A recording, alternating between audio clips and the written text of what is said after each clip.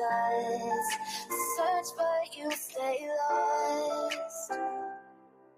We are reaching for the stars, but we're making this too hard. And I wonder where you are. Mysterious, that's the part you always show. 'Cause you're too curious. Maybe you should take it slow. Mysterious, that's the part you always show. 'Cause you're too curious. Maybe you should take it slow.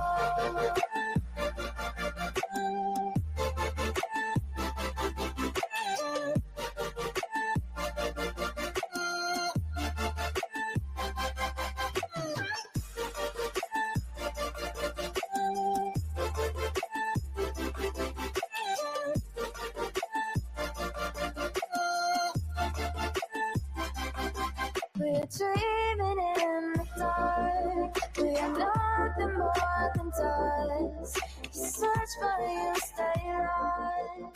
Search but you stay lost. We're reaching for the stars. We're making this too hard. And I wonder where you are. Mysterious, that's the part you always show. 'Cause you're too curious.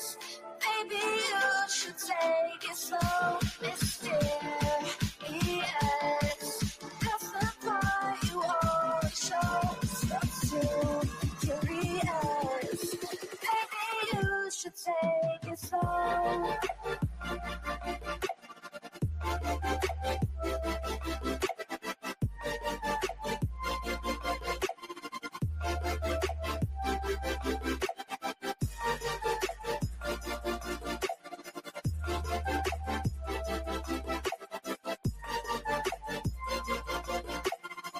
Let me play my cool intro. Y'all ain't ready for this. The disrespect is real. I don't give a fuck. I'll do it again. I'm not above it. I am that snake bitch. No, it's okay. You guys are all welcome to trash Queen in the chat. We'll hold a whole panel on Queen. I am honest to a point, but a lot of the things I talk about aren't true. Wait, somebody not telling the truth on YouTube? Are you fucking serious? Oh my god. Oh my god. Got a monster inside of me. You better watch out if you ignite me. A road ahead of full prophecy to be the greatest beast the world has ever seen. I feed him every day like the bones clean. I feed him all the hate and he grows me. And he gets claws real big, pissed off quick. And if you cross him, you might drop dead. Metaphorically, of course, settling this war. Never getting bored, loves the blood and gore. Always wanting more freedom from the source. They don't really understand until they feel the force departed. If you start shit, you'll be heartless in the darkness. Torn apart quick, you left scars ripped. You'll be chewed up and discarded. Me and my friends, we're gonna find you and we're gonna rip you apart like a wasteland. Snakes don't get a fucking safe space. If she wants to keep it going, then we'll keep going. If she wants to stop the bullshit, then we'll stop the bullshit. But I'm not gonna fucking sit here and let anybody lie on my motherfucking name. Bring your ass. The fucking link is in the chat. That's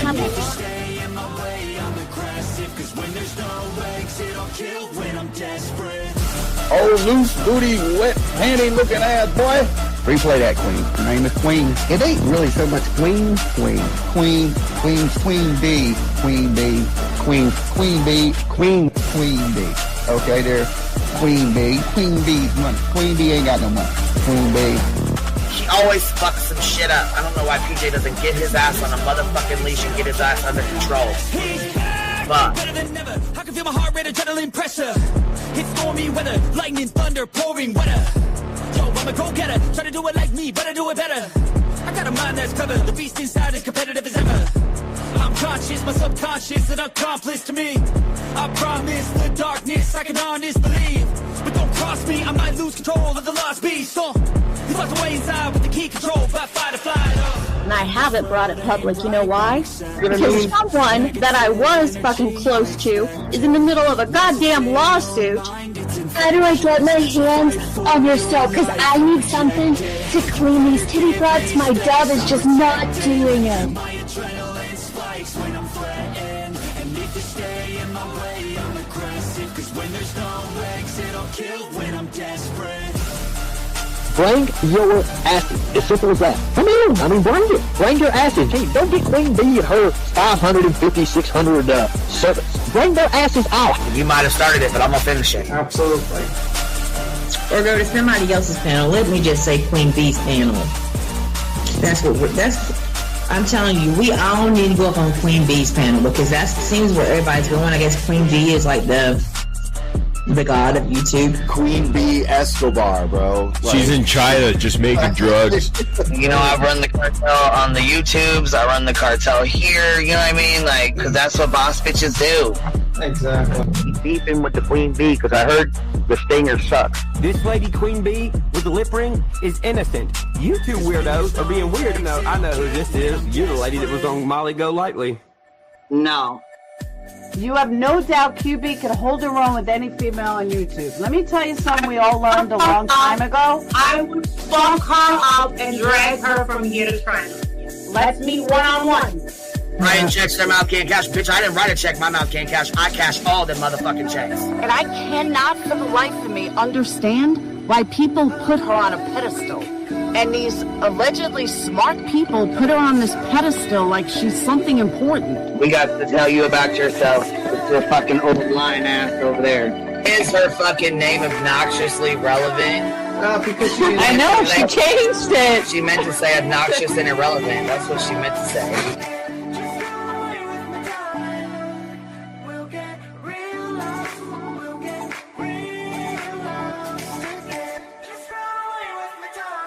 And coincidentally, it sounds exactly like Queen Bee's voice because, as I've always thought, Queen Bee is using some sort of slight distortion on her voice when she broadcasts.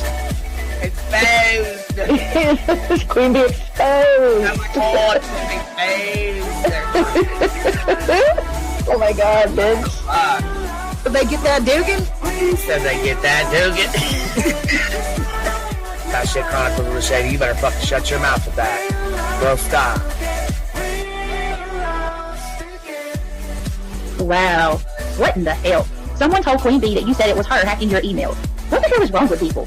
Right? Take your ass to bed. It's fucking past your bedtime. Go on now. Right? Why you gotta be crying? Motherfucker killing the vibe, bitch. Take your ass to bed. Boston, no, I'm not capping at all. I'm telling the whole truth. Look, man. Anyway, guys, I'm gonna skedaddle. You know me, skedaddling away. See you guys. Pumpkin. I love you too. I despise you, Boston. Whatever.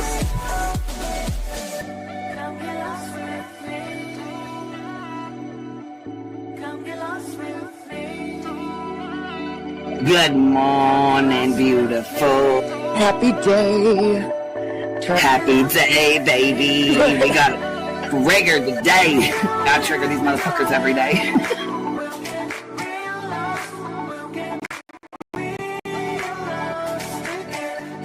Baby Jesus showed us that, you guys. I swear to God. I know that's right, because you just put right on that shit. Yes, I did. Baby Jesus was like, look here. Yeah, fuck the pause. Pause for the cause. Fuck that pause. I'm just trying to be a better person. I know it. Let's see here. God damn it, Duke. You hear him? Yes, the dog is orange. Damn it, Duke. Girl, this tea is piping! Isn't it, man? This motherfucker's hot. That just burnt the roof of my mouth!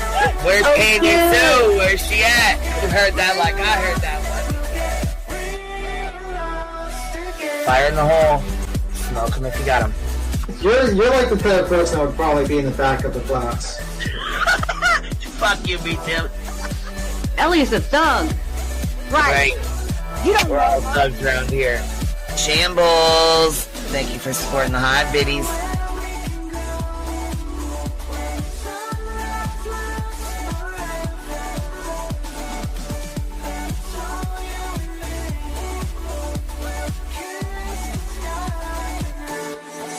Y'all wasn't ready for that, was you? Wait, I wasn't, bitch. I was not. I wasn't even close to ready for that shit.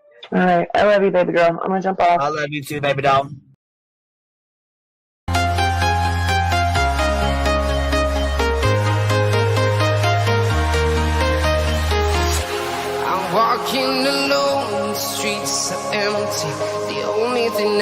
This is my own silhouette. I'm getting stronger, step by step. The clock is ticking, but there's no time for me. I've been flying from town to town, from London to Taiwan. I've been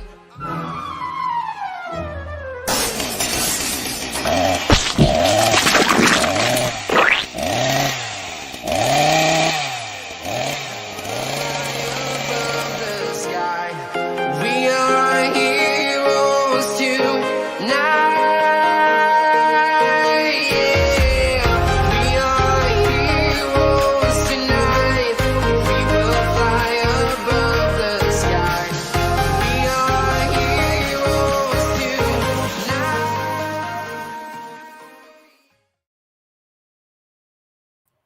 Yo, what's happening? Happy New Year's Eve, you guys. You guys in it to win it, Bennett? We ready to roll? I don't know where my little avatar went up here, but it's gone. Let's see here. SARS first member for 3 months. Happy New Year's Eve, everyone. Mystic Butterfly, happy New Year's Eve, beautiful. Happy life, happy day. Today and next year, y'all beautiful bees. I know that's right. I know that's right. Listen, we got to talk a little bit of shit. I wasn't even going to come on here today. Listen, I'm a polar. I wasn't going to go live today, but but SF, his fucking posts were cracking me up with old Baxter's lies again. She fucking, listen, she cannot help it. Like, she just cannot fucking help it. Buzz, bitch. Here we are. Gosh dang, man. I was like, I figured we'd go into a new year with no lies, no bullshit. Nope. Not this year. Not 2025. Ain't happening. Gosh dang, man.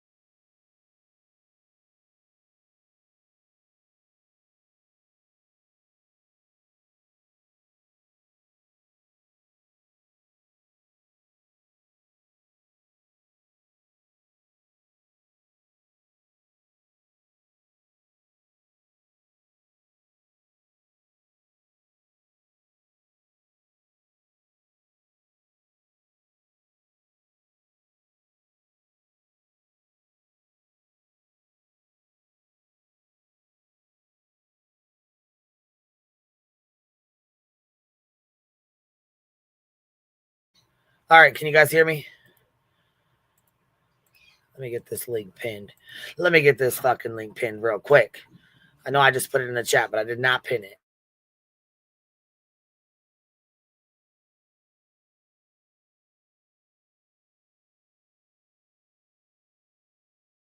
Better get our music on too.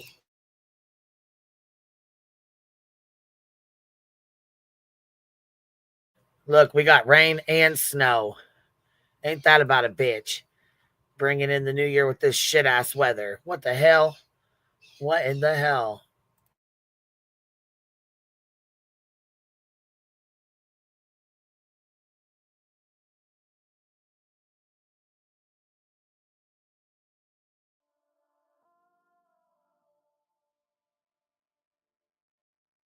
All right, we got our background music playing. Show do. We sure do. What are you guys doing tonight for New Year's Eve? Y'all going out to party or you staying in? I guess the older you get, the more you realize you just want to stay in, you know? Fuck going out and getting in trouble, huh? But it is fun to party, though. I ain't gonna lie.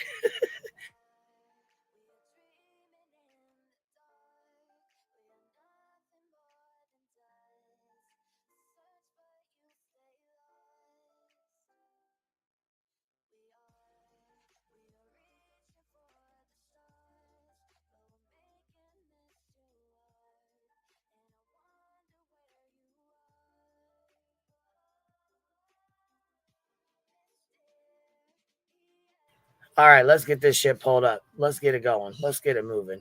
My birds are back there bitching. I know you guys can hear them. I can hear them too. You got a 6-hour layover. Holy fuck. That's what you're doing, a 6-hour layover on New Year's? You going to be there when the bell rings or what? When the ball drops?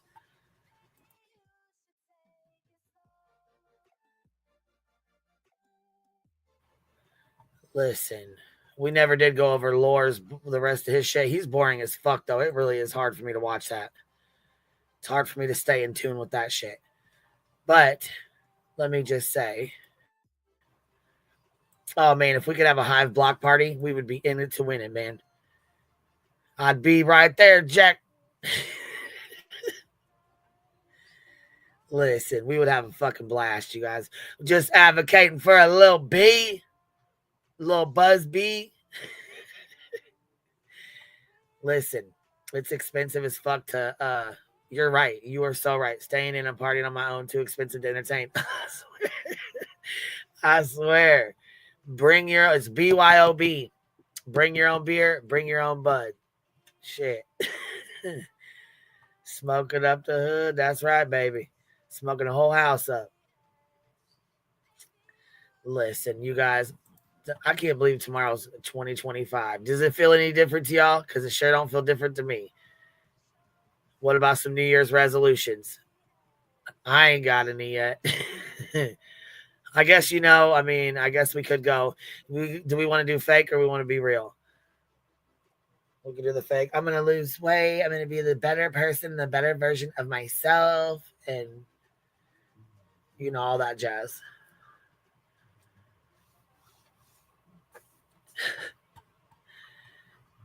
You know what it is.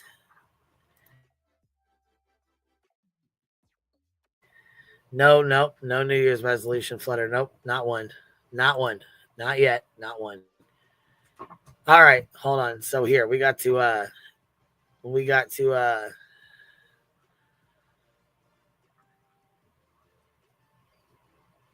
and you listen, when people try to build a channel on your ass and then listen, they can't even fucking break like 1,000 views on it. So that means you're not doing very good. All right. That's what that means.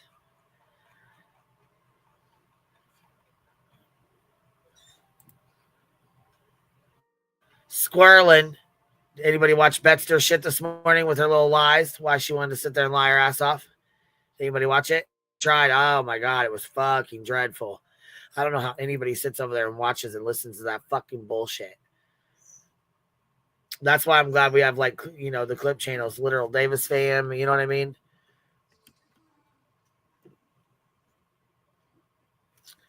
Let's see here. We'll go to hers. And then we'll play some of this Betster where she talks shit about SF Investigates with her bullshit. She does not like him unscrupulously.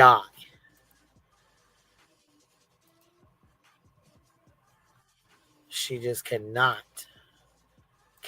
stand her some SF Investigates. Here's Literal Davis fam. This is her clip from today. And it's funny. All right, here we go.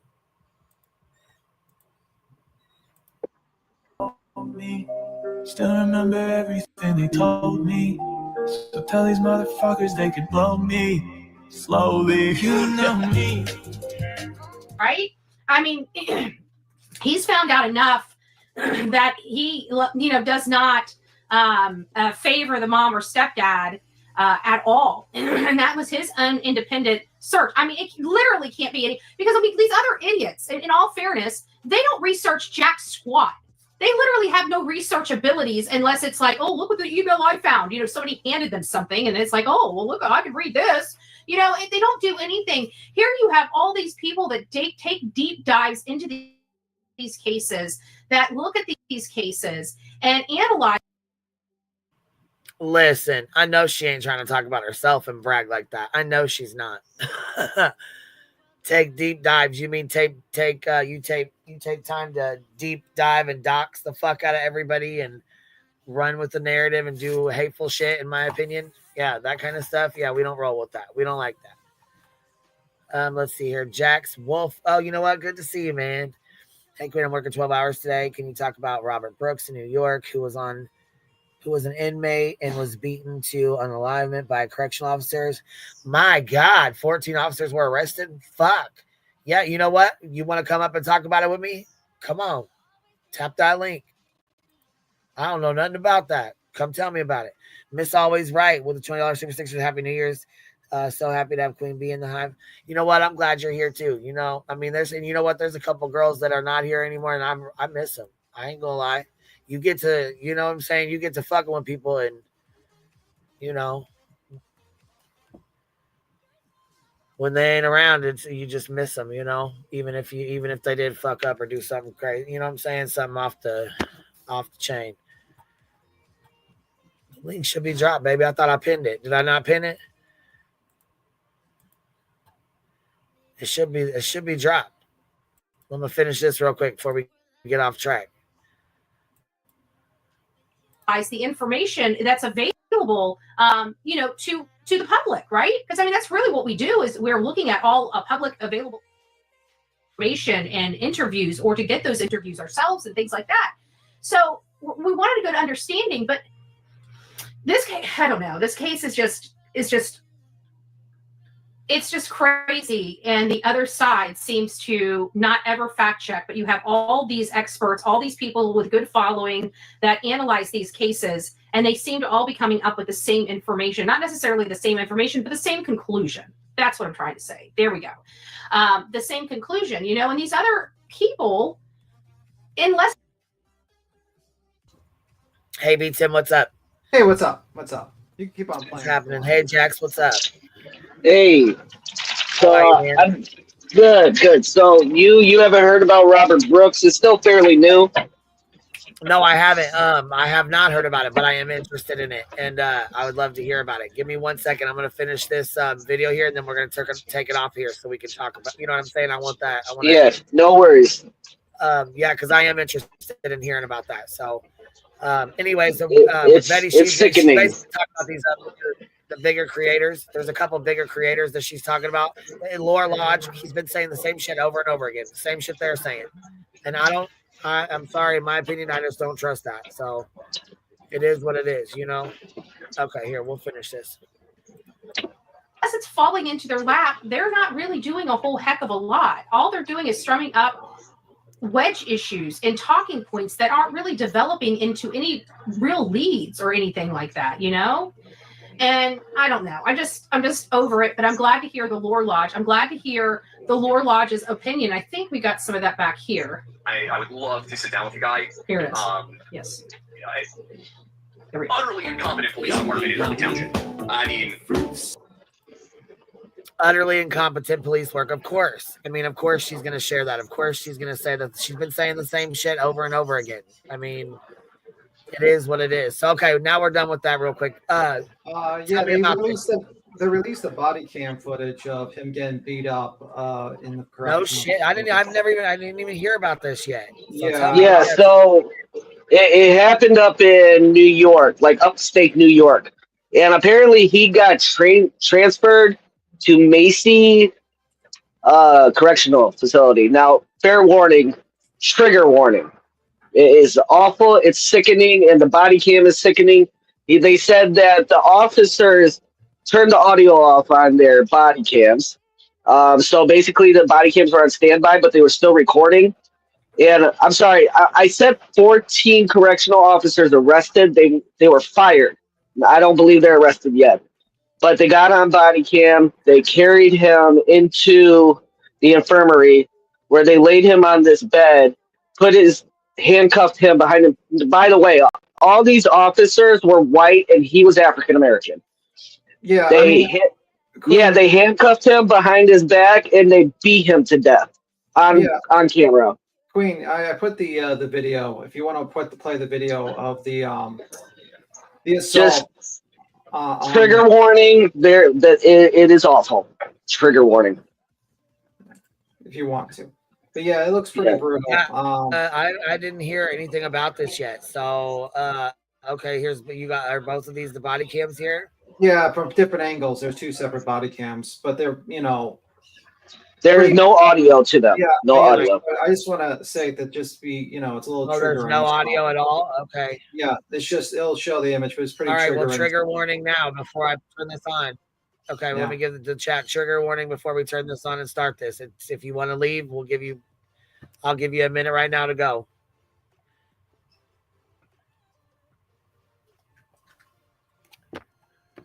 All right, here we go.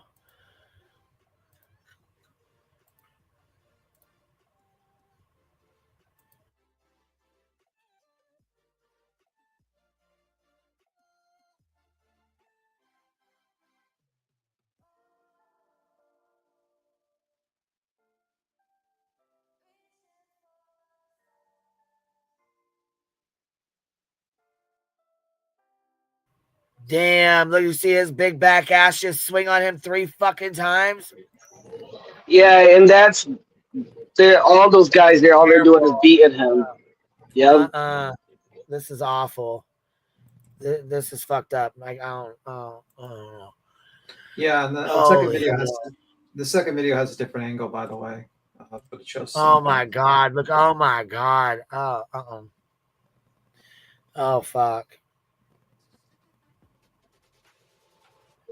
Now, all these officers are whites.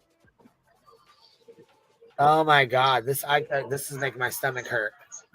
Yeah, that's why I said trigger warning. It's awful, but I didn't even know anything about this till you just brought it up in the chat. Like, I just found out about it last night, and it happened earlier this month. This happened this month. Yeah, earlier this month, about December 6th or 7th, something like that. It was December 10th. December 10th. God, Jesus fucking Christ. This is awful. This is the thing is, this is not the only death that has happened at this correctional facility. So it makes you wonder what happened in the other deaths. Yeah. They fired 14 officers. Yeah, and they in the second video they show him, and he looks quite unresponsive while they're beating him. So he wasn't really struggling while they were beating him. Oh my God, this is awful, you guys. This is fucking awful. Yeah, he was handcuffed behind his back. The release of this video. You can skip you know what? Listen. Well, go ahead. I'm sorry. You could go to the second video. It shows another angle with him, so you can see like he was not struggling, because there were multiple body cam footages. Oh my God. Yeah. Especially in the middle of the holiday season. I do not take lightly the release of this video, especially in the middle of the holiday season. As Attorney General, you have my word that we will use every possible tool available to us to investigate this death thoroughly and swiftly.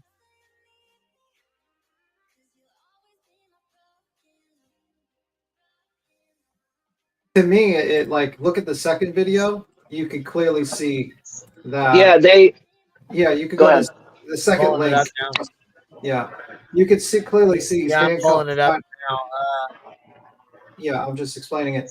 You could clearly see in the second video he's handcuffed behind his back, and he's not struggling, and they are still beating him with the shoe, and also continuously beating him. So yeah, I don't think they're going to do too well when they get convicted of murder.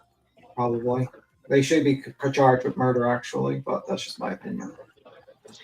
They also picked him up and put him up against the wall, and that basically, I don't remember who said it, but I think it was the state senator for New York said it was a modern day lynching, is what he called it. Let's not use that word. The L. Wow. Yeah. Well, I mean, he's quoting somebody else. I did. I get it. Preliminary autopsy findings cite asphyxia due to compression of the neck as a potential cause of death. That's fucking awful. This is fucking bad. This is really fucking bad. Oh my God. Oh my God. Oh my God.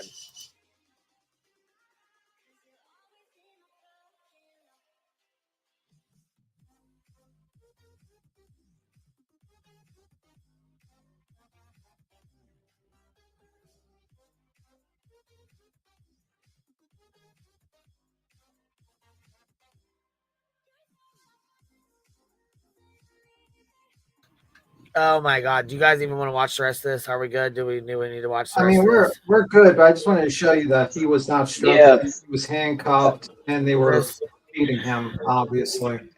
Yeah, this is fucking awful. I mean, I'm just. Yeah. I just feel like we don't really even need to. I mean, I guess it's only a minute, but Jesus fuck, if we can't watch it for 30 seconds, how the fuck did he deal with this? People are saying no, they're good. They don't want to watch the rest. Okay. So I figure if they want to, if viewers want to see it, they can just look it up on their own. But it's devastating. No, they said he was awake. He's not awake. They said he was He was awake right awake here. there. No, the fuck he's not awake. Yeah. Bullshit. Oh, okay.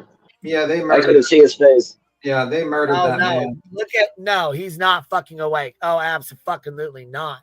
Yeah, they murdered that man. This is murder. Oh my God. Oh God. His poor family. Jesus fuck. Oh my God. In my opinion, I believe there's probably been more unalivement at that correctional facility. I bet this is not the first one. Yeah, they're asking you to stop it. Oh God, here. Oh my God, Jesus. Fuck. Sorry about that, guys, but we need to sometimes in these types of situations, you kind of need to know what the hell, because some people will try to defend this, this behavior. They'll say, "Oh, he was struggling." Oh, they'll throw up his record beforehand. At the end of the day, this man was murdered by. Yeah, well, fuck those people. We got to move on with this. Anyhow, that's crazy as hell. So what are they? So they've all been arrested, and now what? What were they charged with? Do we know? Or well, no. So I was incorrect. They fired them, and I'm assuming they're opening an investigation. But as of right now, that attorney general stated they've been fired. Yeah, they should be arrested actually for murder. Yeah, I was gonna say. I thought you said they were arrested. I'm sorry, I misunderstood you. That was on my super chat, but I was incorrect. They were fired. I don't believe they've been arrested yet. I think they're still opening the invest. I don't know what they need to investigate. The video's right there. Arrest them all. Rissy Marie says suspended without pay. That's fucked up. They're not fired. They're suspended without pay. That is fucking bullshit. Chasing says they have not been fired. Holy fuck. No.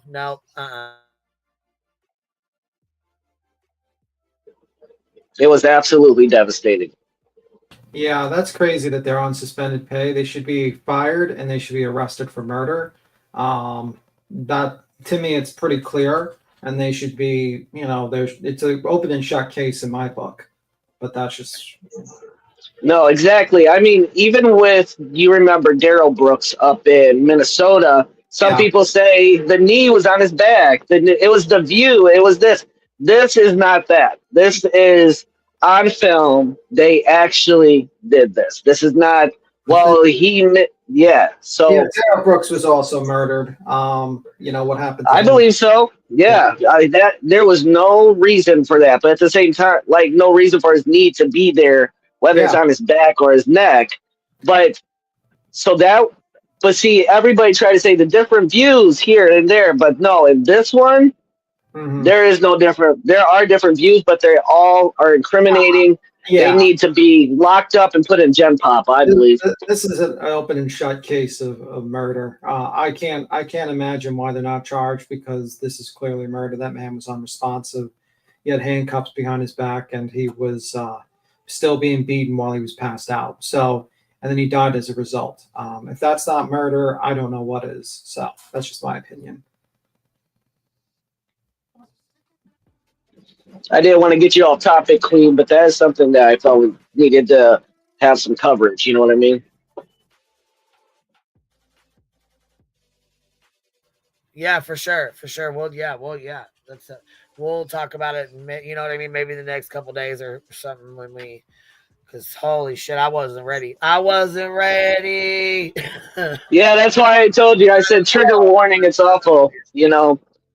So I just wanted to throw that out there and just say his name, Robert Brooks. He was somebody's father, somebody's son, and he was brutally taken from this life. Man, it's sad. It's fucking sad as hell. So wrong. So fucking wrong. And all it would have taken was for one of them to stand up and say, whoa, whoa, whoa, man. Whoa. Exactly. And, there's so many people in there that, You're way too fucking far, man. Stop. yeah, yeah. And, the hard part about this, too, is, before they released that to the public, they showed it to the family. I could not imagine seeing that to my dad, to my family member. That would just break me.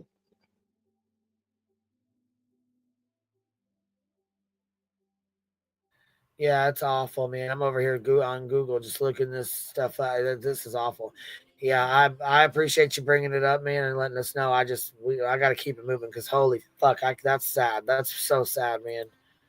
I was not ready. Sorry, in the back chat it says not Daryl Brooks, George Floyd. Wrong name, guys. My bad. Yeah, the guy in this video is Robert Brooks. George Floyd was the guy in Minnesota. I didn't mean to. I'm sorry. I apologize if I said it wrong. Yeah, I apologize either. No, I said it wrong. I said it was Daryl Brooks, but that's a different guy. George Floyd was the guy in Minnesota. Yeah, you're right. I probably didn't. I should have corrected you. I made a mistake there. My apologies. No worries. All right, I'll hop down so you can go ahead and talk about the Sebastian Rogers case because he still needs help too. Yeah, we're really. I'm kind of into with the Betty and SF going back and forth. That's what we're really, the drama of the case. Maybe over the next couple of days, when you look more into the Robert Brooks case, we can see more that's going on with that. Well, you know what? Right. He deserves to have a live on his own too as well. Hey, Ange, what's up? I didn't even see you over here. I'm sorry. That's okay. That's okay. I was just coming up. That's why I started typing it in back chat. Just some wrong names were given. Yeah, my bad.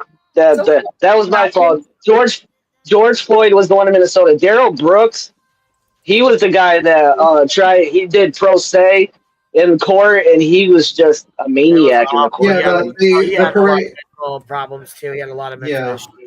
Yeah. The parade guy. Yeah, I fucked up on that one. The name, I was just confused myself for a moment. Well, y'all were probably a little traumatized by the footage that we just that was pretty serious because you're watching literally a man being murdered on a live. I wasn't ready for that. I wasn't ready. But as awful as it is to see, I really give props to New York on releasing it because many times they cover up for their own, and they're not doing that this time. And so I hope they all get charged with murder, and I hope they go to Gen Pop, get a little Gen Pop justice.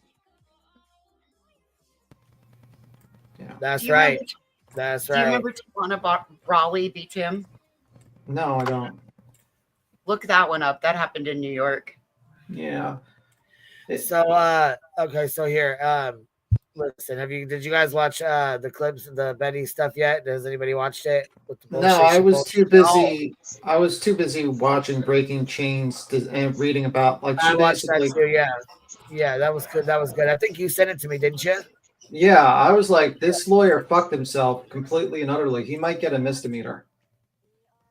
Like, that's not good, and he's in big trouble. Like, I'm telling you, he's in big trouble, Joseph. Like, he's in gigantic trouble.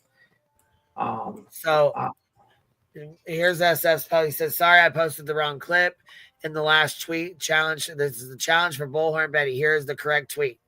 I have 25,000 okay, so he's going to give away 25,000 to set for New Year's specifically for Bullhorn Betty. The clip below shows her claiming she was able to find a news story alleging that I withheld the location of a missing person from their family until I was paid $2,000. Betty clearly states she has proof of this. Bullhorn Betty simply post the proof you say you have, and I will donate $25,000 today to a charity of your choice. Over the past few months, we've watched you screw charities out of $50,000 and even $100,000 because you were unwilling or unable to provide the promised evidence. God, man, I'm fucked up over that clip. I can't. Holy hell, I'm like swirling really bad. Would you like me to read it? Go ahead, man. Fuck. Bullhorn Betty, simply post the proof you say you have, and I will donate $25,000 today to the charity of your choice. Over the past few months, we've watched you screw charities out of $50,000 and even $1 million because you were unwilling or unable to Oh fuck! provide. I even read that wrong. Jesus Lord. Fuck. I'm used to dealing with I stressful can't situations. focus right now. I really can't. Like that shit's got me fucked up. I'm not even gonna lie right now. That video has me fucked up. I shouldn't have never watched that. Yeah, I'm sorry about that. Provide the promised evidence, but just a day ago, you asserted that you found the proof and have it. This is the easiest $25,000 you could donate to a charity. Think about how much good that could do as we enter 2025. Bullhorn Betty, surely you wouldn't lie about having this proof. Let's end 2024 on a positive and uplifting note by helping a charity with this donation. Just post the proof here on X and I'll make the donation immediately. You wouldn't be lying and further victimizing victims, would you? ? Yeah. So the whole family thing, the whole BS, like he wouldn't release information. Witness section agrees there's a text.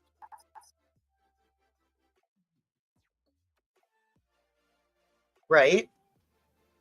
Yeah, that was the whole bullshit that he did. That's You can't really hear this clip very well. That's up. Yeah.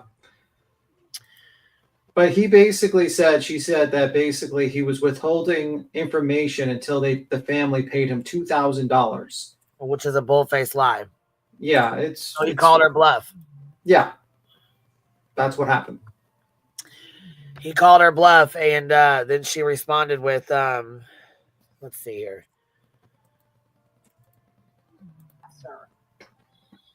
It's sad the witness section agrees there's an attempt to exploit every penny from a missing child. Never mind. Do you guys know that SF Investigates located a woman and reached out to her family and would not tell that family the location of that woman until he was paid $2,000? He literally withheld the location of a woman missing until he extorted $2,000 from the family. It is absolutely in the news. I was able to find that. Yes, sir.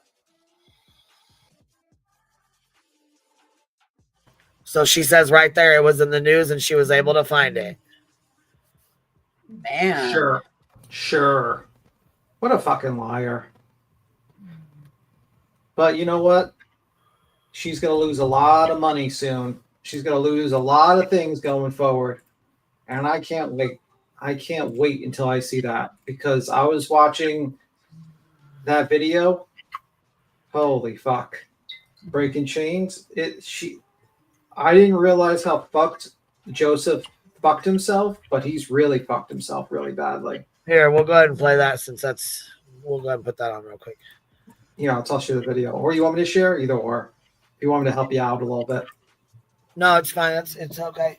I know you're a little bit shaken with that whole situation, so yeah. It really fucked me up. I was not ready. I was not ready. I was not prepared for that at all. I'm sorry, Queen. No, it's okay. You didn't do anything. You weren't even up here. Well, no, but I just know how when you watch people, I guess I just wasn't ready. You know what I mean? I wasn't prepared for nothing like that at all. That's what I mean. When I feel horrible for his family. It just fucking makes me sick to my stomach. You know what I'm saying? Just that's. Mm-hmm. And then to find out the motherfuckers are suspended, they're not even fired.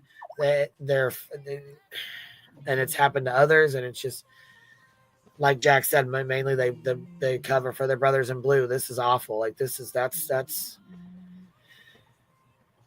the blue wall of silence. Yeah, Callie, I am speechless. That shit just fucked me up. I was not ready. That's awful. I can't even imagine their family right now, his family, having to see that on the news and his no.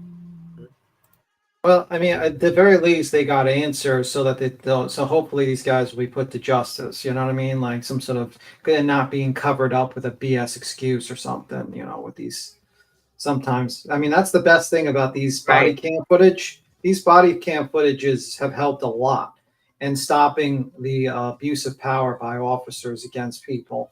And I think it's a good thing that these things have been coming out, because it's really helping a lot of people who are being victimized or getting justice for people who are not with us anymore. So that's my opinion on that. So we will see. Anyway, changing subject, we'll see about the TC stuff. I just didn't realize that Joseph, when I thought like Joseph entering the name, he would just, get a little bit of in trouble. No. I didn't realize how fucked he was, to be honest with you. They're not allowed to lie. Yeah, I mean, and the problem is if Granny and Barbecue Lady were pro se, they wouldn't know how to stick that knife in and twist.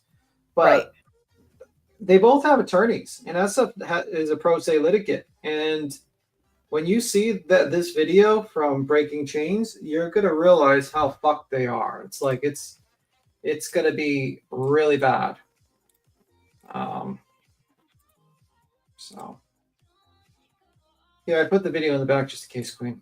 So yeah, I mean, I don't think he realized how fucked he is, and I think Mr. And it really highlights in the video that you're going to see like a lot of the flying monkeys push out the narrative that Bruce Castor was representing. Even Brittany, who supposedly that would be her attorney, because she's part of this plaintiff. So, so it's going to be interesting to watch this video, and then you guys can see it. It was a great video made by Breaking Chains TC. Very good video, by the way.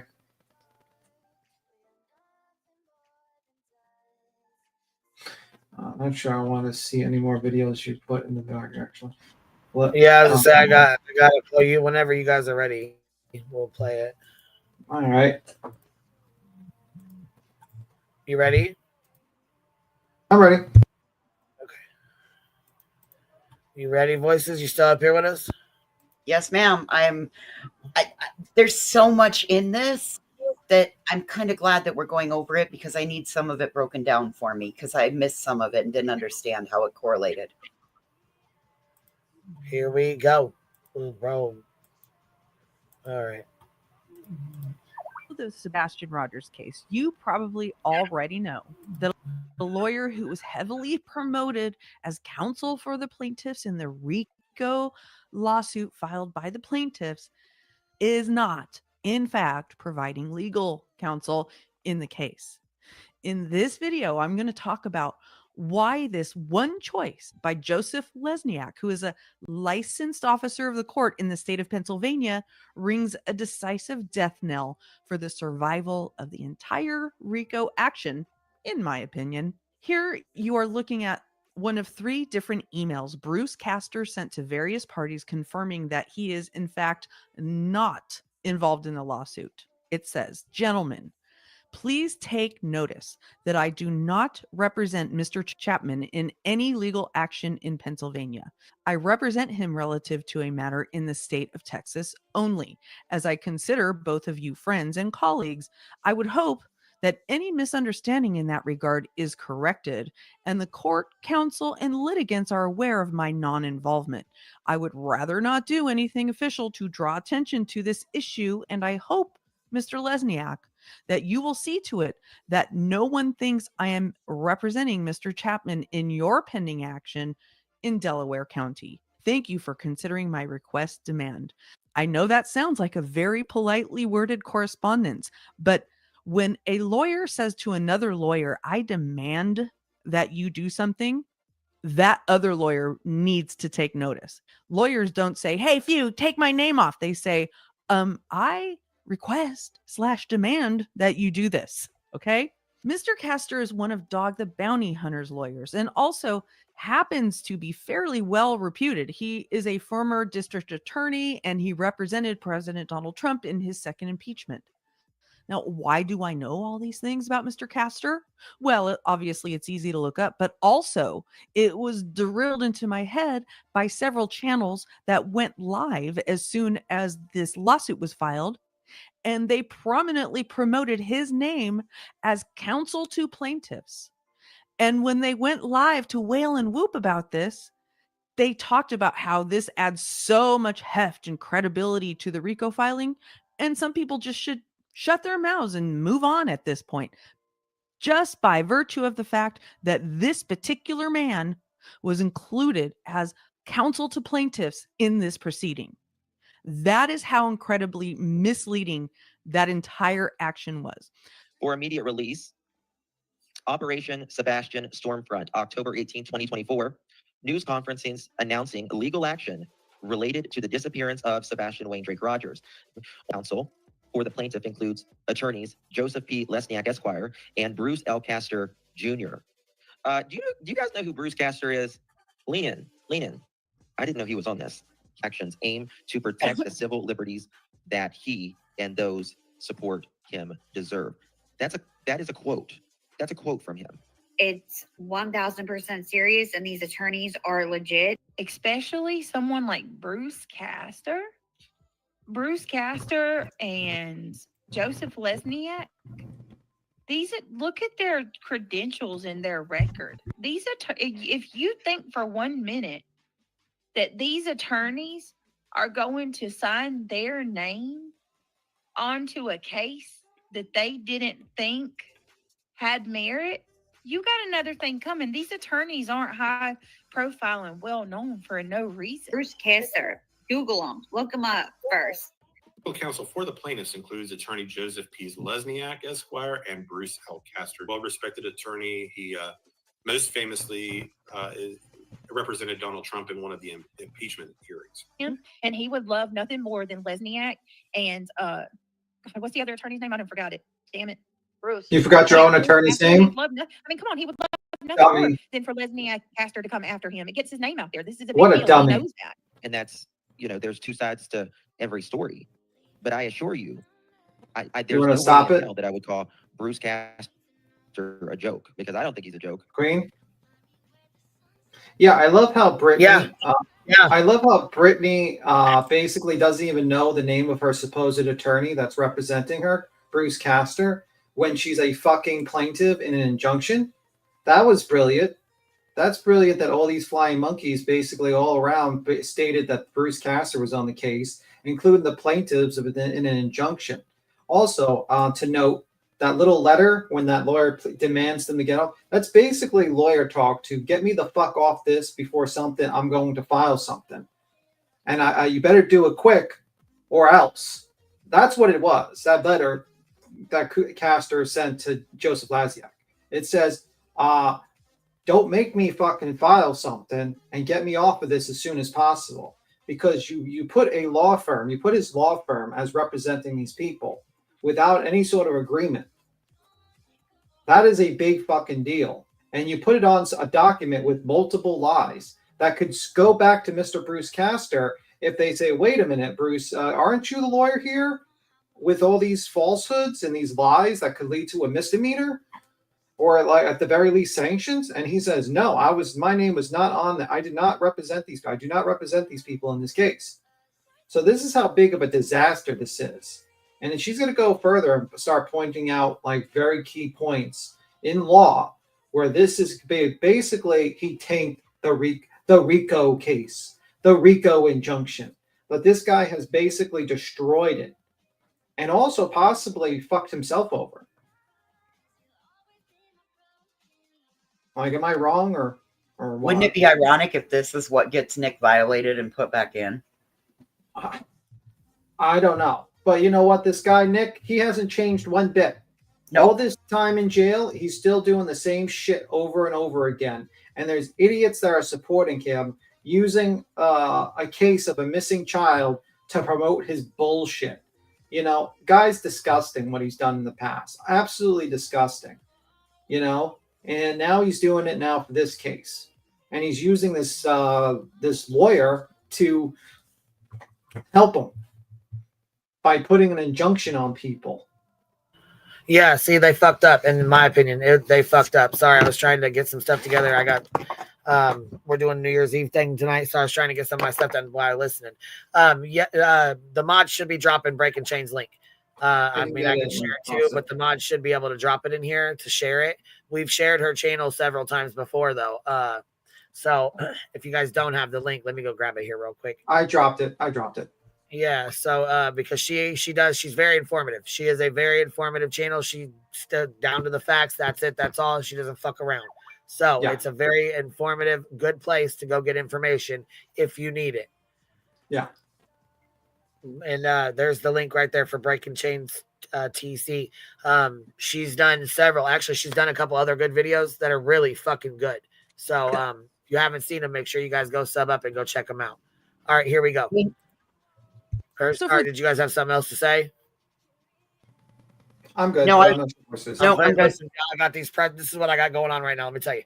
So that's why it was when you said, will you stop it? I had to took me a second because I put pretzels. They're called party pretzels. I should have done it last night, but I didn't. I forgot. Anyways, you pour a bag of pretzels in a bowl and you put popcorn butter over them.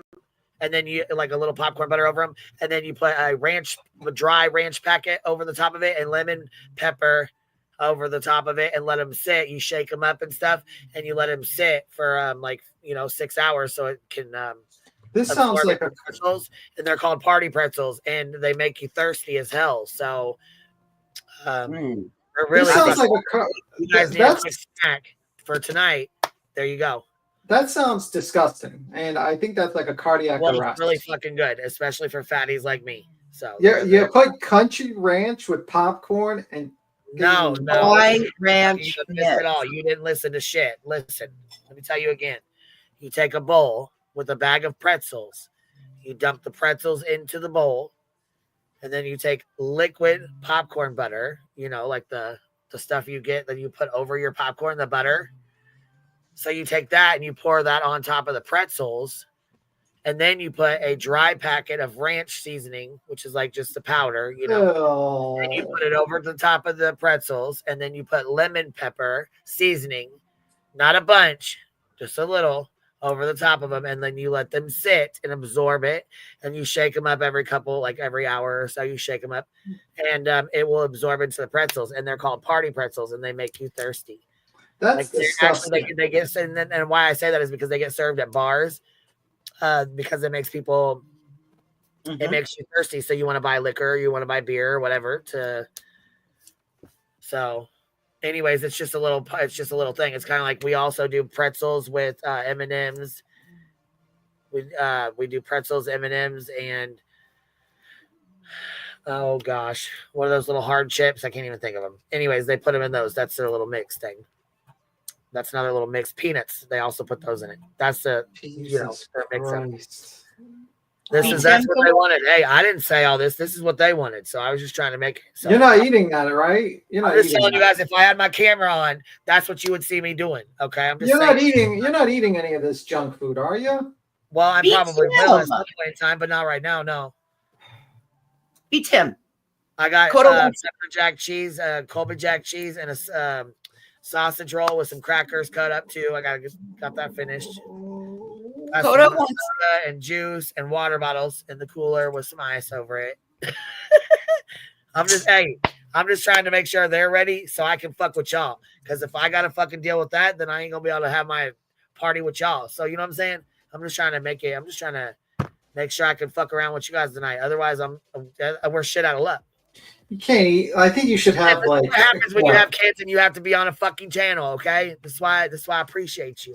We gotta get carrot snacks. Carrots and apples. Oh my god. Oh, vegan boy. Toto says you need to go eat a cucumber and hush. Vegan shit's banned. We don't. You laugh, but I ate a cucumber as a snack last night. Oh my fucking god, no. Yes, and that's you need to go eat another one. No, this is why me and Duke are big backed. Leave us alone. Here we go. Let's add a little salt. For those channels, no. We're not going to talk about this. Here, we're done.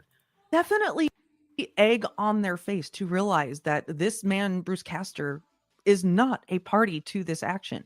And It can be some delicious schadenfreude for those of us who already knew this RICO action had no chance of surviving. But now that these channels have seen this communication from Mr. Castor, confirming that he's not involved, they've treated this as like a little oopsie doopsie. Guess we just need to make some edits on the paperwork. Sorry, folks.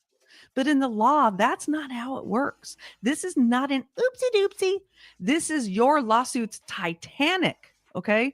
Joseph Lesniak, your plaintiff's attorney, is hamstrung by laws governing legal representation and misrepresentation. And on top of that, as an officer of court and a member of the bar in the state of Pennsylvania, he is obliged, unless he wants to lose his license and lose his reputation, he is obliged to follow stringent rules of professional conduct and adhere to local rules governing how legal papers are filed. I'm going to read some of those rules to you a bit later, but in other words, by the time Mr. Lesniak filed those papers in court displaying Mr. Castor's name on the header, knowing that Mr. Castor is not providing legal representation in this case, he knew he was violating several laws and rules governing his professional conduct. And that by violating these rules, he was jeopardizing the health and credibility of the case before it was even filed or served to the plaintiffs. Okay. Now, let me put an even finer point on this. Okay. Even if everything the plaintiffs say in the filing is true and correct, and all of it can be proved, and all that alleged RICO activity can be substantiated, the lawyer they chose to represent them completely screwed them out of their chances at any justice by choosing to misrepresent Mr. Castor's role in the case. And even if you want to give Mr. Lesniak the benefit of the doubt and say that he believed Mr. Castor was representing the plaintiffs when he filed those documents, I'm going to tell you why that benefit should not be given, because it is totally against every social and professional rule of conduct to put someone else's name on a sworn legal document without them knowing it or getting a chance to review that document. It's pretty clear from these emails that we've seen from Mr. Castor that he is not, and most likely has never been, a member of this legal team. Now, shall I explain in more depth and with legal citations why I believe this tanks the case? Happy to oblige. Lawyers who are barred or licensed to practice in any state in the United States of America are subject to very specific and very stringent ethical and legal codes of conduct to ensure that things like this don't happen. When Mr. Lesniak made an affirmative choice as a licensed attorney to include Bruce Castor's name in several written documents and in press releases announcing a press conference that never ended up happening, he either knew he was breaking all these laws and rules, or he didn't know. And that alone is major problem for this case. I keep talking about these rules, right? Well, let me show them to you so you know exactly what I'm talking about. And I'm just using screenshots, for my citations from a variety of sources. So if you want to review the actual laws and rules yourself, I've included links in the description below. This local court rule is probably the one that Mr. Lesniak most openly and obviously flouted and should know as a practicing attorney in Pennsylvania. An attorney at law shall be deemed the attorney of record for a party if and only if the attorney files with the magisterial district court a written statement acknowledging that he or she represents the party in the proceeding. In order for Mr. Castor to be officially recognized in Pennsylvania as representing plaintiffs in this case, he needed to have filed a notice of appearance. And that did not happen. And here's part of number 10 in the rules of professional conduct. The lawyer's interests should not be permitted to have an adverse effect on representation of a client. For example, if the probity of a lawyer's own conduct in a transaction is in serious question, it may be difficult or impossible for the lawyer to give a client detached advice. This may not be directly applicable, but what this basically says is that when a lawyer's own conduct is in question in the case that he's representing, he is now conflicted out. More from the rules of professional conduct. A lawyer shall not make a false or misleading communication about the lawyer or the lawyer's services. A communication is false or misleading if it contains material misrepresentation of fact or law or admits a fact necessary to make a statement considered as a whole not materially misleading. And then bouncing down to number 2, statements that are misleading are also prohibited by this rule. A truthful statement is misleading if it omits a fact necessary to make the lawyer's communication considered as a whole not materially misleading.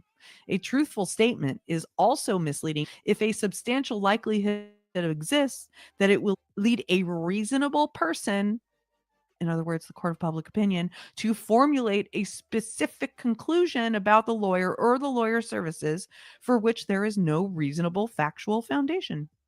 So basically, this goes to Joseph Lesniak knew that when Bruce Castor's name was put not only on the facing page of legal sworn documents, but also in press releases and his quotes put in press releases, he was misleading us to believe, us generally reasonable people out here, to believe that Bruce Castor was involved in this case. This here is a Pennsylvania state statute, which applies to all persons in the state of Pennsylvania, but especially to lawyers, because they are expected to know these laws. They can't flinch by saying, oh, I didn't know that was a law. In general, a person commits a misdemeanor of the second degree if, with the intent to mislead a public servant, the public servant here is a court, in performing his official function, he makes any written false statements which he does not believe to be true. 2, submits or invites reliance on any writing which he knows to be forged, altered, or otherwise lacking in authenticity. And B, a person commits a misdemeanor of the third degree if he makes a written false statement which he does not believe to be true on or pursuant to a form bearing notice authorized by law to the effect that false statements made therein are punishable. Pennsylvania State Code 4903 on false swearing says that false swearing in official matters is when a person who makes a false statement under oath or equivalent affirmation or swears or affirms the truth of such a statement previously made when he does not believe the statement to be true is guilty of a misdemeanor of the second degree if the falsification occurs in an official proceeding, such as a lawsuit, or the falsification is intended to mislead a public servant, the court, in performing his official function. Can we stop this here? Other false swearing. A person who makes... Stop it. I Yeah, can't... stop. No, we're good. I just wanted to comment. Oh, okay. I Okay. couldn't believe, like, did you listen to that? Like, basically, this guy, at the very least, might have, like, to recuse himself. Because he basically did a disservice to his clients. If at the very most, he might be hit with some sort of sanction or some sort of situation, because he might have, I mean, like, there are multiple fucking false allegations in those court documents. But even the appearances. What about the appearance of Bruce? The people that have signed, can they get hit with this too? I don't know, but I think, like, lawyers are held to a higher standards than regular Joes, and this guy needed, like, when you have even the appearance of Bruce Castor, also a falsehood on it, it destroys the entire document. It literally tanks the whole freaking case. And now with an anti-slap also hitting you with this fucking disaster. So when we were looking at that, the way that's filed, when she was showing that, it made it appear, if I'm correct, if I'm incorrect, please correct me. But to me, it made it appear as if it was filed by Bruce Castor, and the rest were under him, right? Yeah, I mean, that's what they were. You know, that's the thing. I think, like, she's going to point this out, but there's lies of omission. Basically, Joseph did not come forward, and his clients, so the people who are under him, did not come forward and say, no, this is a mistype. Bruce is not in this case. I fucked up immediately. They have to be called out. They have to be basically told, hey, like someone had to contact Bruce Castor and say, do you represent these people? And when that shit got revealed, now they're backpedaling. And to me, that shows, in my opinion, a lie of omission and basically an act of deception, in my opinion, by these people, at the very least, because you don't start trying to change the attorney or the appearance until suddenly someone confirms that you're a fucking liar and that you're just basically completely lied to everyone, including, in my opinion, if you told your clients that they're represented by Bruce Castor and he's not representing them, that's a problem. And these people are pretty stupid. I mean, I watched Betty basically sit there and scream, I never talked to my attorney. I never talked to him, but I know they represent me. Well, I'm like, wait, so you're a paralegal? You were a paralegal? And you're telling me that you didn't say to yourself, man, I really would like to talk to Bruce Castor, who's my attorney. Or, like, are you out of your fucking mind? Well, I mean, it is Betty. Come on now. Like and then you basically don't think he knew that what Betty and Nick were putting. I don't think Castor even knew he was going to be put on the damn filing. I think he just didn't know what the hell was going on, because you have to realize this hits his reputation. This could put him on the hook, because there's a lot of false. Yeah, there's a lot of false statements in those documents, and it's ridiculous, and it sounds ridiculous. And I don't think that law firm wants to be associated with this BS, because you have to realize. Well, this could affect Castor's professional reputation as well. Well, it could affect the law firm's reputation. Yep. Where he works. And, and basically when you're looking at this video, you're realizing, like, this is a serious problem. And you know what I find interesting is, like, all these people were, like, making statements about how these are powerful attorneys and we're done for. And the jig is up and we need to move on. And they did a whole publicity campaign to try to scare us into silence, this whole group of the sector, because they're like, oh, you better be careful. We got Bruce Castor on our side. He's a powerful attorney. And what do you guys are? You're just some hate channels. You live in a trailer. You're fucking broke. You have no money. You're done for. And it turns out the emperor has no motherfucking clothes. All right. And now they're trying. What? He's naked. Yeah, he's naked. And you know what? In that story, it took a child to point out the emperor had no clothes. Just all the wise men and all the knights and all the kings and, like, all the people around him. It was a child that pointed out that the emperor had no clothes. In this case, it was just two random YouTuber, a random YouTuber and a TikToker. So I find that hilarious. I think he's absolutely destroyed. He's possibly destroyed his professional career, I believe, this guy. I don't know why he did this shit. I think he's a fool, an idiot, a nincompoop. Insert in like a stupidity quote there, because I can't understand how this motherfucker thought that putting his name to paper for this shit and then putting an attorney's info as an appearance was a great idea. Wild. It's absolutely wild to me.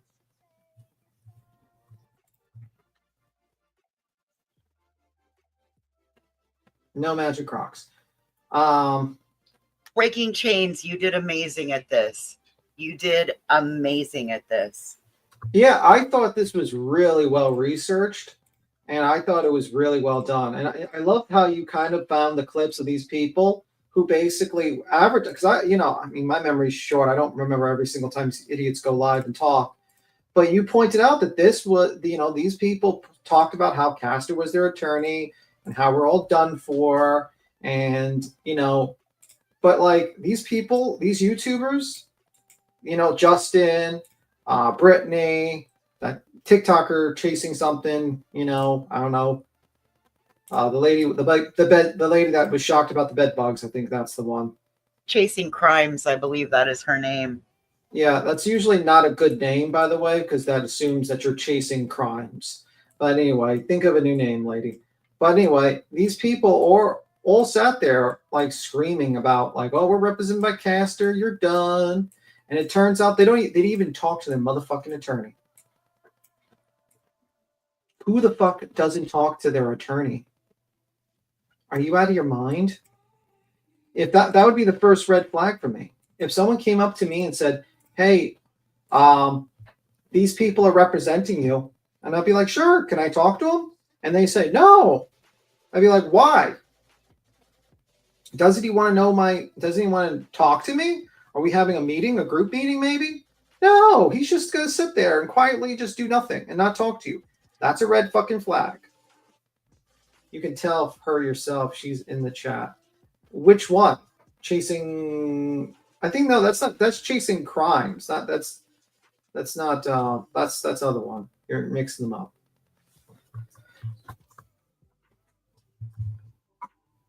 But anyway, I suspect this all comes back to Nick Former. I think this was a tactic. I think they really thought people would fold. They thought that, Granny would just be a pro se litigant and they could sweep this under the rug and Granny wouldn't know how to deal with it or expose it. But you know what? They got a little too confident. That's the problem. When you get a little too big for your britches and you sit there and you're like, oh, we're going to threaten SF. We're going to threaten all these other channels. We're going to talk about 50 states or 14 states, whatever the hell they talked about. We're going to injunction the whole internet. They really truly believed. And then what happened is that, this community got behind Granny, got behind people that were being threatened and supported them. And guess what? It's falling apart. And these people are going to realize, Brittany's going to be the last to realize how big. Well, and it's a good thing that people did, because if they wouldn't have, this may not have ever made it out here. Yeah, I think honestly they would have swept it under the rug if they were pro se litigants. They would have just. Well, they would have just wrapped him up and wrapped him up and wrapped him up and delayed him and all the things that you don't know because you're not an attorney. So the fact that these girls did what they needed, these ladies did what they needed to do, and now all of this extra, all this additional is coming out, and they're going to have a way to prevent from it happening to others of us, in my opinion. Yeah. What's really sad is how gullible and how much of big of liars these people. You had Justin last night talking about how Seth had a concussion, and that's why he's not working. Motherfucker, he lied. TikTok Tony jumped on your live and lied to your face, saying that he was back to work. And then you just ate that shit and smiled. What are you talking about? Justin, you're an idiot. You're a useful idiot.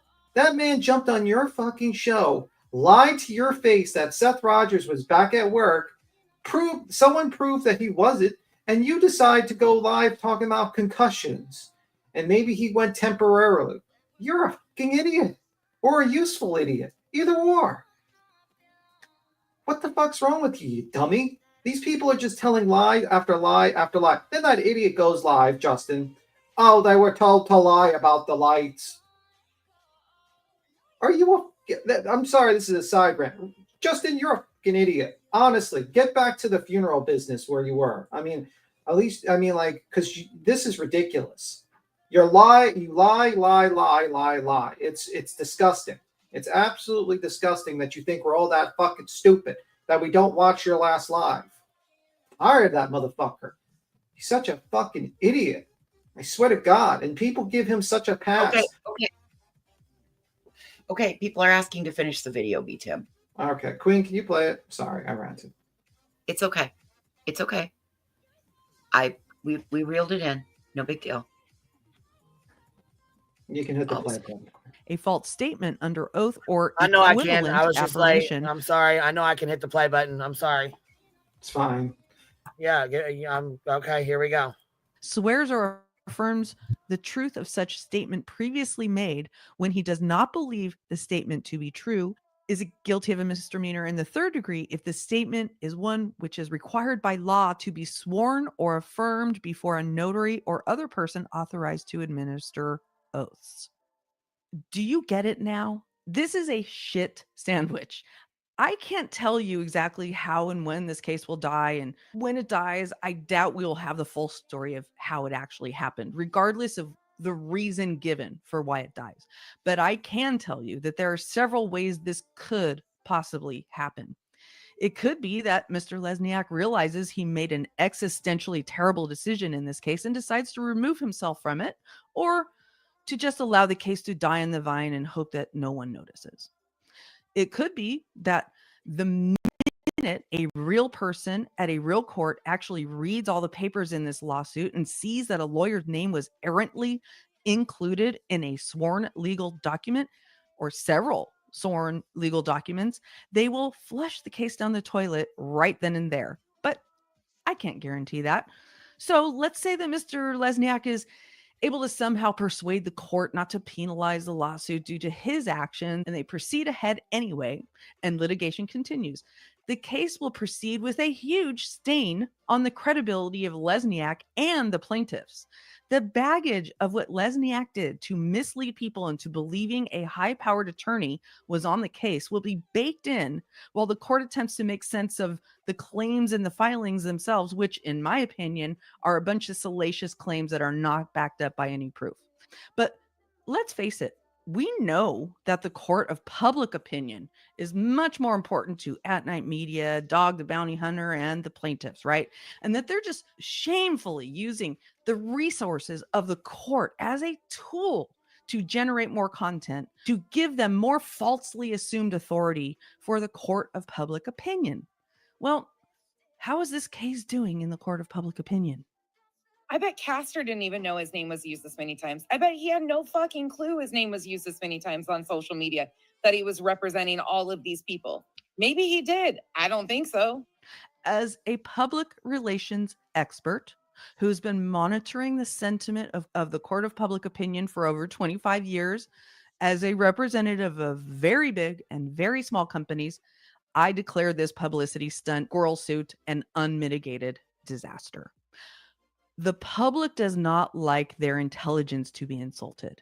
And this squirrel suit has been an assault on the intelligence of thinking people ever since it was filed. It actually hurts sometimes to witness the stupidity represented in the constant flow of communications coming out of At Night Media and the communications that flow from At Night Media to the various channels that just literally repeat everything they say as if there's some authority behind it. All in the name of Sebastian Rogers. And here, right here, is undisputed evidence that the At Night team knows they're in the middle of a disaster.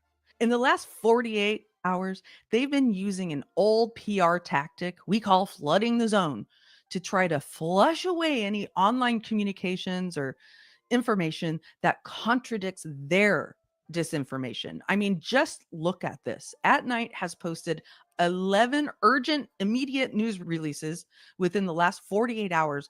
All of them are riddled with threats and intimidation that are obviously designed to create intense fear in their opponents.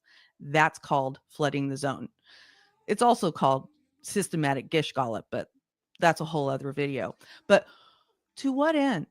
Right now, I'm going to slowly scroll through these posts so you can see them as I make this last point here. I'm not going to read them because they're way too long, they're way too repetitive, and frankly, way too full of disinformation. So I don't want to give that too much of a voice. But my understanding is that At Night Intelligence and Dog the Bounty Hunter were retained for the search of Sebastian Rogers. Tell me, how do any of these posts assist in the effort to find Sebastian Rogers? Why is Sebastian Rogers' name connected to an urgent escalation of resources to find the identities of people who may or may not be buggering at night, rather than escalating their resources to look for Sebastian Rogers? I'm open to your thoughts in the comments, but I believe they are flooding the zone with completely irrelevant, salacious, distracting Twitter posts because they're on their back heels. they know it. A plaintiff in their lawsuit is due in criminal court in a few days. I'm social media influencer Bullhorn Betty began posting videos about the case. In July, Sebastian's mother filed an order of protection against her. The following month, Betty, whose real name is Andra Griffin, was arrested for violating that order. All of that brings us to today. I'm sure they're very, very conscious of that. They've been openly and royally humiliated by Mr. Lesniak's apparent choice to flout the rules of professional conduct. And there's a very vocal lawsuit opponent on Twitter who credibly debunks and hilariously debunks practically every at-night claim and post, making them look like complete and utter bozos who take themselves way too seriously. Shout out to SF Investigates. So sure, flood the zone. Since this lawsuit doesn't seem to be working, go ahead and try to wash over everyone else's freedom of speech so only your voice is heard. That may work for a short time. Yeah, maybe a little bit of time. But long term, in my opinion, you're already done, son. Just hang it up, allegedly, in my opinion. She is my shit. You already done, son. Thank you so much for watching. Please like this video and subscribe if you haven't. That's right. Breaking Chains. You did a good ass job on that. You did a good job, especially breaking it down for the ones who don't seem to, they're not seeming to understand. And I mean, it's hard. It's very hard to understand when you don't know the legal aspect of what's going on, you know? So. That was wonderful. Thank you so much. She did a really good job on that. Yes, she did a good job. You here, B. Tim? You all right? You cool down? A little bit. He was ranting off. Oh, he said be right back. He typed it in back chat. Oh, gotcha. And I get it. He is so passionate that it's almost endearing to hear him rant like that. I get it. I really appreciated you playing it again so that somebody else. I didn't play it all yet. That was the first time I played it. Oh, I thought you had played it before. Nope. It's like the 5th time I've watched it, and it just keeps putting the puzzle pieces together better and better and better. Oh, yeah. See, that's the first time I watched it. B. Tim sent it to me, but I didn't have a chance to really watch it, you know? I listened to it in the shower, and my problem was that while I was listening to it, I was thinking about one thing, so I didn't see what was on the screen, and then made my mind go down another rabbit hole, and then when I realized that I was supposed to be listening, I didn't even realize what I had not heard. I hate it when my mind does. I hate it when my mind does that. You know, you start listening to something, and then you go down a whole nother thought process, and you forget that you're supposed to be paying attention. Yeah, that happens often. I squirrel quite often. If I say so I needed somebody to help break that down for me. So I appreciated it. What else you got for us today? I'm going to go back to this SF stuff. I just stopped so B. Tim could play that video. I knew we really wanted to play it. So I stopped what I was doing so he could, you know. You're the best. Go over it real quick. And I'm going to probably not stay on here too long. But I did make the live streams for later for the Hive and for QB for both of them. For both the channels. So they are set up for 8 o'clock. Starting at 8 o'clock. That'll give us 4 hours from my time. I don't know about you guys. You know what I'm saying? It'll be different for everybody, but they're both set up. So you guys, you know what I mean? Good. Oh, she did, Granny. When did she finally do that? Hold on. I'm going to go to Kodo's video real quick because she kind of gives us a quick breakdown. Let's see here. Okay. Did you send me the link for it already, or is it up on your channel? Let me see if I can find it with the stuff with Betty. Where she runs her fucking mouth today. So anyways, here, let's go back to it. We'll go down to SF. We already played that, but she's pretty pissed about the Bruce Caster. I mean, as you guys just heard, you know. So B Tim read the post. We played the video. Then SF posted again while she was live, of course. So it says, replying to SF investigates 4 hours ago, but it says, come on, Betty, just show the clip. You said you were able to find, showing I withheld the location of a missing woman until I was paid $2,000, and I'll donate the money. Less than 24 hours ago, you said you had the proof. Let's see it so we can help a charity in your name. Then this one right here cracked me up. So Callie Cat said that she called Bruce Castor's office. Hey, Callie Cat, how'd that call go with Bruce Castor's office yesterday? You know, the one where you were going to prove we were all forging emails? I would have thought you would have provided the receipts by now. Yeah, that's not happening. Sorry, I had to step away because I got a call, so that's why I stepped away. We're reading SF's post. He says, I'm looking forward to attending court on January 8th in Sumner County regarding Andrew Griffin, a.k.a. Bullhorn Betty, restraining order violations. I am eager to see justice served again against someone who has shown zero respect for our courts, judges, judicial orders, and officers of the court. My prediction is a light sentence of 10 days per violation, 60 days total, but it's very possible that she is served with multiple new violations on January 8th, which would then escalate to felonies if convicted. And it's the hearing. He said he bought his ticket. I guess the other day he made a post that he bought his ticket. Oh, we can only hope that she goes to jail. Wouldn't that be great? Here's this one. To answer Bullhorn Betty's question, yes, you can pick the charity. Just produce the proof. I'll pay $25,000 within 24 hours. Also, just an FYI, what you are saying about Castor's only representing dog, that's not true. He's listed as counsel for plaintiffs, and you are all listed on the same complaint, not consolidated actions. So one party can't have their own independent counsel. Just saying. Also, please stop saying I am a pro bono investigator. Actually, I am the most expensive private investigator in the country. I don't do $2,000 to $3,000 cases like you claim. By the way, I mean, like, if you think Bruce Castor is going to represent multiple plaintiffs in a case for free, I'd like to know what fantasy land you live in, where high-profile lawyers represent people for free. Right. It's not, I mean, it doesn't happen. Come on now. Because that'd be wonderful. If usually it's just like the Goodfellas movie. Oh, your house burnt down? Fuck you, pay me. Oh, your kids need new dental? Fuck you, pay me. That's how an attorney is. They don't really care. They want to get paid because they spent $200,000, maybe even like $500,000 on their education, and they need to make that money back. You gotta make that up. But you know what, though? To get some of your debt wiped off, you can do you can work for the prosecutor's office, or as a public defender or whatever. Yes. There's like stipulations. You gotta do it for like 7 years or something like that to get your debt wiped or something, or some of it off or whatever. I don't know all the stipulations of it, but I know there's a lot. Yeah. That is not happening here. No, not at all. Let me go grab Betster's live stream because I don't think Kodo has the clip. I thought she did.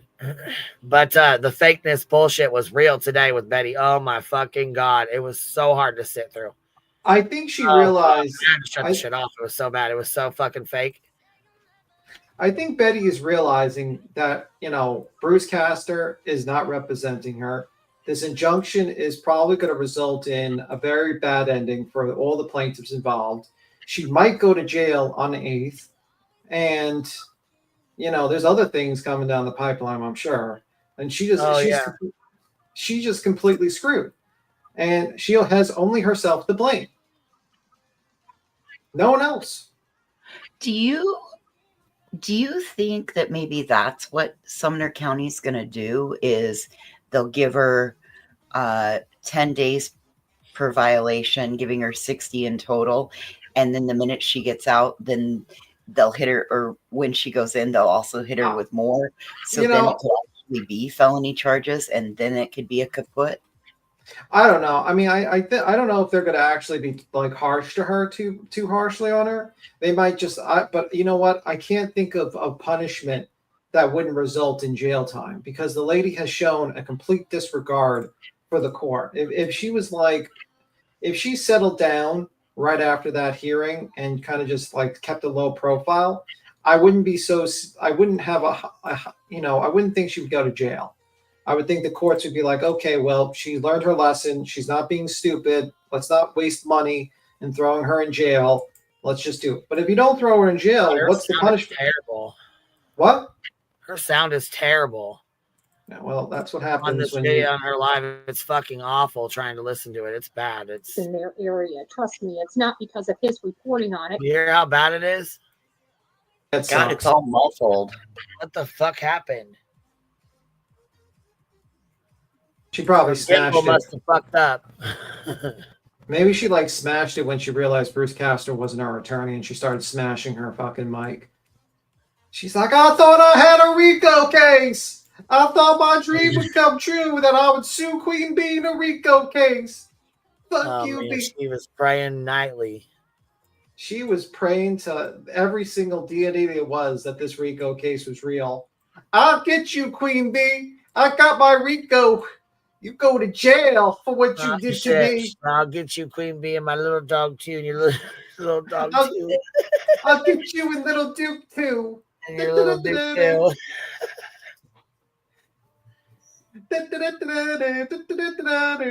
Instead of like an actual like broomstick, she's riding around her shitty car.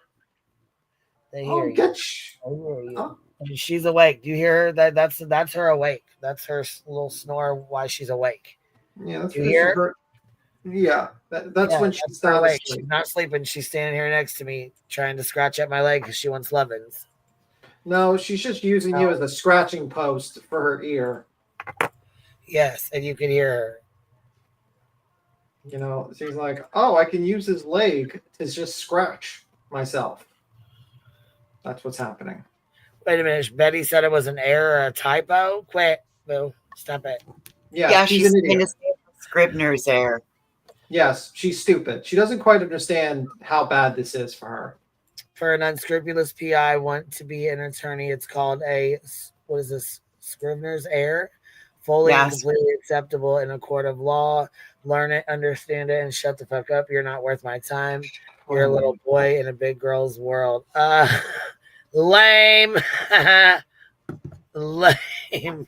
Okay, let me read you what a fucking bluff right on the money, just like he said he would. Okay, let me read Scribner error to you. Is a mistake made by someone who is writing or copying something down like a typo or a misspelling. Entering an entire appearance, including a law firm and the name of the attorney, is no Scribner error. That's not like me misspelling Bullhorn Betty or me misspelling Rowena. That's a Scribner error. You entering an entire new appearance of an attorney that doesn't even have a document saying that they're part of the case is not a Scribner error. That is a complete fuck up. That is either intentional, in my opinion. I feel it was intentional that was put in, or Joseph is the most incompetent attorney I've ever heard of, because that is a level of incompetence, because basically he has fucked his case completely and utterly. Because now he's not dealing with 2 pro se litigants. He's dealing with 5 attorneys from like Barbecue Lady. Apparently she's got 5 attorneys. One that was a former Trump attorney. And now it explains why they were so serious about this case, because they probably saw money signs when they saw this idiot thing, and they probably said to themselves, holy shit, we might actually get the first anti-SLAPP in Pennsylvania and make a bunch of money. Sign me up. Because there's a good chance. It's tough to get an anti-SLAPP, very tough, but you guys made it extremely easy, and you've actually made it easier. Like, you're really stupid. Are you an attorney? No. And even I'm not. Like, I have some legal understanding, and I'm telling you, this is not a Scribner error. A Scribner error is a misspelling. It is not entering an entire appearance. That is bad. That is a falsehood. That is, you know. And then you got to tell another lie to cover up that lie. Yeah. That is not a Scribner error. I'm sorry. That is not a Scribner error.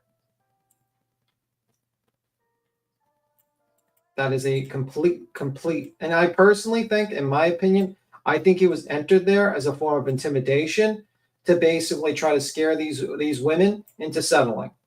So because they knew they didn't have a case and they thought that they can force them to settle. That's why Nick was in the chats saying for $500 we'll settle. We'll get you an attorney. So we'll just sign these papers and get you out of. We'll build your channel up. They tried a lot of shenanigans, a lot of statements. And I think the reason why they did it is because they realized they fucked up. And they realized they didn't want anyone to really look into it. Because the moment someone got an attorney, they realized we might not be able to keep this down wraps anymore. And that's what I think. And I think Betty's realizing this is a fuck up. She doesn't want to say it, but she's realizing this is a fuck up. A bad one.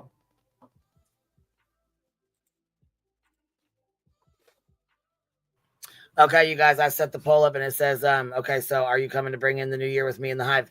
I just need an idea, and it's anonymous. If you don't want to, no problem. If you've got plans, no biggie. But I just kind of want to get an idea of how many are gonna be over here with us. I can't. All right, SF made a rebuttal post to Betster. We're gonna read it. I can't believe that woman is so stupid. Scribner error. Holy fuck. She probably just looked that up and thought she was smart picking up this word. Look, mommy, I used No, she said that word before. Did she? Okay. Yeah, she's used that word before. Mommy, I'm so smart. I used the word. I used the new word, Scribner. I want to say she used it. All right, where's this post at? Mm-hmm. Which post? I don't know. Somebody came in and said he did a rebuttal. The SF did a rebuttal. I don't see it. So where's it at? Check. It might be like a reply. Could be. To Betty's stupidity. I can't believe this. This is a disaster. No. Okay, so you talk about two on Bullhorn Betty question. Yes, you can pick the charity. Just produce your proof. That one.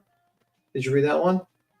I'll pay you $25K within. Yeah, I read them 24 all. hours. Whatever's on his page, I read them all. So that's why I said, where's the other one posted at? Because they said that he did a rebuttal, but I can't find it. Okay, you read that one, yeah. I'm seeing it. Yeah, I read the ones that are on his X, but I didn't know if he posted somewhere else that I didn't see it. Yeah. Michelle gifted 10 memberships. Thank you so much for supporting the hive. I appreciate that, babes. Yeah. You guys got one. Make sure you tell her thank you. By the way, can we point out, Coppendorfer, you're a fucking idiot?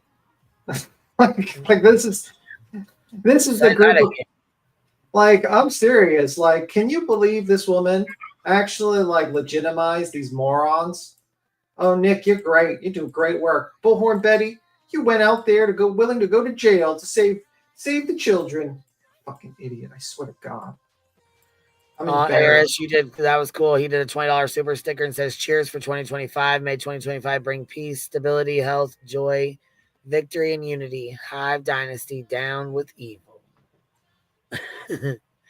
Thank you, Harris. I appreciate that. Small town girl member for my 5 months has sent you a link in Discord. A link to what, baby? To the SF post? Laura Jean, happy New Year's Eve. Thank you so much. Shauna L did a $20 super sticker. Looking forward to bringing in the new year with my hive family. All right.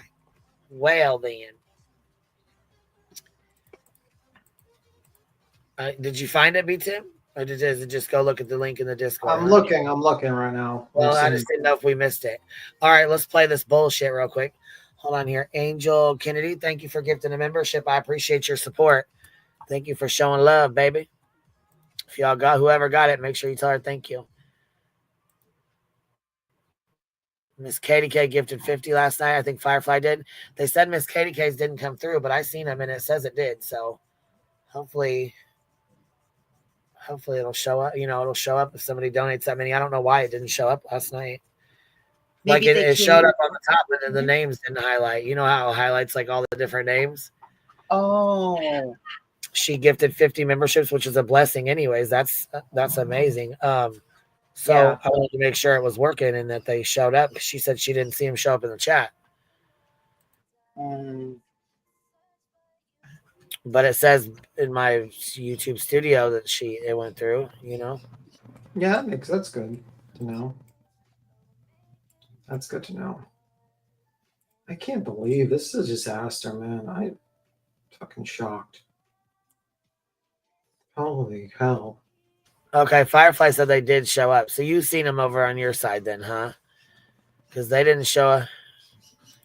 Oh, too many. Well, we had 1,700 people in here and the chat was fucking flying. So I figured that was probably what was going on. We just didn't see them, you know.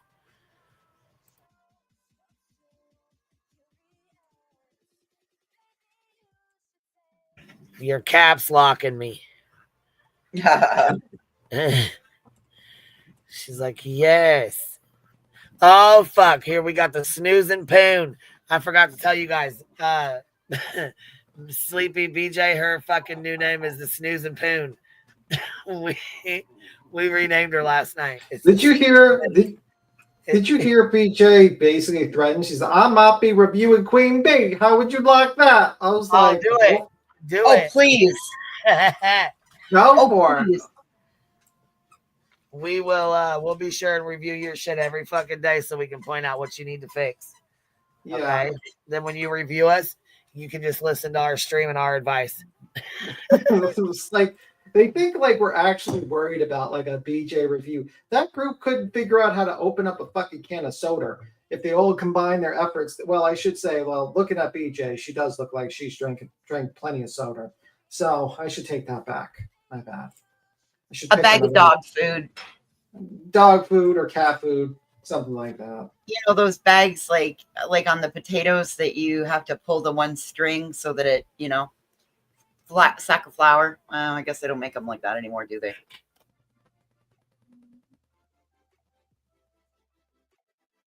Jennifer Lynn's can of shaken soda. Yeah, I mean, basically, I think that they're trying to like, oh, we're going to add more people. That's a brilliant idea. Where not only do you have an appearance from an attorney that says, I do not represent these people in Pennsylvania. I do not represent them. But now you're trying to add people who are not even in the state. I'm sure the court is not going to sit there and be like, whoa, with the with the attorneys being like, this entire fucking thing's filled with lies. And one of the attorneys is, we have 3 or 4 emails saying they do not represent any of these people. And this is clearly not a Scribner error. And they're idiots. And he's basically, I mean, in my opinion, if you're doing stuff like that, you're willfully breaking rules. That, you know what I mean? Based upon me watching Breaking Chains, you're willfully breaking rules that you're not supposed to. I think it's very unethical what's happening, actually. That an attorney is pulling all these shenanigans. You know, it's actually shocking that an attorney is doing stuff like this. You know, very shocking. Wow.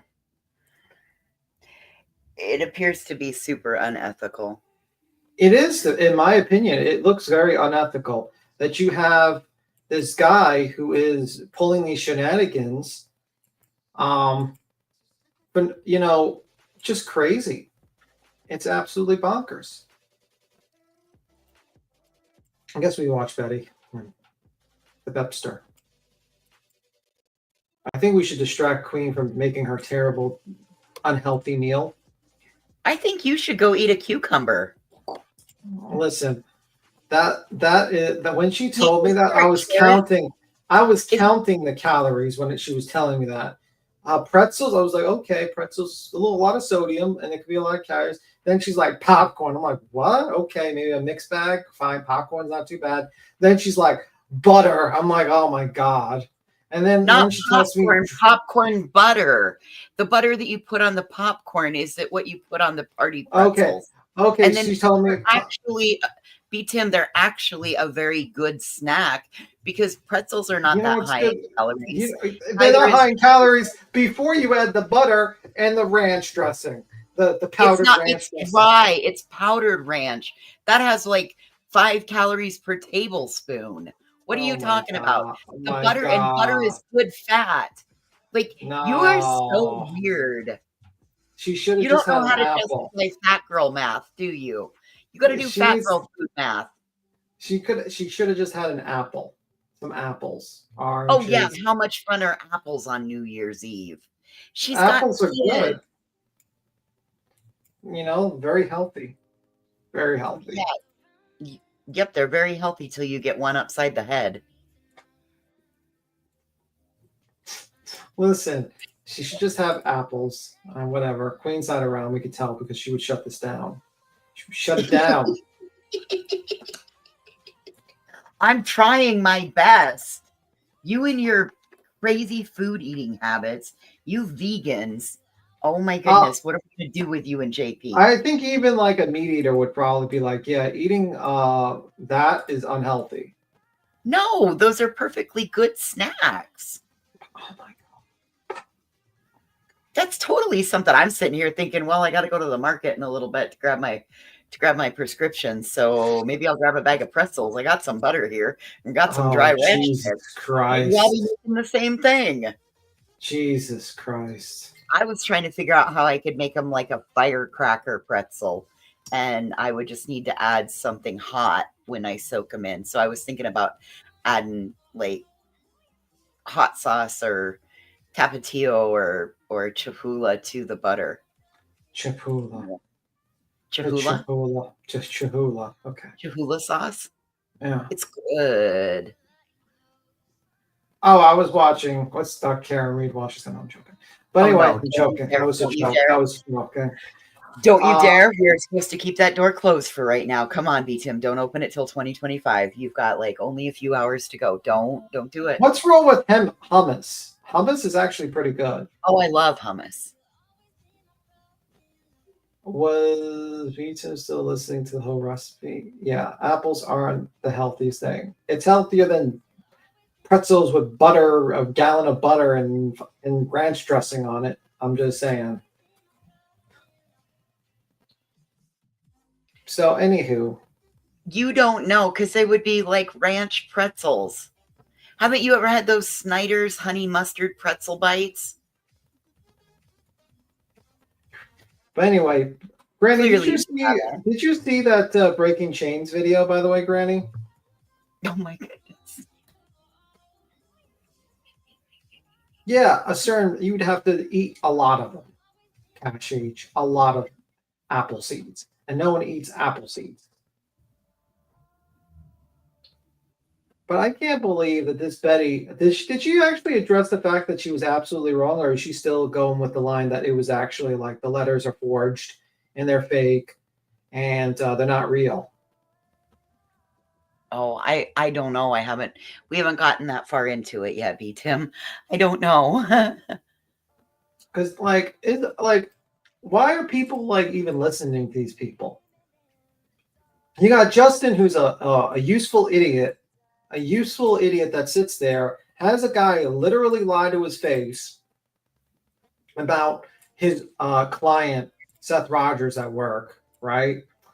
Then you got this idiot talking about adding an entire appearance of an attorney as a Scribner error and trying to allege that people are falsifying appearances on like letters, emails for some reason.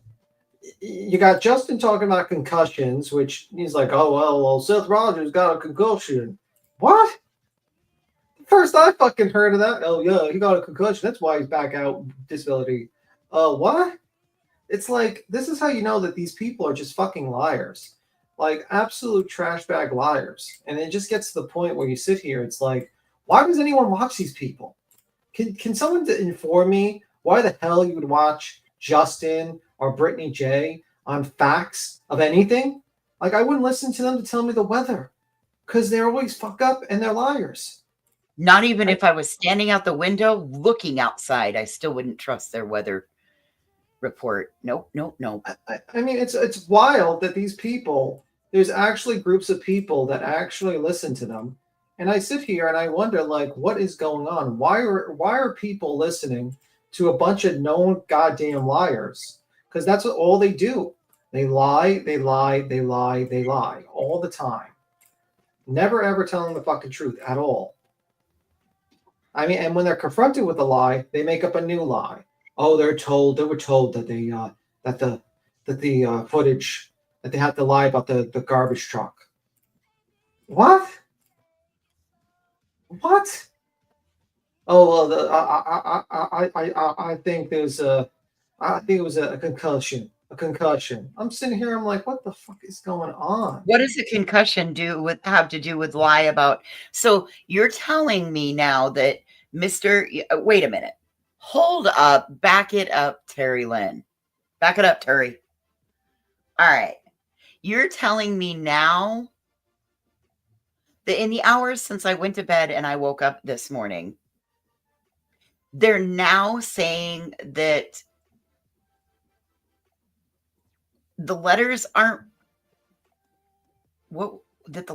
real? Yeah, I mean, yesterday Betty was basically implying that they're forgeries, that they're not real, that it's all just a game, but just fake and all that stuff. Wait a minute. If that's the case, then that would make all of this email from Bruce Castor null and void. Yeah, pretty much. I mean, I think they're trying to say the letters that Granny got were fake, and that no one's actually talking to Bruce Castor, and this is just a trick by this group of people to stop people from talking about it. No, that's bullshit. Yeah, it is bullshit. No shit, it's bullshit. It's absolutely trash bag bullshit. Oh, she blamed JLR for making the letters. Oh, watch your video. It's quick. Okay. Yeah. I just can't believe it. I just don't get it, man. I just don't get it. That people actually believe these people. I don't get it. I'm still back on SF saying that she'll go there, she'll answer for her violations, probably get jail time, and then potentially have to answer for more violations, therefore putting it in felony territory. God, I would love it if that happened. I mean, I would love to see that happen too, but we'll see. I mean, hopefully we'll see it very soon. I'm hoping very, very soon.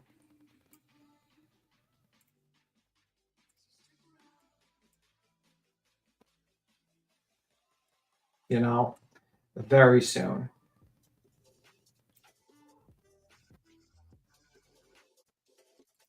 Well, and that's the thing. Sebastian's lost in the middle of all of this. Yeah, I mean, I agree. A lot of it is he's completely lost in these shenanigans, and it's a sad situation. It's a really sad situation. Oh, it's miscommunication with Mr. Bruce now, per Betty. Oh, that's lovely. That's lovely. Miscommunications. Kodo, I appreciate your videos. I really do, Kodo. It's just miscommunications, guy. Yep. Guys, sorry.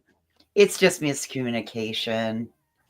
We didn't mean to on there. We didn't mean to just completely put an attorney in a law firm that doesn't exist on there. It was just a miscommunication, guys. It's just a sad, we're just trying to, we just made a mistake, a little Scribner error. There's a whole attorney there that's not supposed to be there. It's just a Scribner error, right? Guys, please don't put me in jail. I just, and these people buy it. That's the crazy thing. These people buy it. I don't know.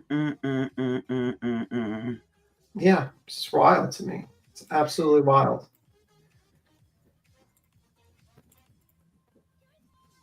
It's completely wild to me that people actually buy this bullshit. That's what's wild to me. But I guess we'll see. We will see. Anywho. She said it was a miscommunication in Castor's part. Yeah, sure. Now that's the new one. I'm sorry, but I just don't believe that it was miscommunication on an attorney's side. Sorry, I might have gotten a little bit close to my mic there. I was standing up to go outside and have a cigarette. A lawyer, they're going to say, lawyers will say it's an oversight and it dies. No, I don't think so. I don't agree with you, Firefly. I don't think you're going to be able to let this die because there's too many people that are saying, no, no, no, no, no, no, no, no, no, no, no, no, no. You're not going to be able to sweep this under the carpet. Yeah, he had, like, the reason why I don't think that's going to work, Firefly, and this is why. He had every opportunity to correct his mistake. He had a good month and a half to 2 months and did nothing to correct his mistakes. And the only time he started correcting his mistake is when people started calling up Mr. Castor to see if he represented them. To me, that's a little odd. You know what I mean? Yeah, Granny says Lesniak was asked a month and a half ago to make it clear. And then now he's trying to change it. And I don't even think it was changed, actually.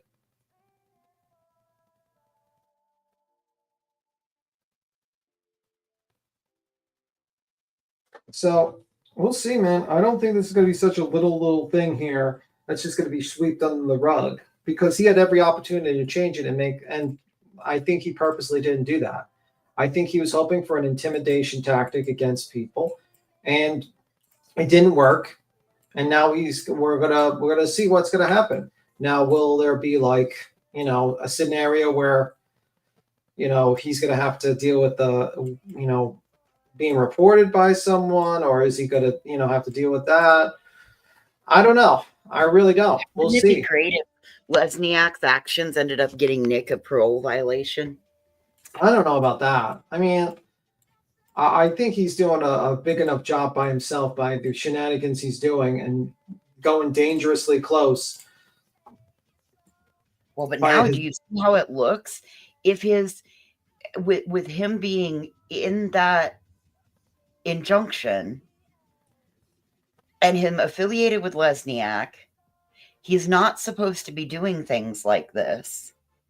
The legal system is part of law and justice. He's not to have anything to do with law enforcement. Mm-hmm. That's really sticky. He's willing to take risks.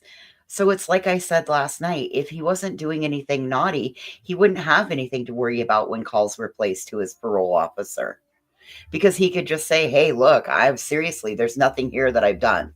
So if he wasn't being shady and shiesty, he could totally not have to worry about that. But doesn't seem like he wants to be an above board professional. That's kind of wild, because half his team says they're above board professionals. Well, he could be professional and he can be above board. I don't know. I think it's kind of wild that he's actually put himself in this position. Granny's watching. Let me see. I'm with B. Tim. In my opinion, the whole internet with Castor's name was to scare Granny and barbecue. The term so many YouTubers to put the name out there and it looked organized and flipper. I believe it was a little bit. If I'm going to put my conspiracy hat on, I think it could be. Do you remember when Nick said we're meeting with Trump's team? Yeah. I have the opinion that it looked very deliberate. And that's just an opinion I have. That this was deliberate actions to kind of scare people. And there was like kind of a media campaign. Because you got Mr. and Mrs. Eve reading it. They're threatening jail time. They're making all these kind of like statements about possible jail. And to me, that looks like that's an odd situation to see. You know what I mean? I do. So, absolutely do I. I don't know. I think there's a lot of shenanigans that went by, and that's just my opinion on it. Hey, Cashmere, thanks for the tip. I saw Cashmere say put red pepper flakes in it. It'll make them like firecrackers. It'll be amazing. Mm-hmm. Ooh, I'm going to try that in I'm going to make firecracker ranch pretzels. I think like what Joseph will do is he will either recuse himself, because if he was smart, he would recuse himself, to be honest with you. But I don't know if he's going to do that, or he's going to get reported. I mean, like, because the problem is you got SF up his ass. You got multiple attorneys that are up his ass. You got Bruce Castor is going to be up his ass. They're all going to be fucking going at him for this. So he's going to be so sweaty, his toupee glue is going to fail. Like, I mean, he's not going to be. I mean, like, seriously, would you really want to be dealing with like, if you were in this guy's shoes, how would you feel? I wouldn't have gotten in his shoes, and I wouldn't be in any of the other defendants' shoes.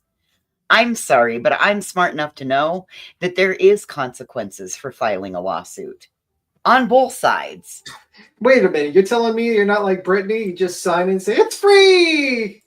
Listen, I might have been born in the dark, but it sure as fuck wasn't last night. It's free, guys. I mean, it might, worst case scenario, I might lose and have to pay like hundreds, like over $100,000, but it's free. I don't believe she ever thought it was going to go as far. And I believe she thought she was going to get the upper hand and make Granny shut up. That's what I believe. And it hasn't worked yet. Yeah. I just couldn't believe this lady actually sat there and thought it was a brilliant idea to join this lawsuit. I sat there, I was like, ma'am, do you realize like how fucked you are? Like, you've never talked to your attorney. You find out that your major attorney is Bruce Castor is nowhere to be found. And you see what Granny says? Nick said people like to settle with us. And that's exactly right. The same shit Betty pulled with Crude AF, in my opinion. Yeah. Makes me wonder. Yep. I think he was looking. No, I'm not. Nope. I ain't doing it. Who are you talking to? Dog or us? Settling with Betty. No, ain't doing it. Nope. I said there ain't no way. I'm not doing it. Nope. Hell to the no. And he said that right off the top. He's like, oh, something about $500. What was it? What was he saying about $500, Granny? Yeah, he said $500, and it'll be like settled the next day. Yeah. WNC Granny says, these people are in for a rude awakening, and I cannot wait. Oh, absolutely. They don't even fucking know. They have no fucking idea, in my opinion. I think this is going to be so bad. I think the attorney, Joseph Lasniak, is going to get hit with something. I think it's I believe, in my opinion, he'll be sanctioned. Yeah. I believe that. Yeah, absolutely, I do. Because Castro wants no fucking parts of it. He wants no parts of the shit show. Yeah. No parts of it. And because he's an attorney, you're held to a higher standard. If you're an attorney, you are held to a higher standard than a pro se litigant. Absolutely, you are. Absolutely. He knows what the fuck's going on. He knows what time it is. He knows what he can get away with and what he cannot. He knows what's up. Yeah. So he has no excuse. Sorry. He can say, he can't go in the court and say, it was a script error. Are you out of your mind? You're telling me I've read plenty of court documents. I've never seen in my entire life someone putting the wrong appearance on a court document. And I'm telling you, I can tell you with experience. I can't tell you my profession, but I can tell you I've seen at least 2,000-3,000 captions. I can tell you, and complaints and all these things. I can tell you, I have never seen that in my entire life. It is not a Scribner error. It is not done. Sorry. So that's all I'm going to go into it, but I've never seen it done in my life. So enjoy. Well, oh my, you guys look, I said here we're gonna do it, and I figured we wouldn't meet our goal because oh god, that's why I said it like that. Yeah, you guys said fuck that. We're proved me fucking wrong, didn't you? What do you mean? I set up 15 chats. I said our goal is 50 because I forgot to set it earlier, you know.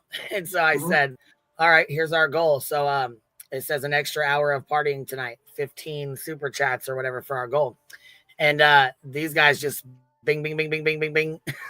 Oh, it's filled already? Started popping up. I'm like, oh, fuck. Well, I guess we're going to be staying up for an extra hour tonight, aren't we? To party. I work for an attorney, and You guys were up partying last night, I understand. Oh yeah, for a little bit we was talking some shit last night. We was cracking up. Listen, we have Snooze and Poon. That's Brittany's new name, the Snooze and Poon. Ew, I hate that word. The Snooze and Poon. That's her new nickname. We fucking cracked up laughing last night. Fuck, it was so damn funny. Listen, we find some bullshit to laugh at. Listen, I wondered where you guys were. B-Tim, I knew you was sleeping, but I wondered where you was at. Voices. I'm sleeping. She's sleeping. You were sleeping too? 8:30. Fuck, you're gonna miss our party tonight. 8:30. We starting at 8 o'clock. No, I'm not. I'm not gonna take my pill till midnight. You better take your fucking medicine late. You better fucking save that goddamn medicine till later. I already set an alarm and I already started adjusting so I could take it later. Last night I took it at 9 o'clock or like 8:30. I was in bed and I took my pill at 9 so that I could make sure that I was up bright and early, but I planned on laying down. Don't take it till 9:30 or 10. 9:30 or 10. Didn't take it. I'm not going to take it till midnight right after we bring the new year in. Yep, I'm not going to take it till about 11, and then I'll eat a piece of chocolate. Well, that's okay. That's cool. I'm gonna be here to ring in the new year with y'all. Yeah, as I say, come on, we gotta talk some shit, man. We were fucking cracking up last night. What was the only thing that I heard before I was like, maybe I'll get back up, and then I drifted off. I heard you say something about a packet drop. Can you tell me about that?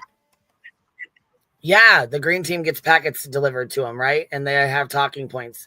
And every single one has a talking point. And Justin lied his fucking ass off. Did you guys see the clips of it? Oh, yeah. He had a concussion. Yeah. And then a Clue dropped a fucking bomb. Here, let me show y'all. I've seen it. This was fucking hilarious. Wait, I get you've seen it. I haven't seen it. Him. Right, you've seen it, but not everybody else. I'm over here half in the dark. Betty, what's pretending to be in the know. Hey, Betty. Hi. We all right? What's up, girl? What you doing? I'm all right. I couldn't believe it when I woke up and saw you on still live at 9 a.m. this morning. Well, like, oh my God. It's 9 a.m. for you. It was like 3 o'clock in the morning for us. I was like, oh, shit. Couldn't believe I didn't know if I was dreaming or not. I'm like, Queen's not on it. Yeah, we were up. It was like 3:30 in the morning for us, and then you came in and you were like, "It's 9 o'clock in the morning here." I'm like, "Oh shit!" I'm not going to make it till midnight with you, so. Yeah, 8 in the morning. When do you ring in the new year? What time is it now? It's 8 o'clock at night, just about here. Oh shit! Okay, so you got 4 hours. I've got another, yeah, but I'm not even going to make it to my new year, let alone yours. Ah, shit. I'm so tired, but I thought I'd just say Happy New Year to you all and continue to listen. Well, Happy New Year to you as well, baby. If we don't, you too. Wake up and pop in. Happy New I Year. will do, definitely. Happy New Year, B-Tim. I hope you enjoy frozen bananas and cucumbers. Yes, enjoying it. I sent you a little video about the cake from Show Mafia. I'm sure you liked that video. I did. I really liked it. Thank you. If you've sent another one, I'll catch it in a bit. Happy New Year to you, Ange. Happy New Year. Happy New Year, Petty. Have a good night, everybody. I am going to be here. I'm just probably going to be in chat, that's all. Well, if you know what, if you're sleeping, it's okay. But if you wake up and catch us on the live, stop in and say hey. Oh, definitely. You'll be on my telly all night anyway, so. Okay. But yeah, I will do. You're going to be laughing. Last night, we were fucking cracking up laughing. I don't even know what the hell we laughed at so goddamn hard, but we were cracking up. Oh, you know what? We got the Snooze and Poon, and then somebody did a super chat, and we played the Glares little finger I was twist. watching that. I was howling this morning to that. And then you've got a new friend from England, haven't you, Simon? Oh, Simon, yeah, he came up. Listen, I thought he was coming up to troll us, and then I trolled him, and he wasn't ready. No, I'm like, I Simon, was watching it. I can't believe he's a lawyer at that with that Cockney accent. Yeah, he he's said got. he was a lawyer in London. In London. I'll talk to him if he comes up again. He seemed all right. Yeah. A little doll. Right, I'm going to hop back to chat and carry on enjoying But Happy New Year, everybody. Happy New Year, chat. Love yous all. You have a Happy good New one. Year's, love. Bye. Bye. Bringing it in with the hive. No, we do got some laughs though. Listen, you know what I was laughing at this morning? It popped up that Dolly clip where CPU Tom goes over and says he's the Glares troll, and I fucking laughed so gosh dang hard. I could not take it. That shit right there was hilarious. All right, here we go. Let's go pull this up real quick because Justin decided he was gonna tell a fucking lie about Sean working, and then no sooner does he say this, and Clue comes in behind him with her live stream, and busts his ass right out. And listen, you guys, there was a creator he's trying to build his channel. He's trying really hard to build his channel. And he does okay. He's doing all right, but he definitely got me fucked up. He called me a nerd. I was like, I've never in my life been called a nerd. Yeah, you usually sit in the back of the class. I don't think That's you're what I said. B. Tim will tell you I sit in the back of the class. Come on now. All right, here's Justin lying his ass off, and then we're gonna go pull Clue's receipts here. Oh, here. You wanted to know the packet. The packet was delivered. And the talking points for the packet are the grand jury. Ellie told everyone to lie about the trash trucks. The grand jury is going to meet in Sumner County, and they're gonna indict Katie and Chris. That's another talking point. Seth now has been back to work for 2 months and has a concussion from breaking up one of the baddest fights on the worst wings, because that's where he works, allegedly. Wow. And so, yeah, the grand jury meets, and right, nerds unite. Fucking Hornet bot nerds congregation. What'd she say we were? We'll be a congregation of nerdy bots, nerdy Hornet bots. What's up, Cheesy? Hi guys. What you doing? Just watching you. Hey, I couldn't get the link earlier. I don't know why, but it finally popped up for me. This is so ridiculous. You know, huh? Oh, I thought I pinned it, but it wasn't pinned. It wasn't pinned. Oh. I thought I pinned it, but it wasn't there. So This is so ridiculous about the grand jury. I mean, they tried to do this shit with the Wells too. Yep. And imagine that. The Wells are still at home. They're not. Every fucking week it was the grand jury was going to indict them, and they were going to go to jail, and it was every fucking week. Yeah. Don't worry, Chris and Katie. I doubt it's about you. Not that I'm sure they're worried, but. What's up, UA Crimson Tide? What you doing, baby? Oh, I'm just here for the new packets, and oh shit! Interesting to see people You came scramble. to check the packet, eh? Yeah, I mean, I have a feeling there might be some packets and some crazy things going on, because you know, when the truth comes out, the people have to go scrambling to tell, you know. And the laundry room is wild. This right here was fucking hilarious, though. I can't lie. This shit right here was wild as hell. To hear Justin lie like this and just blatantly fucking lie, and then Clue comes behind him and busts his ass out. Shit, girl. Listen, I'm gonna play this real quick to show y'all. Yeah. Here we go. Why are they bothering Seth? My God, you can't get enough stress. Hold Yeah, on. people are saying that Seth isn't back at work. He is back at work. He certainly is back at work. I don't know why people are worried about Seth being back at work or not when we're here for Sebastian. If she requests the papers or whatever, good. She's got him in 2 times the speed, because you can't listen to him in normal fucking speed at all. Where's the you want monkey? me to slow him down a pinch? You know, I'm not even sure where the monkey's at right now, but probably he's probably got her hidden. In the pack and play with the topper over, so she can't get out trapped. He's probably teaching the monkey to type on a typewriter so he can write out a script for a show. I'm going to need to investigate this. All right, let me write this down for me and Rowena's investigation. December. Listen, that's it. New Year's Eve, Monkey was gone. This is from yesterday. Okay, I got you. We got to write that down. Good. She can show where he went to break up a fight and got a concussion. Oh my God! What? Listen, that's what I said last night. We need to clean this. Oh my God! the lies. It's the lies for me. The lies. I tell you, the lies. All right. We'll replay this little couple 17 seconds, and here we go with the next one. Ready? Here we go. Listen one more time. Why are they bothering Seth? My God, he can't get enough stress.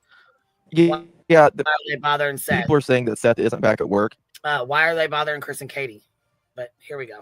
He is back at work. He certainly is back at work. I don't know why people are worried about Seth being back at work or not when we're here for Sebastian. If she requests the papers or whatever, good. She can show where he went to break up a fight and got a concussion. He got a concussion. Spoiler, Justin. He'll be back? They're not in there. In just probably a few days. I don't know when he goes.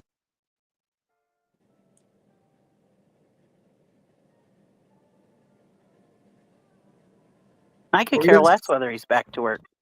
I care. Hold on. Timeline. Stop lying. Timeline states, when did he get the concussion? Because he just traveled all the way to Oklahoma to have Christmas with Tony. So when the fuck did he come back to work? Yeah, right. He never been back to work. Hold on. Listen. Right here. This is the important part of the clip. Right here. Ready? Yeah. Listen. This was right out. Listen. He just finished. I'm gonna finish this. I'm gonna play it one more time. Then we're gonna look at this email. Something that's called fucking receipts, you ignorant bitch over there. People have been asking, has Seth been working? He has been working for the last, 2 or 3 months? Coming up on 3 months. Yeah. Eat a dick, Justin. Okay, here we go. Well, that's probably not an insult to him. I am not the emailer in this. It just shows that it was sent to me, okay? Is there no sound? No, I hear it. I can hear it. But Okay, I heard Cheesy talking, so I didn't know. I wasn't sure if she Sorry, was talking to me or if she was talking to the. No, I was just over talking. I'm sorry.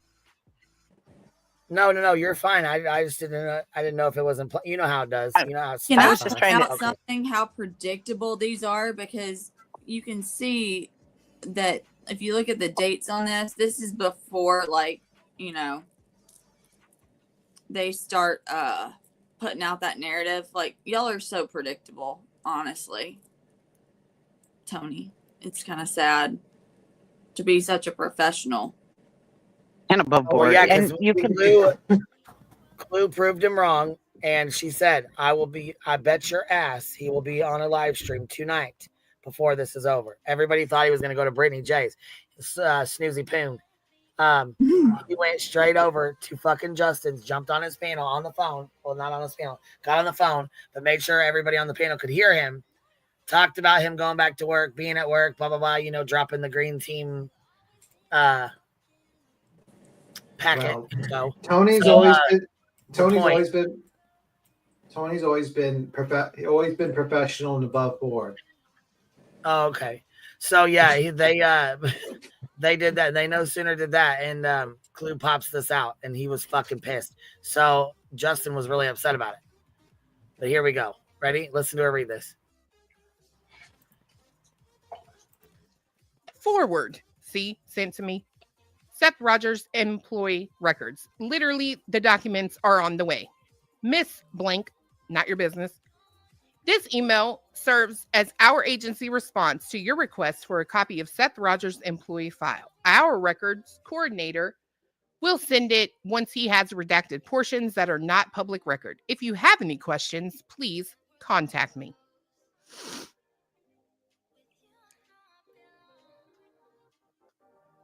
Hey, can you please send me updated employment records for Seth Rogers? At the bottom of my email is my TNDL, that means Tennessee driver's license, showing my Tennessee residency. Thank you. Now I'm going to take you to the most important part right here. To clarify, it appears Mr. Seth Rogers is still out on disability and has not returned to work at the facility at this time. Is that correct? Thank you, Blink. The answer to that was, in fact, the status of Rogers' leave is not subject to disclosure, but I can clarify he is not at work as of today. Why are you lying, Tony Tone? Why are you lying?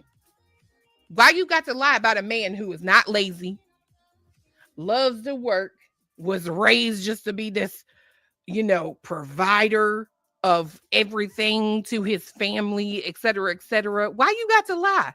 Hell no, that bitch ain't working, in my opinion, allegedly. Well, I mean, so the way this will come out, right, is that, we never said he was back to work for the sheriff's office. He's an intelligence contractor or some shit. The date was Monday, December 30th at 2:03 p.m.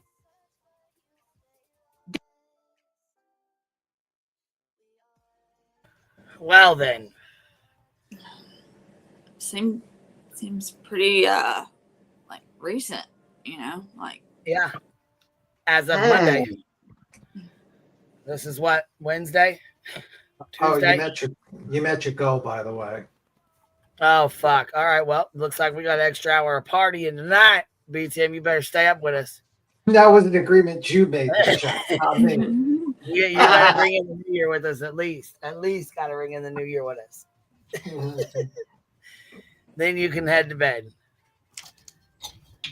Nana's love, I hope you're doing well, baby. Happy New Year's Eve. Did you see that she said to us the other day she got to lay Quentin to rest on the 14th? Aw. You know what? That's great news. I wanted to do that for, since all this happened. So I'm glad that you got to lay him to rest, baby. Now he can finally rest in peace, poor little baby. That's right.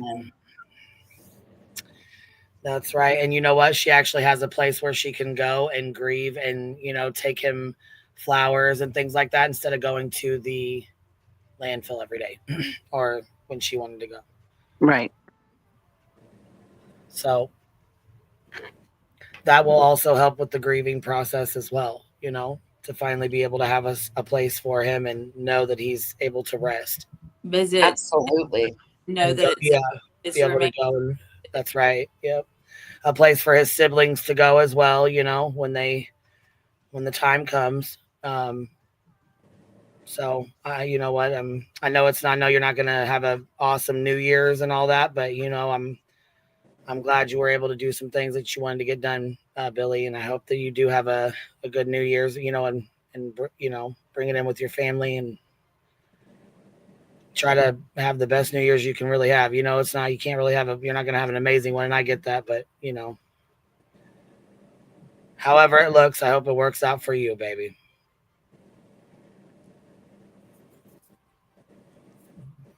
Pecan Pie says I'm finally caught up. Holy shit. Well, we got our stream set up and ready to go.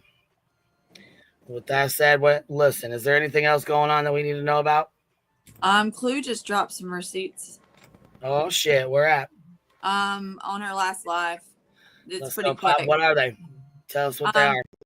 It's about how there's all those rumors out there about the neighborhood and things that were going on and how they were out there Oh yeah, binoculars and that Brittany saying they're in fear for their lives and all that other stupid shit. Yeah. And so she just dropped some receipts about the things that was going on in the Facebook group and the fact that there wasn't people harassing them, and so it makes you wonder. Since I think they're lying for attention anyways. I think was Bobby's plan from the beginning, in my opinion. Or I agree. Why why, like, she's inserted It's herself. been alleged that her son had something to do with it, though. Well, if you go back to the beginning of the case, like, I think it was the second day, on the 27th, her son's Which would girlfriend. make sense because her kid's younger too, ain't he? Ain't he about 17, 18? She has twins that are about Sebastian's age, and then she has Uh-huh. an son too, named Sean, actually. How many cases have we heard of where kids, you know, have accidents or something happens? I mean, for Right. fuck's sakes, there was one kid that actually, you know, went to the vigil after he murdered his cousin. So, and helped look for her. You know, tried to act like he was helping look for her. So, Well, we also have the dispatch, you know, like there was the dispatch video or audio where it mentions kids in the tree line, and it says one of those kids was helping us. We have Bobby in her interviews talking about how one of her kids got on a Razor ATV, which is also mentioned in the dispatch audio about them encountering a child dressed in all black that wasn't the missing, you know, juvenile, on a Razor ATV in the creek. We also have Bobby mentioning flashlight tag. yeah, and that allegedly that never happened. Well, I mean, why? Yeah, I just thought Allegedly, you know what I mean? That's allegedly. Yeah, I mean, it's just like, you know, we also have Bobby as the source for their side with the mob crew video and the Ruckus Lights video. So it begs the question, why, like, I mean, and then Bobby is the one that organized the neighborhood vigil. Yep. And said that she had set it up for like the week before. They started planning it the week before, but the vigil was held on a Tuesday. Sebastian was found to be missing on Monday. So how did you plan a vigil for a child who wasn't missing yet? Right. Yeah, I didn't understand that. That's super sketch.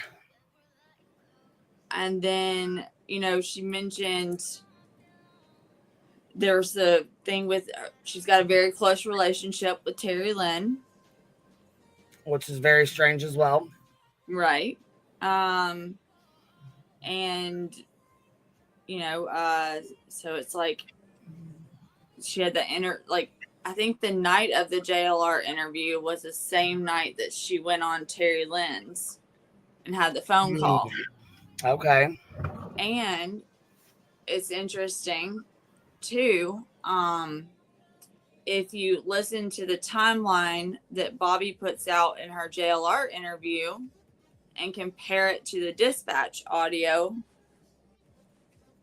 of what was going on, she wasn't even awake yet when some of these things were happening, according to her.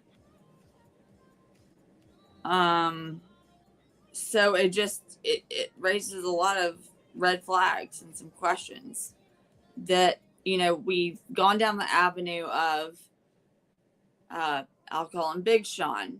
We've gone down the avenue of KP and CP, but we haven't gone down the avenue of really, like, could it have been someone that he was maybe playing with, or that, you know, the thud that Katie heard maybe was someone knocking on a window and being like, hey, you know, it's safe to come outside, or, you know, the sound of we don't know.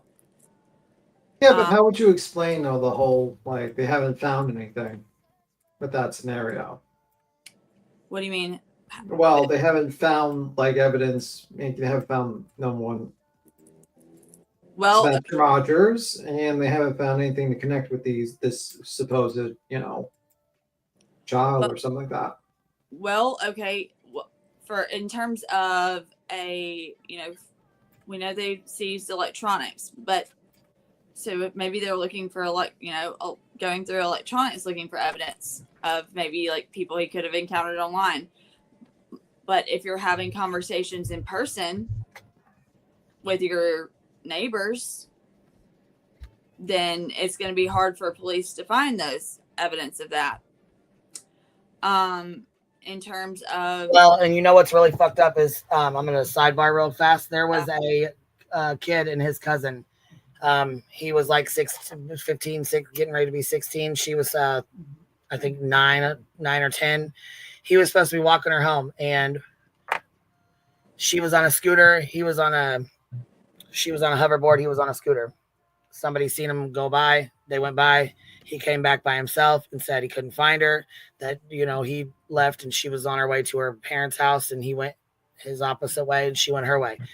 So they allegedly couldn't find her. Come to find out, he actually unalived her, drug her into the woods a little bit more, used a piece of a tree and like leaves to cover her body up, mm-hmm. and then went and looked for her with the neighborhood. Like, you know what I'm saying? Right. Yeah. And that's exactly what Bobby said her children did that day. Which I thought was interesting too. If you listen to the dispatch audio, they were dressed in exactly what Sebastian was last seen to be wearing. All black. And were actually mistaken for being Sebastian. So you think like, okay, so we're in conspiracy level here, like tinfoil. Let me finish your conspiracy tinfoil hat theory. You think that Bobby Binoculars basically volunteered to kind of try and to be helpful so they can cover it up, whatever that might be for her son, because of she thinks her son's involved, or there's a possibility of her son being involved. Is that what you're insinuating? Well, I'm saying her behavior is very, questionable, suspect. Questionable. Yeah. It is, it does raise some red flags when it doesn't match with the dispatch audio. We Mhm. know that she's also gone above and beyond. Like, there's a difference between being a nosy neighbor, which I fully believe, like, she definitely was a nosy neighbor, and Mhm. going out and trying to create a narrative that literally pushes an agenda. Okay. Well, so you basically, I'm sorry if I'm too, you're basically saying like the interviews with JLR pointing to like the whole abuse thing was her trying to push blame off like someone looking at anyone outside and just kind of focus on the people inside the house. And that whole thing about lying about the whole hosing thing on the yard or that other stuff was just basically to villainize the mom, so everyone would focus on the people inside the house, while she basically proceeded to cover up anything that could bring to light maybe her relative being involved. Right. Is that what you're probably saying? Okay. Yeah, I'm just saying it goes to like, why would you? Because according to Bobby in her own interview, she did not even know. Remember, she didn't even know that KP and CP had moved into the house. She didn't know that Sebastian even existed the day that he went missing. So why are you going to go above and beyond to create a Facebook group? Well, I mean, it's not. Wasn't her daughter the admin of the Facebook group? No, her son's girlfriend was the admin of the Facebook. That's who it was. Thank you.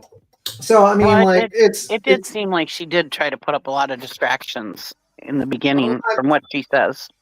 I mean, it is like if you watch, like, for instance, sometimes they, and this is just we're conspiracy like this is just speculation, whatever. But this is like what part I'm talking about is like in some true crime cases, sometimes the person that perpetrates the crime kind of comes back and volunteers. A lot of times because they want to misdirect. For instance, and give you an example, Dylan Rounds.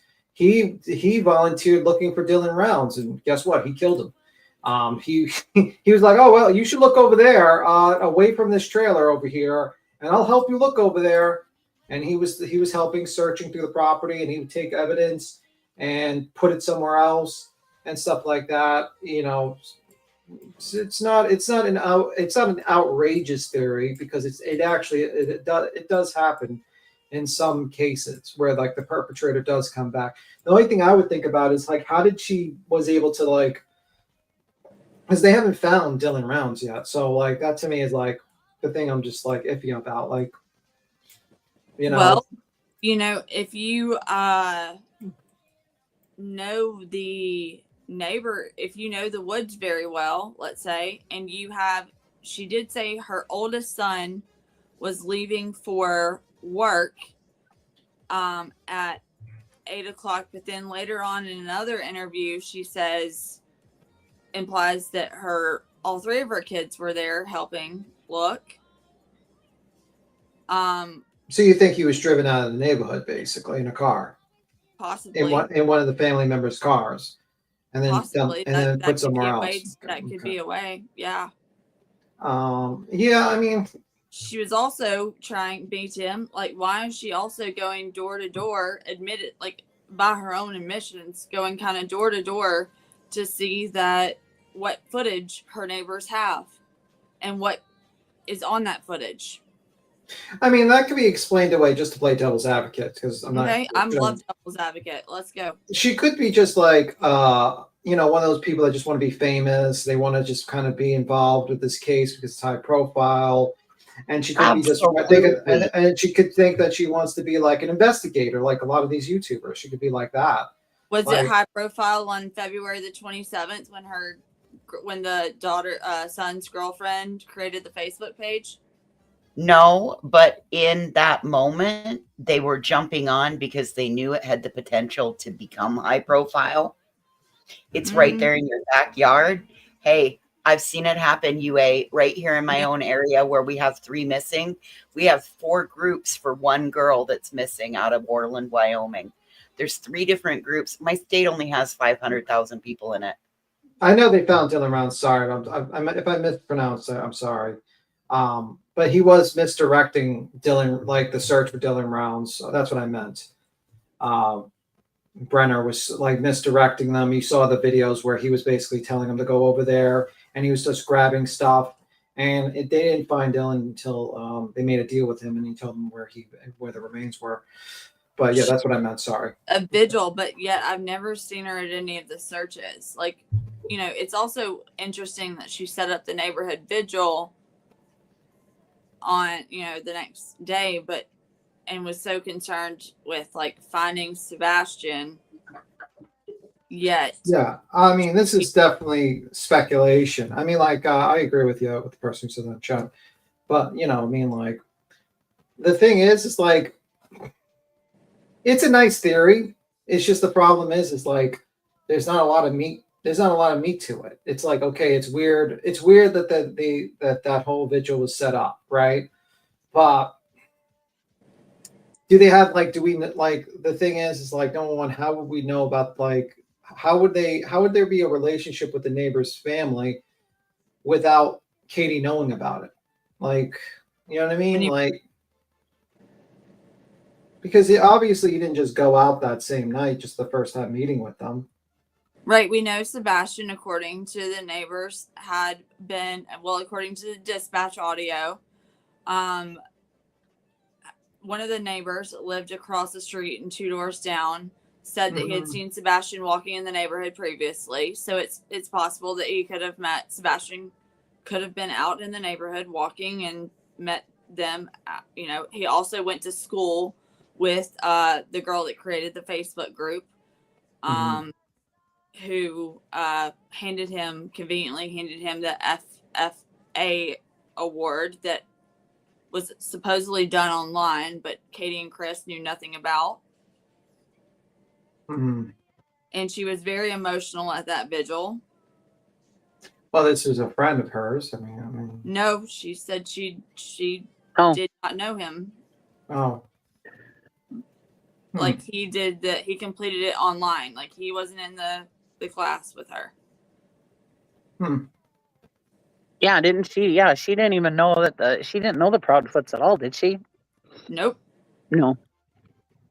It's not a terrible theory. It's not a terrible. I mean, wouldn't that's say why. it's stupid. I'm not put it like this, B-Tim. Here's the thing.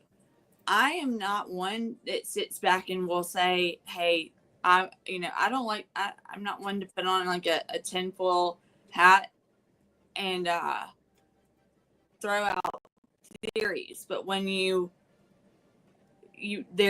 go back over something and you start looking at what we've done so far hasn't worked, right? I think everyone can look at that, okay, and agree. We do have the theory that, he could have possibly been lured out. Yeah.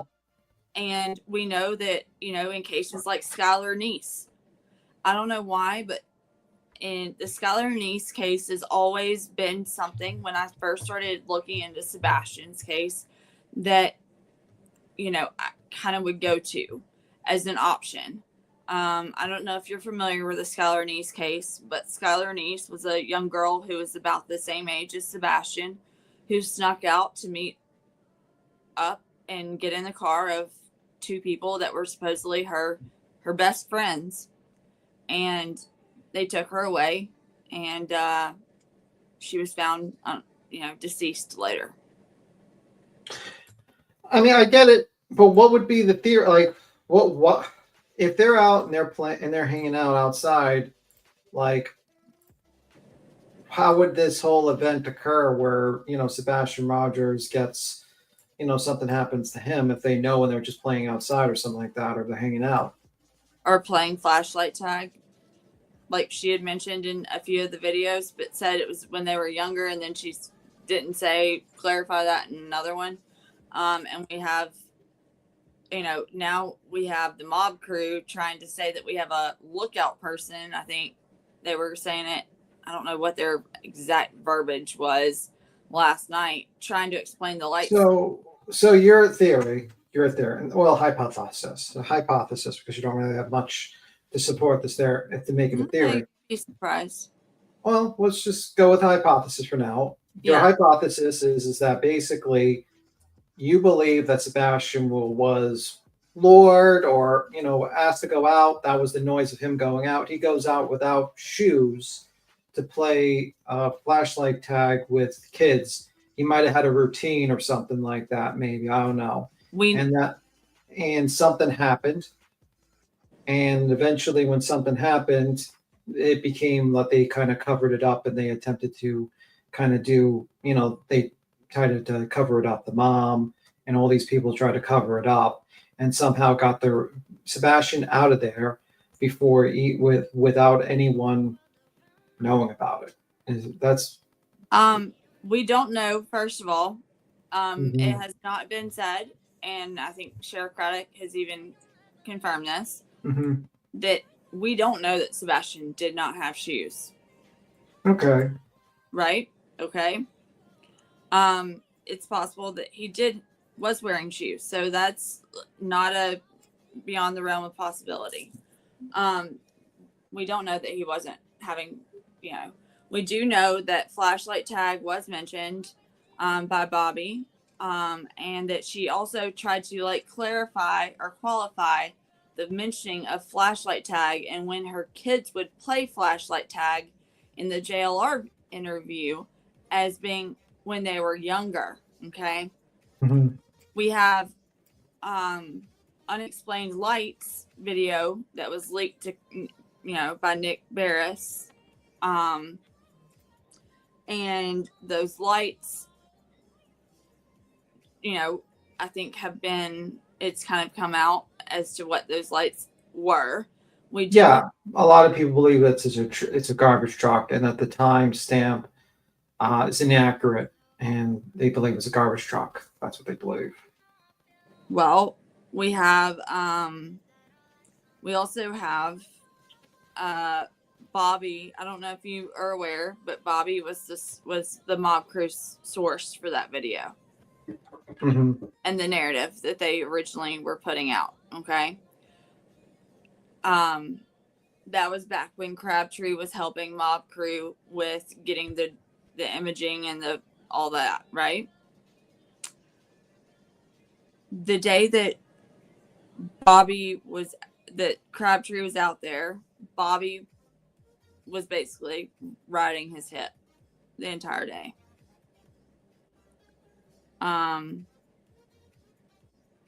Is that a interested neighbor? Is that like why is you have to start wondering, like, there's a difference between like being following the case closely because it's in your neighborhood, Okay.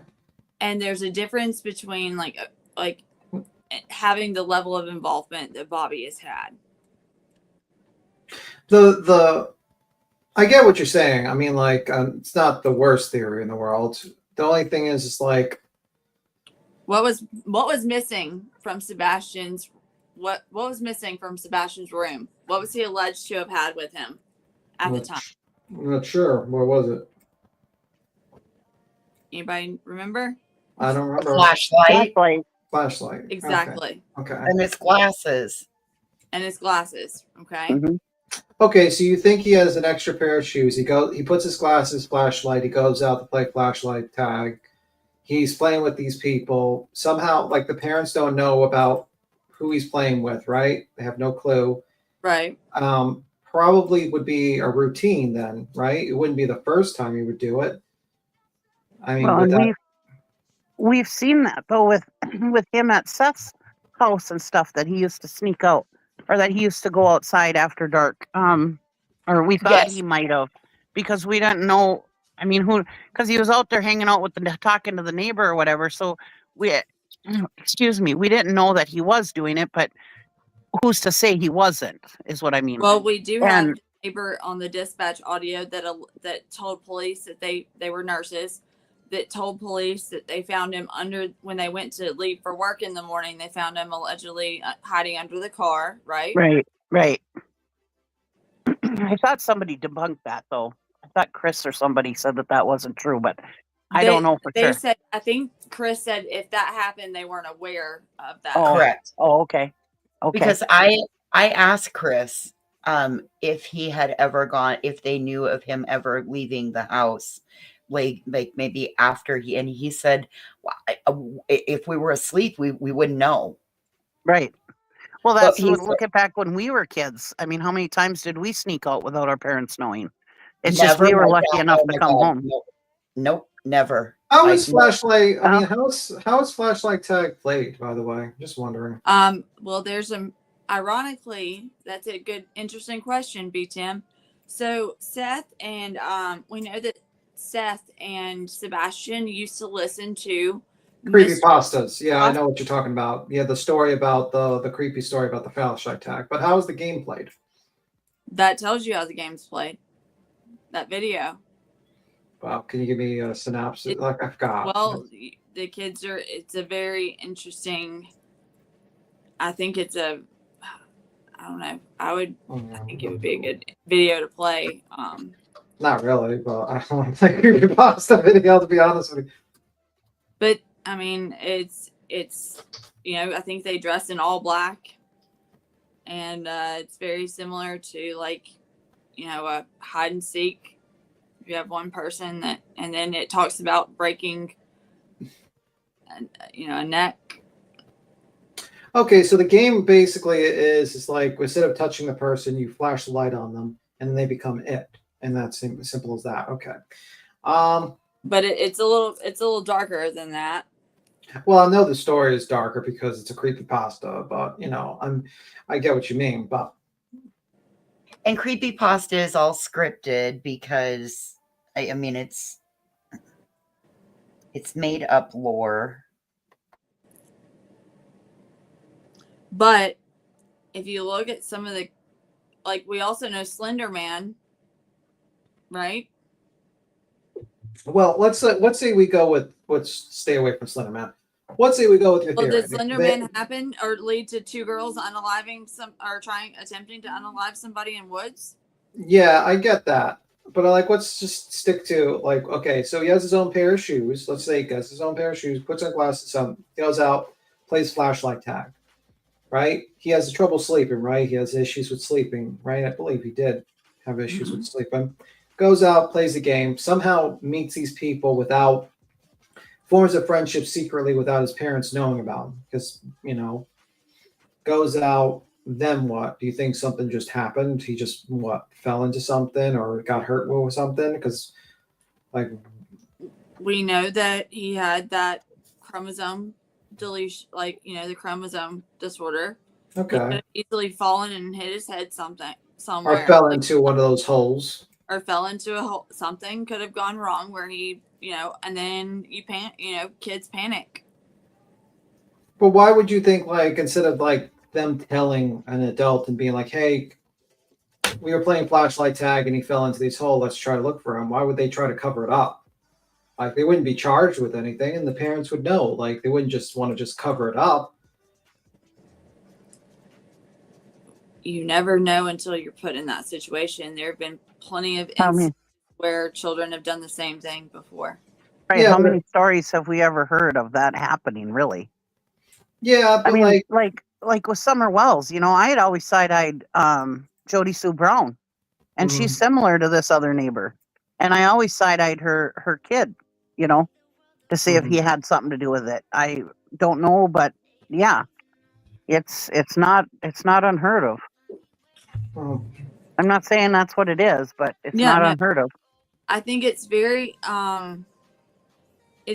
telling that it's very telling that if you notice, there was, like, when that started being discussed and those started being revisited and things started kind of being pointed out, that there was a certain person that claimed they had to leave the neighborhood Mm-hmm. and move out. Interesting. So you're saying the binocular lady, okay.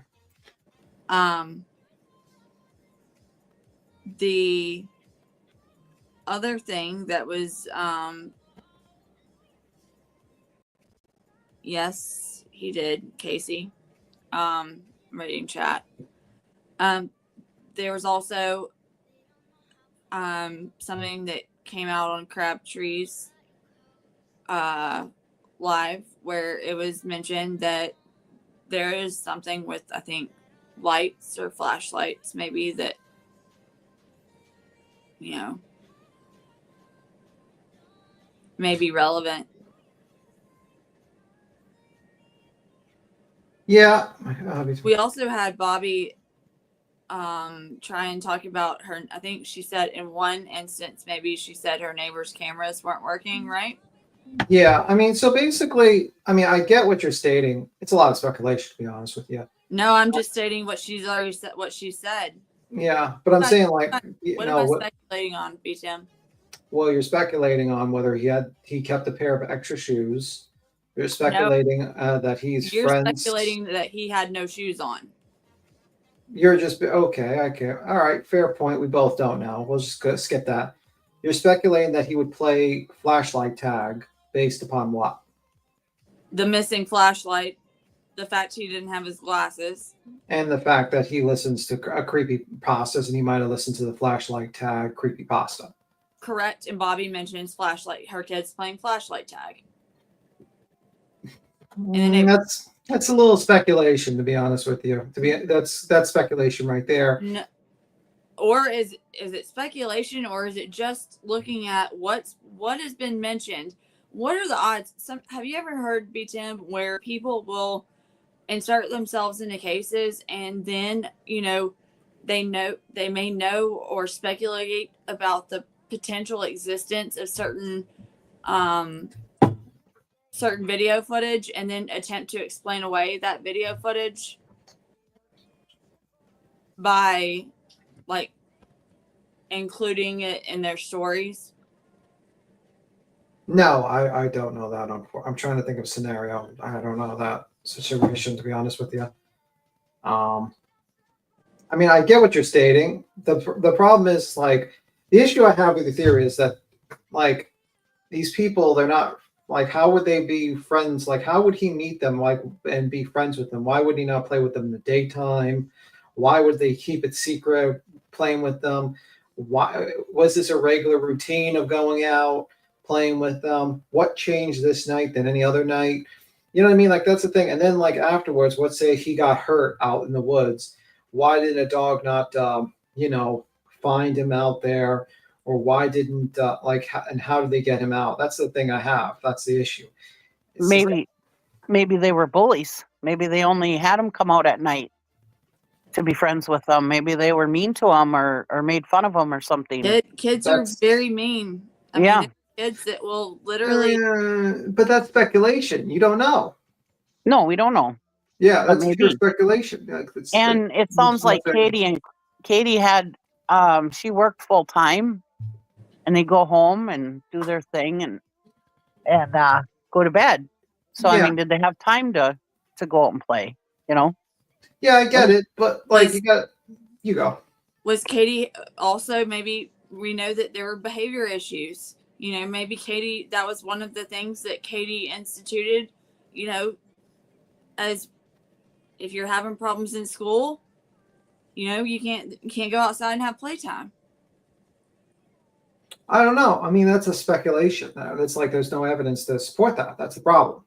Like if you had something like you can like, for instance, you said like we both agree that we can't really say if he had or no had shoes or no shoes when going out. Fine, I conceded that point.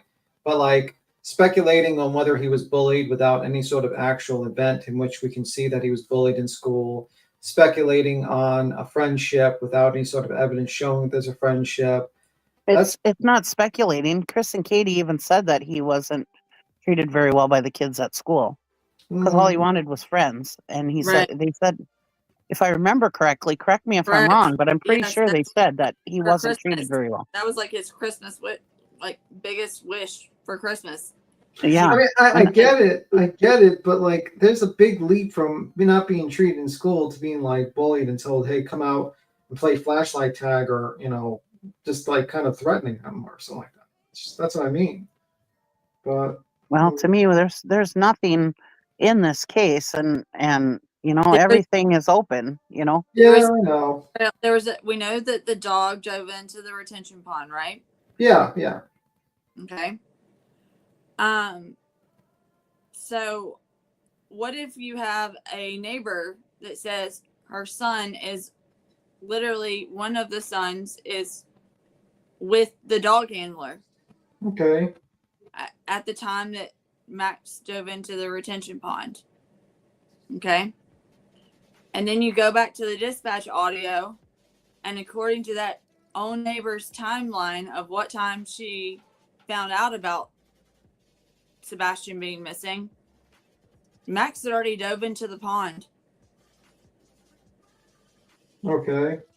I had heard that wasn't true about him hanging out with the handler. If you listen to the dispatch audio, Mm-hmm. there is a portion of it where it says when they're trying to like hunt, when they're doing the drone footage and trying to identify, they mentioned that was one of the kids that was helping. Okay. Yeah. That was helping in the search. Okay. When they encountered him. So that kind of like supports it in the sense that. By the way, I forgot about that. Just got to put this disclaimer: do not harass anyone. This is just No. speculation. Do not call up Bobby Binoculars or anyone. No. Do not bother those people. Leave them alone. This is pure just discussion. This is just discussion. Yeah, just a discussion. Purely a discussion about things that have not really been looked into. I get it, but I mean, as far as you know, you're not sure if they're looking into it. I found the one thing that I do that kind of was a weird statement from that Bobby lady was how she said, like, what was the word she said when her place was? Did she say her place was searched or something? Invaded. Invaded. Her neighborhood was invaded. Her neighborhood was invaded, yeah, which was a very weird situation. That was the one thing that was kind of like, well, that's kind of an odd statement to make. I know. I mean, like personally, a lot of her actions of her going around can be explained away by just someone trying to look, thinking that they're going to solve the crime or solve a crime or find a person. You know what I mean? Well, then why was she never searching? What do you mean she was never searching? Like she was asking people for recordings, right? Why did she never go out? Why was she only asking for recordings? Wouldn't Hmm. if you're really about finding Sebastian, wouldn't you like lace up and go out and search? Or sir, you could say like asking people if they have a recording is a sort of like searching. You're asking them if they have a recording so you can tell them to go to the police. Did she tell? Or are you trying to find out what they saw on that recording? I guess you could make that argument. No, UA, honestly, I don't see that as being because some people can search. Other Yeah. people aren't good in the terrain. Some people are good at organizing vigils. Question. I have a question now. Hang on. Just a second. Now, do I think that it's odd that somebody who organized a vigil didn't search? No. Now, when you add in all of the other coincidences, yes, then it does become odd. Right. That's Yeah, I mean the question, did she tell them to direct the video footage if they have it to the police? Well, she did, I believe on one of the things she said that her neighbors beside her camera, it had 7 cameras. Their footage was fried, but yet if you listen to the dispatch audio, that's not necessarily the case. I mean, it's odd. Like there's a lot of odd people, there's a lot of odd characters. Is it enough to like convince me like they're covering up? Not really, not me, but I could see how people could be like going down that thought process. I get it. The only issue is like, would it be enough for like, would the cops look into it? I mean, like, are they looking into it? Maybe we just don't know it. I don't know. I think someone in chat mentioned this. I think Bobby said, and I mean, someone can correct me on this. After her JLR interview, that the cops did come and speak to her again and interview her. Which would make sense because she's in an area that would interview everyone around if they could. Why would they go back and have a reason to re-interview her wouldn't they have interviewed everyone at the beginning of this? Because the JLR interview was very late on, like very much so delayed after the initial case began. Yeah, it's an interesting. I mean, hopefully the cops. To be honest with you, I think like it would be actually a good idea for the cops to follow up on that one. Actually, at this point, because you might as well follow up on it. Me personally, is there enough information to be like, yep, that's the reason why Sebastian? Not me, but I can understand why some people might be like a little raising a brow here and there. It's not the most ridiculous theory out there. I mean, it's just that it's just not enough for me to be like, yep, that's it. And there needs to be more meat on the bones because a lot of it's like kind of like, what I mean? It's a story, it's a possibility, but it's not, there's just not enough for me. But I understand what people are looking what to. would be enough for you, B-Tim? What would be enough for me? I would have to see, all right. For instance, I would probably like change of state, like, basically change of events, basically. I would want to see like if they change their story a couple of times, really would be a very good idea. I would want to basically figure out if one of them left that neighborhood driving out, but like had the opportunity to like, do that. I would like to see if there was some sort of relationship with these kids that existed beforehand. And at the very bare, and I definitely would want to see if there's like lies. Like that's the main thing. I want to look for lies and inconsistencies with the stories. And yeah, I mean that's what I would want at the very least to start thinking, like start focusing on those people. Okay, so you said you wanted to see if there was a way for her, like someone to have left, right? Yeah, because like the very thing I would probably say, like the only way where a scent would stop would be if they were in a car, right? Mm-hmm. So that would probably be something I'd want to look into. But I would want to. The major thing is I would want to see inconsistencies with their statements, major inconsistencies. Okay. And when I say inconsistencies, I don't mean like, inflammatory statements of lies. I want to see like inconsistencies of like timeline of events. Okay. All right. So here's the way. So with the car, her oldest son left for work that morning. What time? She said 8, and that's when then he called her which woke her up, and told her about all the commotion that was going on at Sebastian's house, which would have been,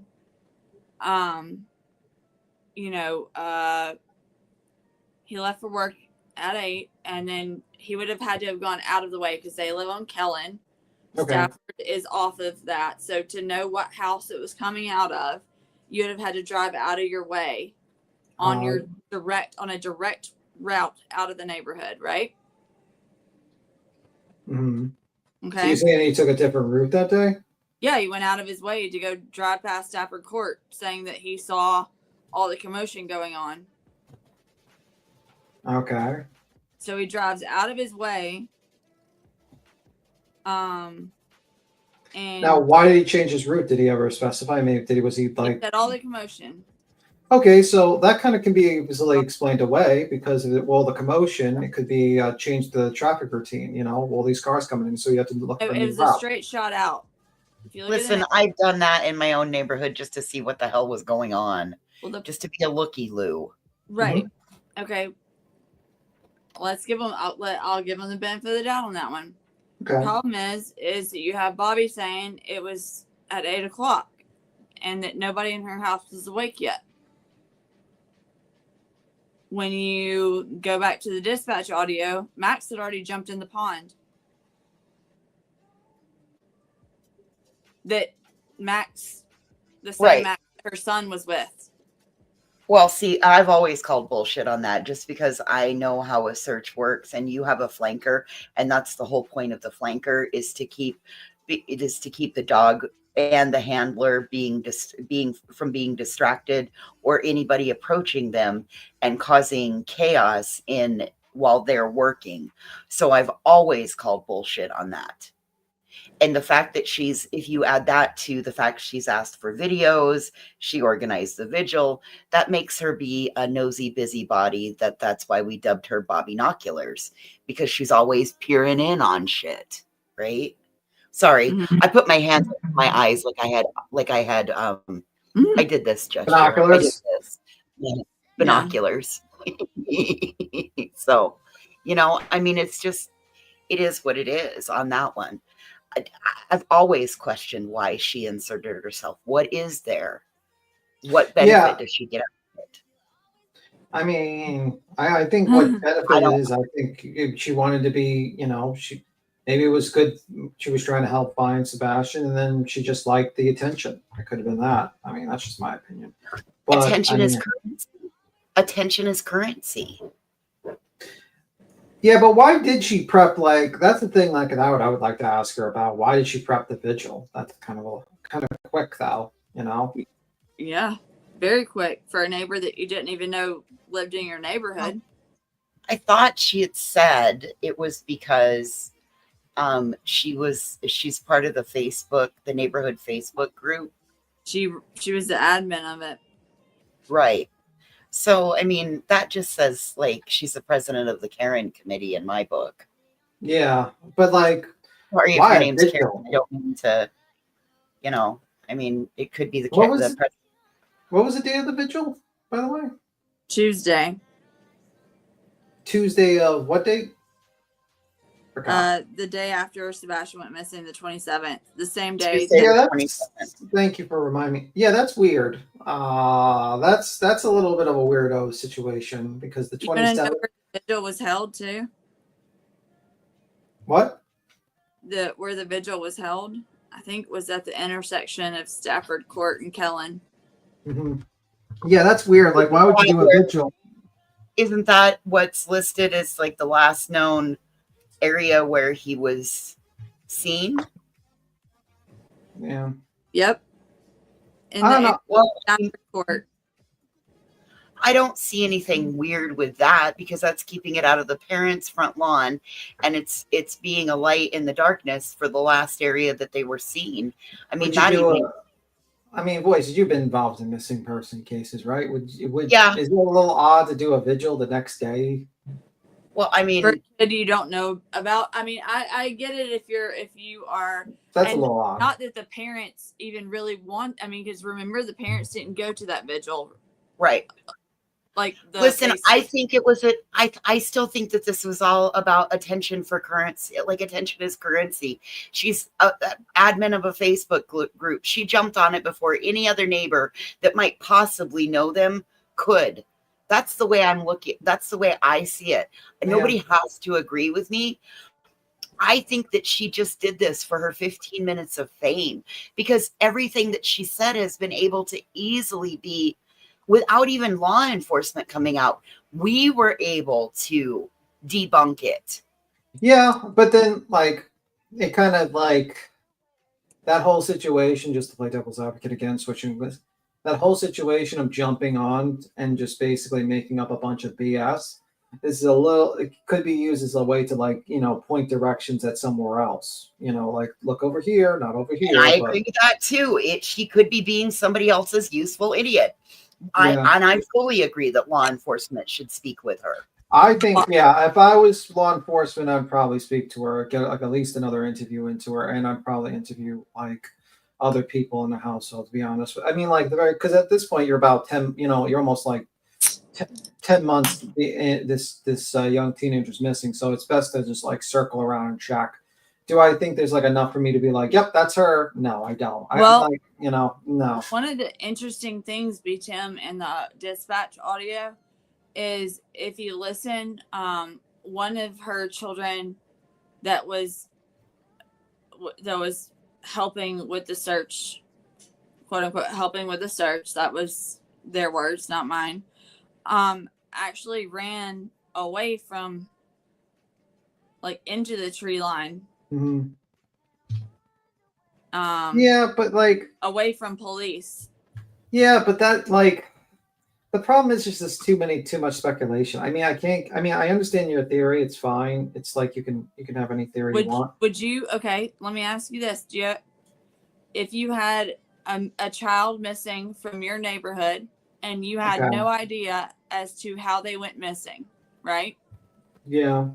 Would you allow your children to divide up and go out alone? Yeah, but that just area. Hold on. Would you allow them to go out alone on their own when you had no idea if there was someone an abductor or someone? Yeah, I wouldn't do that, but like the thing is like that, stupid parenting doesn't make you guilty, it just makes you an idiot. You know what I mean? Like just just like I agree.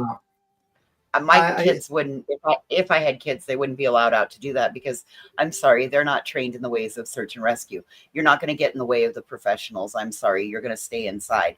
Because if I do remember correctly, that was the night that law enforcement asked everybody to stay inside because they were running thermal imaging drones. So and the fact that it was picked up on those thermal imaging drones, Ange. Well, that's what I know. It was her kids, and that's why I say it's problematic. And what was her post on the Facebook group? I think her post on the Facebook group was about, or there is a post circulating about how, to stay inside and, Yeah, I mean, listen. I mean, her kids are kids, and she doesn't seem to be terribly.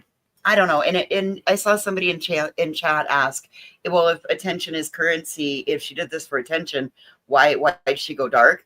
Because she started getting called out and debunked, and she knew she was like the tension is like you ever see like the magnifying glass with the little plastic army figures? Oh, it's a little cool with a little light, but if it's too much light, it starts melting you. It's the same thing. Lady probably got a little bit too much heat. And so I'm out of here and skedaddled away, into the dark, Well, why was if she was getting too much attention for the things that she was saying that was misinformation. Oh, I gotta go. Give me one moment. I just gotta make a quick phone call. I have a family member. Give me saying that's the call. Give me a moment. I'll be right Then, back. yeah. Okay. Funny you skedaddled then. I'm just kidding. Mm-hmm. But no, if you're getting a little too much attention for the things you're saying that aren't adding up, where the math isn't mathing, the timeline's not timelining, then could that possibly be because you're not telling the truth? And then what would be your motivation to not tell the truth? If you're really trying to find Sebastian.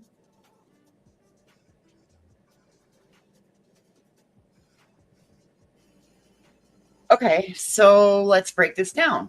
What has Bobby done? I mean, we know that the talking about her kids following, you know, apparently the kids were, one was supposed to be at work, one was supposed to be at school, but you know, No, her kids were homeschooled. Her two youngest kids were right. homeschooled. Other ones were Well, at work. either way, school time during the day, those are school hours. It's the way I was looking at that. I know that they were homeschooled. I just want to clarify that for the people in the chat so they know. Okay. So one's supposed to be at work, the other ones are supposed to be doing their homeschooling, but instead they're out following dogs around at a time when nobody was up in her house, but okay, so again, I like, we're not detectives. If all of this has been put together, and if all of this has been able to be put together by YouTubers, then it's pretty safe to say that law enforcement has done this also. Well, this is honestly, like, this is probably the first time that I think anyone's really started to maybe go down the avenue of because it's always been a trifecta, pretty much. I haven't seen anyone really go down the avenue. It's always been Katie and Chris. Seth did it, or possibly lured away by someone he met online, right? Where electronics were involved, typically. Well, and again, I mean, I say everything's on the table. A question that was asked: do you know if Seth's mom, Terry Lynn, and Bobby are friends or were friends before Sebastian disappeared? Terry Lynn and Bobby went to high school together. I do not know if Seth's mom.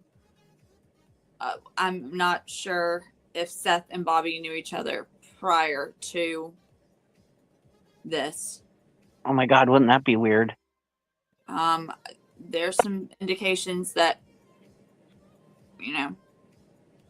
there's so many weird things in this case. That's why I say anything's open. I mean, we just have no clue, and yeah, I mean, anything is on the table. It could be anybody, honestly. We also, like, the thing too, I thought that was interesting that is if you look at the footage where the FFA thing, okay, the FFA connection, right, the certificate that was being handed out, that was allegedly given to Seth for a class that KP didn't even, because we know Sebastian wasn't supposed to do online schooling, right? Yeah. And he was supposedly participating in the FFA online, according to Autumn, who handed him the certificate, which is the girlfriend. Which is the girlfriend. Was Autumn group? Huh? Okay.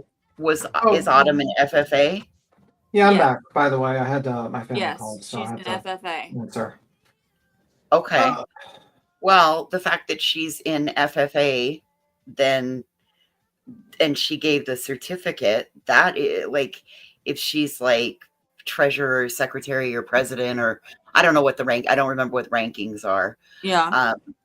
I mean, because I mean, you each, so if say she's FFA president, that would be within her duties as FFA president to give the certificates to people as they complete Right. He completed that. So he actually completed the FFA requirements, and would have had it not been canceled due to weather, he would have been awarded the certificate at in December. Right. However, it was supposed to be held over, and the certificates were going to be awarded at the spring banquet. The certificate for the vigil that was given to Seth was held on April the 17th, I believe, which is less than 2 months. I don't know if the spring awards thing had already passed or not for Beach High School, but why would you, at that point, he's not been missing even for 2 months. Why would you assume that he's not coming back? And also, I think it's very telling when someone uses, whenever speaking about someone who's only been missing not even 2 months, when they speak of them in the past tense. Well, to be fair, we sit around a lot of true crime, so we know 2 months is not that long. Some people, they might think that's a very long time. You know what I mean? I mean, just to be fair on that point. Well, if they're not deceased, would you speak of them in the past tense? Yes, because they're not currently in your present. Yeah. Are they ever really in their present though? Like, I mean, I mean, I get what you're stating. I mean, it is what, but I don't know. It's like just not enough. I mean, I get what you're stating. It's just not enough. It's a lot of circumstantial. Yeah. I mean, like I would need, like with Lilani, I'll give an example. Lilani Simon, you knew that she went to what she was lying about her timeline of events. She lied about her alibi, why she went to the trailer, you know what I mean? Like they had the cell phone data and all that stuff. With this one, it's like, basically you have, just not enough. I mean, like you have some inconsistent statements. Yeah. But, And JP, that's exactly where I was thinking. I mean, it's April. They gave the certificate because school ends in May. And they're not going to hold on to a certificate. Nobody knew he was in the FFA. Like Seth didn't even know it. Okay, so neither did Katie or Chris. I mean, I'm just saying, like, is that not a little? Do we? That's not really unheard of, though. He could have joined something at school and. Well, not online. If he wasn't to be, like, if his parents did not give permission for him to be enrolled in online things, why would he be allowed to be in an online club? Yeah.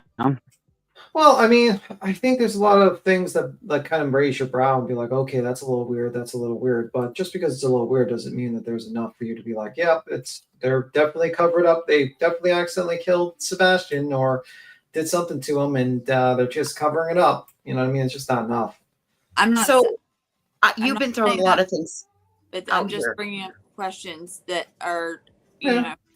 And I'm being respectful. I'm not like just like jumping on you and screaming at you. You know what I mean? I'm being respectful. I get it. Yeah, here's my question, you Crimson. You've been throwing lots of things out there. What is it that you're trying to get us to see that you see? Can you tell us what your theory or what it is you've speculated by putting all of these parts and pieces of a puzzle together?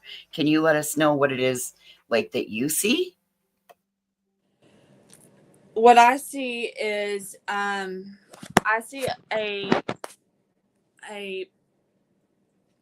Bobby has, like, I think at first I thought, okay, Bobby is just she's just that Karen, she's just the neighborhood Karen. Okay.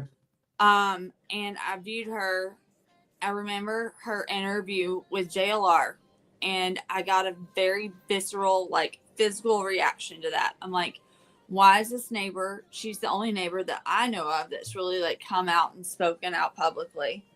Why is this neighbor being so vocal, and going on such a big platform, JLR's a big platform, you know.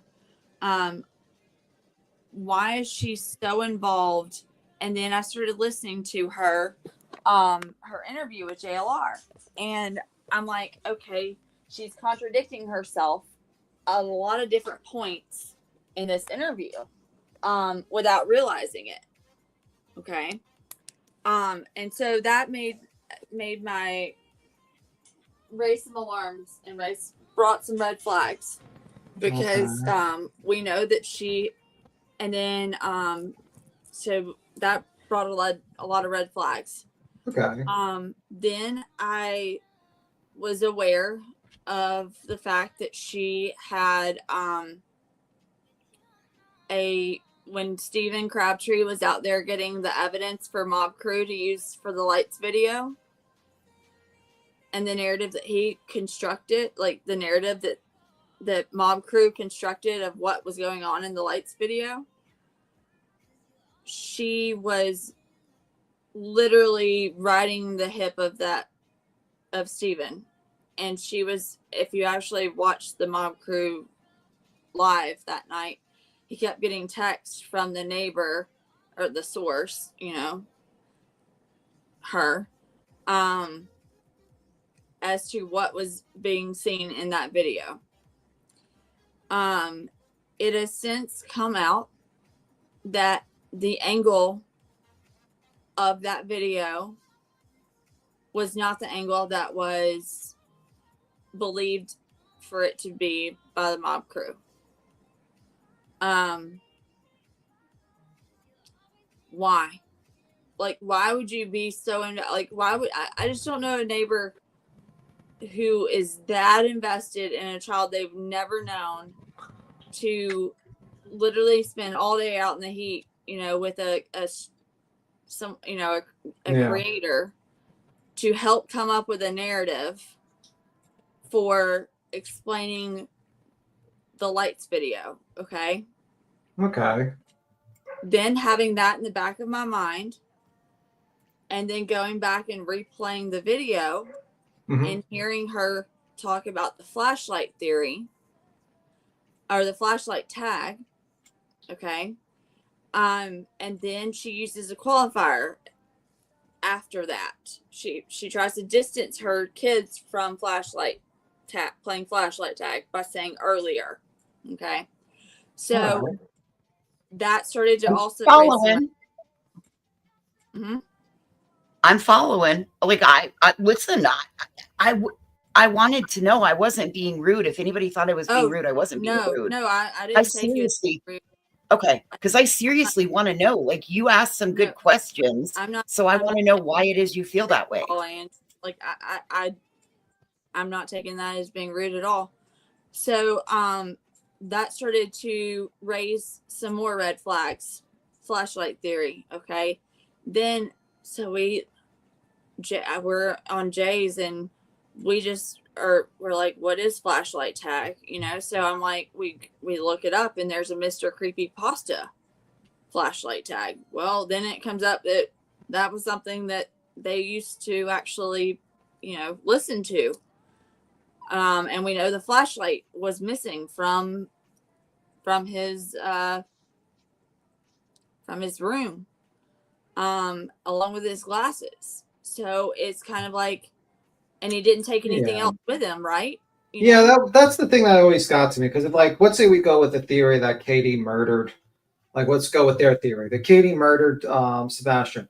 Why would she take a disappear the flashlight, which you could just bring it back? It's not like they're going to trace your flashlight. Let's say you need it at night. And why would you take a pair of glasses? Right. And leave, like, no shoes, like, and just, like, not bother with the shoes. That's the thing that always been, like, a little iffy with me, because I said to myself, that doesn't quite make sense, because why would the flashlight be missing in that whole scenario? And why would she have why would she have noticed it and spoken, like, you know, why would she put that out there? Yeah. Like, if, you know, it seemed like, and we knew if Sebastian had these intentions of running away, there was a money that he had, like, put under his mattress, right? You'd think that he would take that with him. Yeah, I mean, I always go with the possibility of a lured out situation. I think, like with the Right. online stuff, but I mean, it still works as a lured out situation if it's someone in the neighborhood. But the problem is, it's like it's strange behavior. But I mean, I think it's definitely worth investigators kind of checking this lady out, probably, because you need more information to basically determine if this person has anything to do with it. You know what I mean? But it's very odd.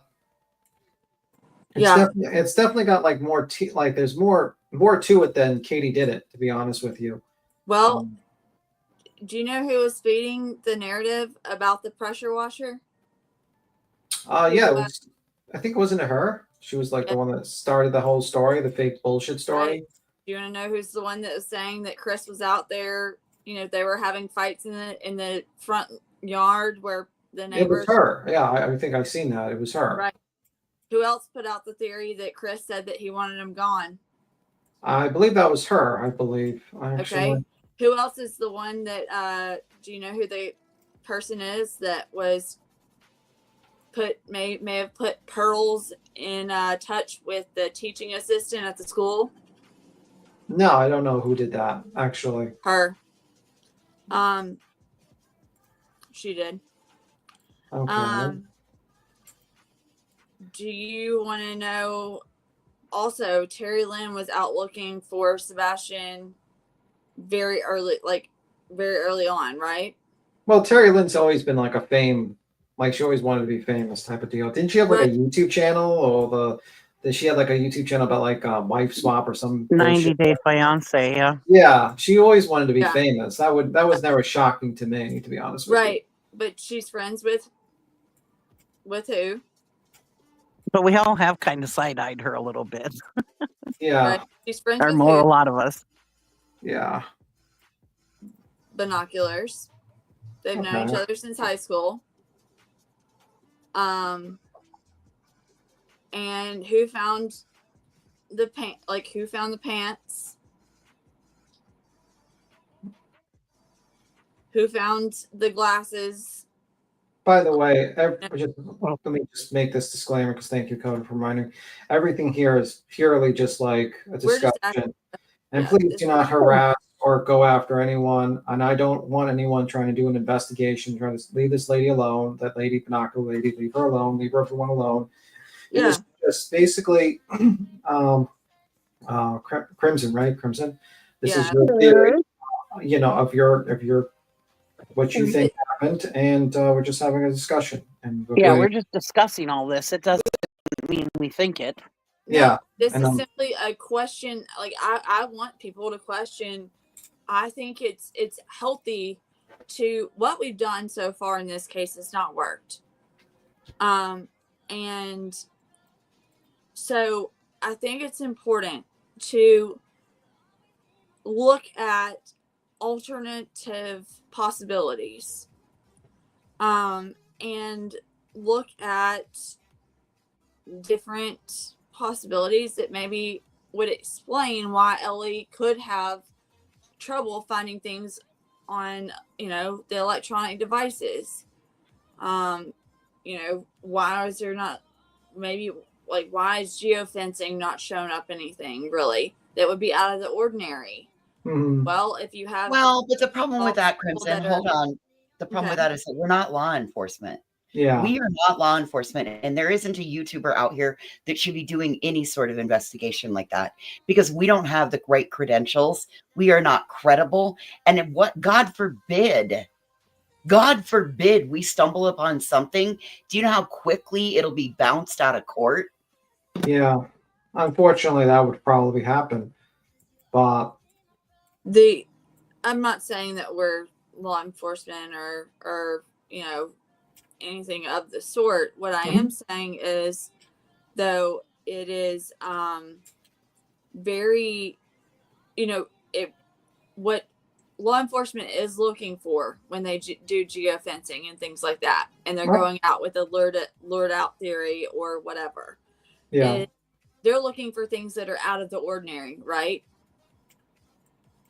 Like people that shouldn't be there. Okay. Wouldn't you say? I would say. For But like it's very normal for if they're picking up on a neighbor's. So what you're trying to say is the cops might have not looked over this lady because they're looking for like an abduction from out of the neighborhood, but not really the people in the neighborhood. That's Correct. what you're basically Right. saying. And they're not gonna, it's easy to explain away, why your Jeep was leaving at 8:00.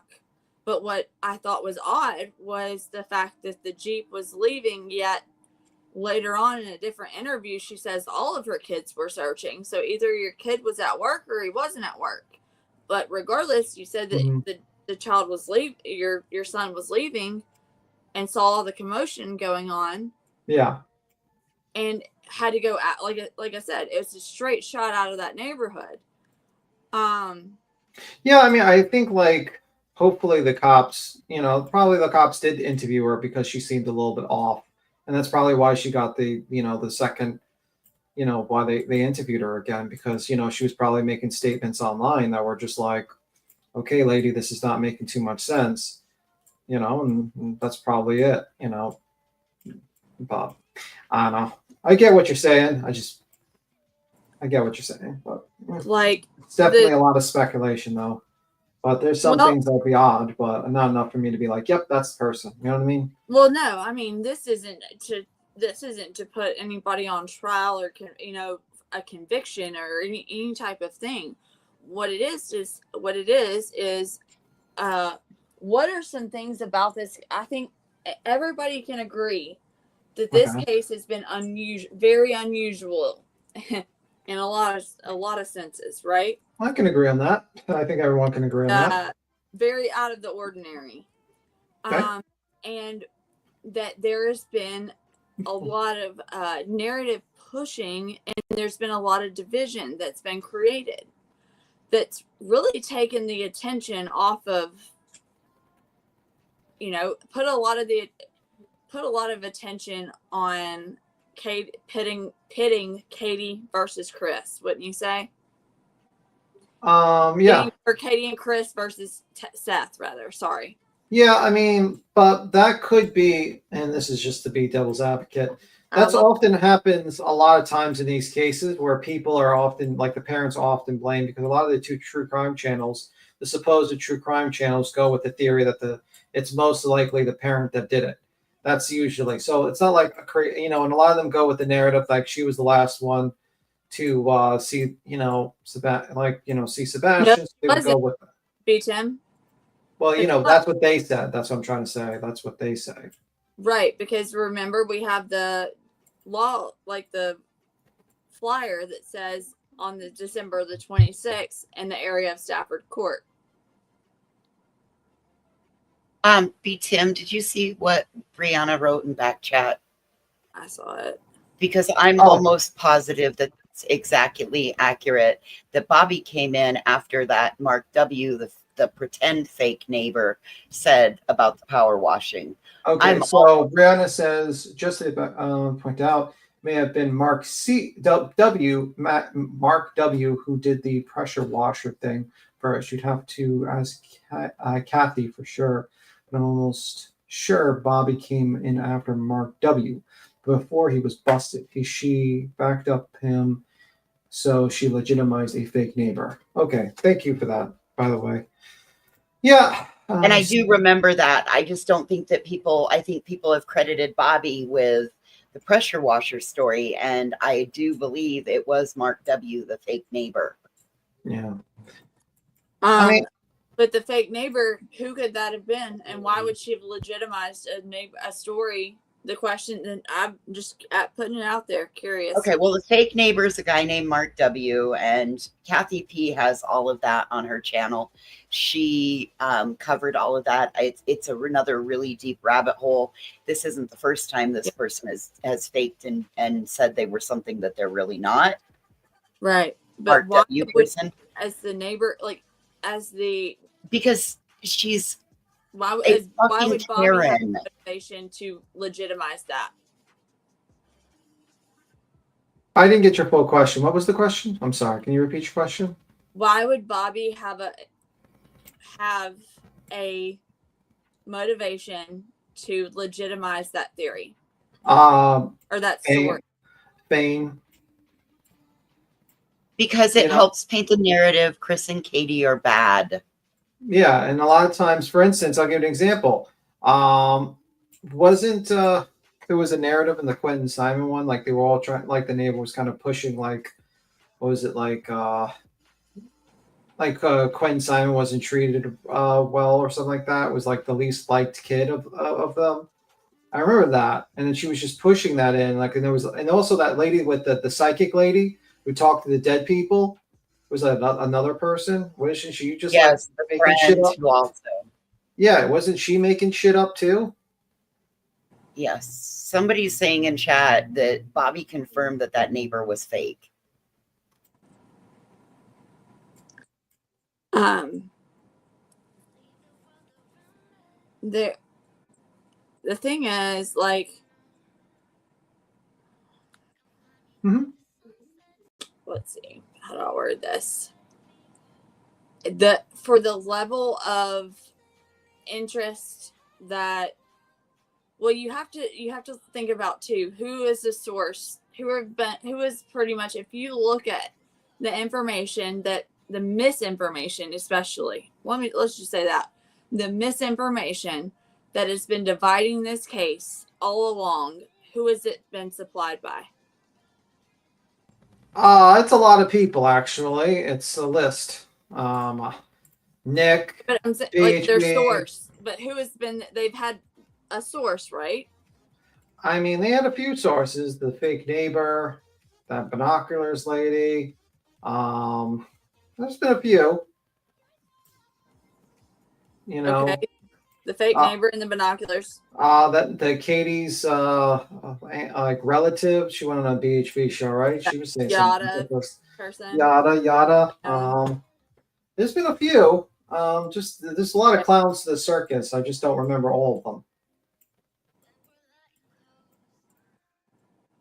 I mean, like, I get what you're saying. You're basically saying that this person is purposely throwing misinformation and disinformation to basically kind of cover their tracks with all these YouTubers and stuff like that. I get it.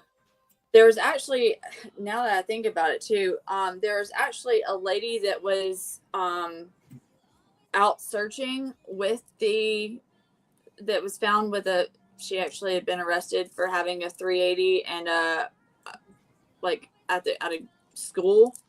That was an admin of the Facebook group that was created by Autumn. Lovely. And that she was actually found to be intentionally misleading searchers in that Facebook group and was removed as an admin from that Facebook group. I mean, they did a whole story, like a news article on it. Okay.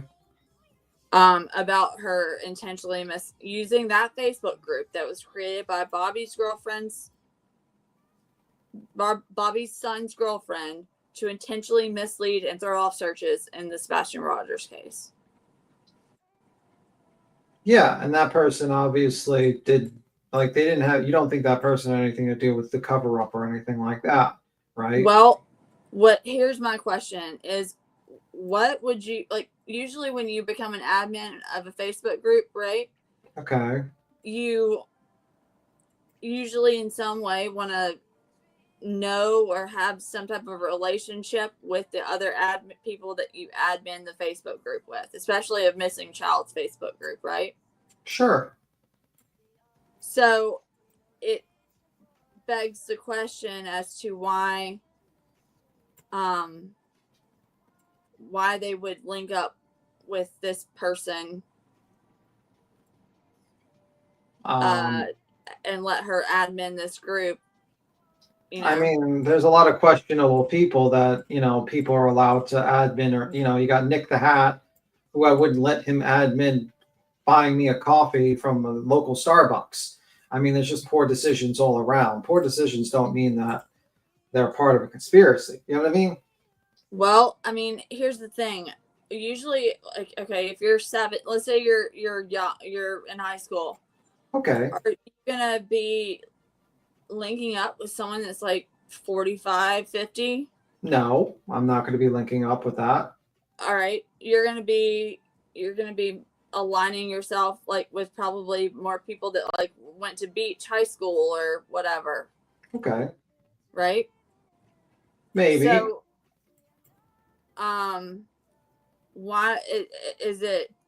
Wouldn't you say that it's a little strange to link up with someone that is that much older, and then have it to where that person was intentionally misleading the misleading search efforts? Yeah, but the thing is like, why would they mislead? Like, why would this random person want to help and mislead the search engine? Like That's stuff. a good question. But why would somebody want to link up with them that they don't know and haven't vetted? Like, could it be one of mom's friends or acquaintances? Yeah, but there's a difference between, you go up to someone and you say, "Hey, could you buy me can you do me a favor and buy me some sugar, or, can you give me like an excuse why I skipped out of work," to, "Hey, can you help me cover up the disappearance of this missing child and possible murder or accidental murder or kidnapping?" That's a little bit of a different scenario. You know what I mean? I mean, I have friends, but I wouldn't cover them up for murders of children. Gotta be, I don't even think I would do that for my best friend, to be honest with you. Would a mother do it for her son? Yeah, but you're talking about other people involved. Yeah, you're talking about other people involved, right? There's other people Well, helping. I mean, sometimes you'll utilize a stupid whatever for your own benefit, right? What do you mean? But you're saying, like, my understanding, you made idiot, it. I think is what y'all like to call them. Yeah, they're useful idiots, and usually, but those, like, for instance, I don't think Justin would ever, like, even like BHP, I don't think any of them would ever cover up a crime. I don't think any of them would ever do that, to be honest with you. That's beyond useful idiot. That you're literally covering up a possible or kidnapping or murder. I mean, a useful idiot is someone who's like, lies for propaganda. You know what I mean? Like, I don't think any of those people would do that. And that's when I use that word, useful idiot. For a person who would cover up a murder of a child or disappearance of a child, that's an accomplice, not a useful idiot. So why would someone be an accomplice? Be unintentionally, misleading, and you just they just may be a shitty person, right? And I mean, can be useful to what you're trying to do, and be unknowingly helping in that, right? Yeah, I just don't see it. It's like too many like loose ends. Like that's the problem. Like too many people on the the problem with accomplices, they eventually talk. And the problem is that the only way to keep a secret is to get rid of the accomplice. They don't know that they're helping. Honestly, further your narrative, they're a useful idiot in that sense, and you're utilizing someone who's just a shitty person. Then they don't know that they're being a useful idiot because you're not telling them that, hey, you're helping further my narrative here. Wow, I just had something crazy pointed out to me. Yeah. Well, technically, what we're doing is we're totally Jen McCabeing Bobby and Collining her son. So I'm not comfortable participating. So I'm going to go ahead and hop off. Well, I mean, hold on. How is that? Well, I mean, basically, let me explain for voices. Like so far, like I've listened to you because I'm being polite. I'm not being rude to you. I'm not cutting you off or anything. And the fact is like, yeah, there are weird scenarios, but there's not enough. And there's like, things that seem like patterns and things that kind of connect, but like, there's not enough for you to be like, there wouldn't be enough for me to say, hey, Chris and Katie had anything to do with it. There's nothing enough to make me think, okay, Bobby has something to do with it, because basically I listened to you and all we got is basically maybe he liked flashlight tag. He would go out, he would do that, maybe the friends, but you really didn't have a motive from why they would do it. You basically said that these people that the mother is using is maybe useful idiots, but the problem is like, if they were that incompetent, the cops would have gotten them by now. And I just think there's a lot of like coincidences and like speculative. That's just not enough to really, for me to get behind the theory, I just don't really see it. I mean, I understand why you might think of it because, you know, it is what it is. And I don't really go after people for just, you know, theories, as long as you don't harass the people involved. But I don't see it. I don't see Yeah. it. I don't agree. I don't agree with it either. I don't think there's enough meat on that bone, um, but I think, you know, having a discussion about it is not a big deal. I don't think we're Yeah. contributing to anything. Like Voices said, or Ange, I'm sorry. It's so hard to not call you Hey, you call Voices. me whatever, just don't call me late for supper. That's Yeah. what my dad And says too. That's but always it's I don't think we're contributing to anything because no, we've disclaimered and said, hey, we're not, no, and I don't even think Crimson here is blaming her for no, sure. She's just no. saying, what if, you know? Right. Um, I'm so just I don't think there's anything wrong with having this discussion, but we just Yeah. need to make it clear that we don't think This it's is her. It's just a what if.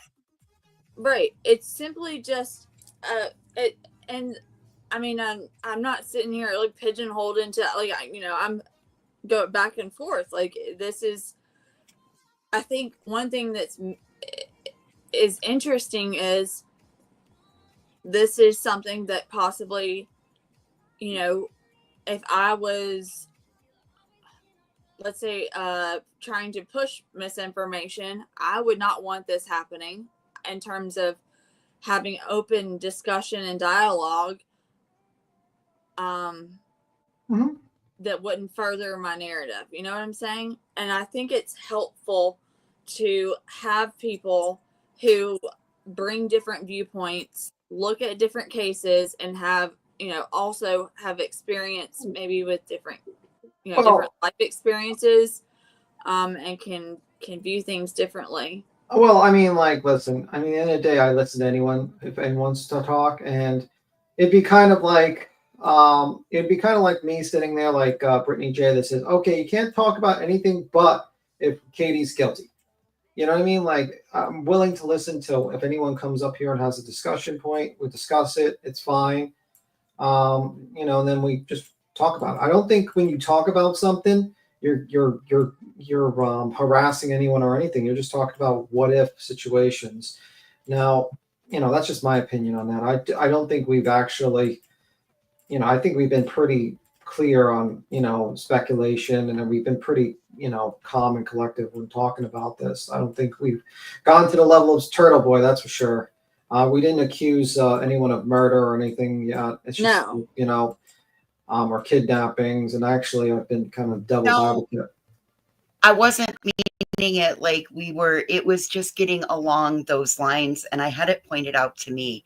Listen, yes, I opened the door. I asked what the theory was. I didn't realize where it was going. If I would have realized where we were meandering to, I probably wouldn't have opened that door. I was also being polite and making conversation. Like, she had just given us a whole bunch of information. I mean, either you want me to participate in the discussion or you don't. I can't do it both ways.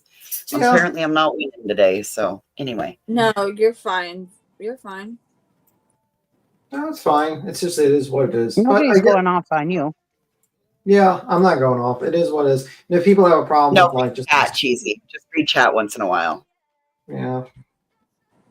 Let's talk about Karen Reed. Oh my God. Let me see. There's apparently, I guess, I don't know if SF just posted a new tweet or something. I don't know.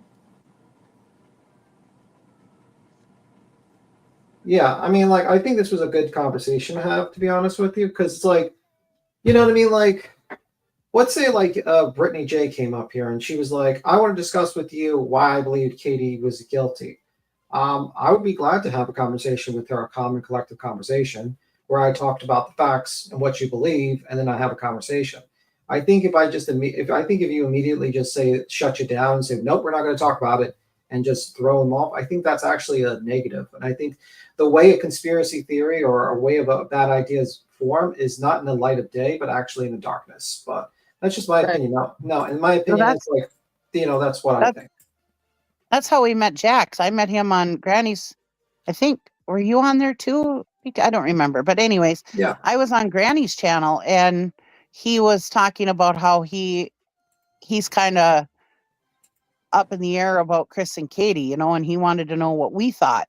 Yeah. And we had a great discussion about what he was thinking and what we were thinking. It was a great back and forth. And then he's come up on this panel before. I think he's a great contributor, you know. Yeah, And I think I feel like I think it's good to have a conversation, even if I don't agree with Crimson's stuff. I just think like she wants to talk about her thought process. There's people that agree with her. There's people that disagree with me. They think, oh, Tim, you're not seeing it, and obviously Crimson's right. You know what I mean? Like I've seen people say that. I'm like, okay, we'll have a discussion and see what's up. You know, I don't think there's an issue with having a discussion about a case. I think the issue is when people start harassing people in real life and fucking with them in real life. That's when you're getting overboard because those people are just whack jobs. Yeah, or you say like complete lies, or you don't substantiate things and stuff like that. That's just my opinion. Well, the difference between us and somebody, say, like BHB, they're saying Chris and Katie are guilty. They murdered their son, blah, blah, blah. We're not saying that. We're saying, what if this, you know, what if this, you know, it's completely different. Yeah. And and I just think that's fine. But if people get mad at it, it is what it is. I mean, like, Is Queen back? Like, because people want to cover BHB's latest video. I'm just saying, like, is she back? Because I don't know. I think she's eating the whole bag of pretzels with fucking butter. I don't think it's important because one Cheetos. thing that we talk about, you know, with other channels, you know, is that they are an echo chamber, you know, Yeah.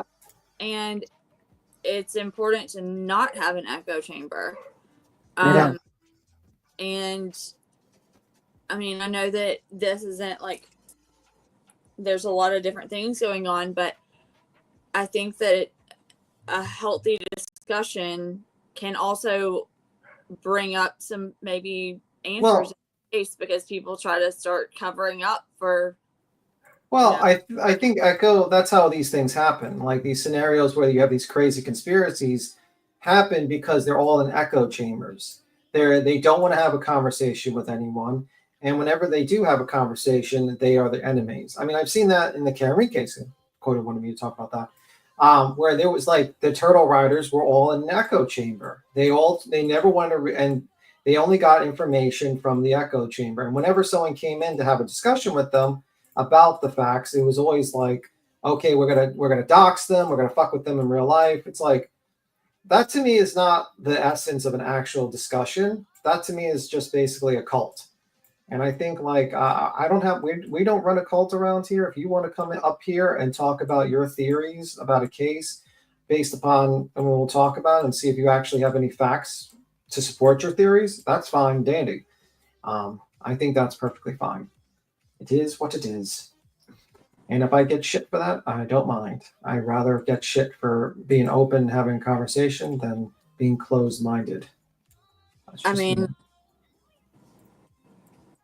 and I think Queen is probably passed out eating all those damn fucking buttered like you should have asked her pretzels before, so you could have played BHB's video.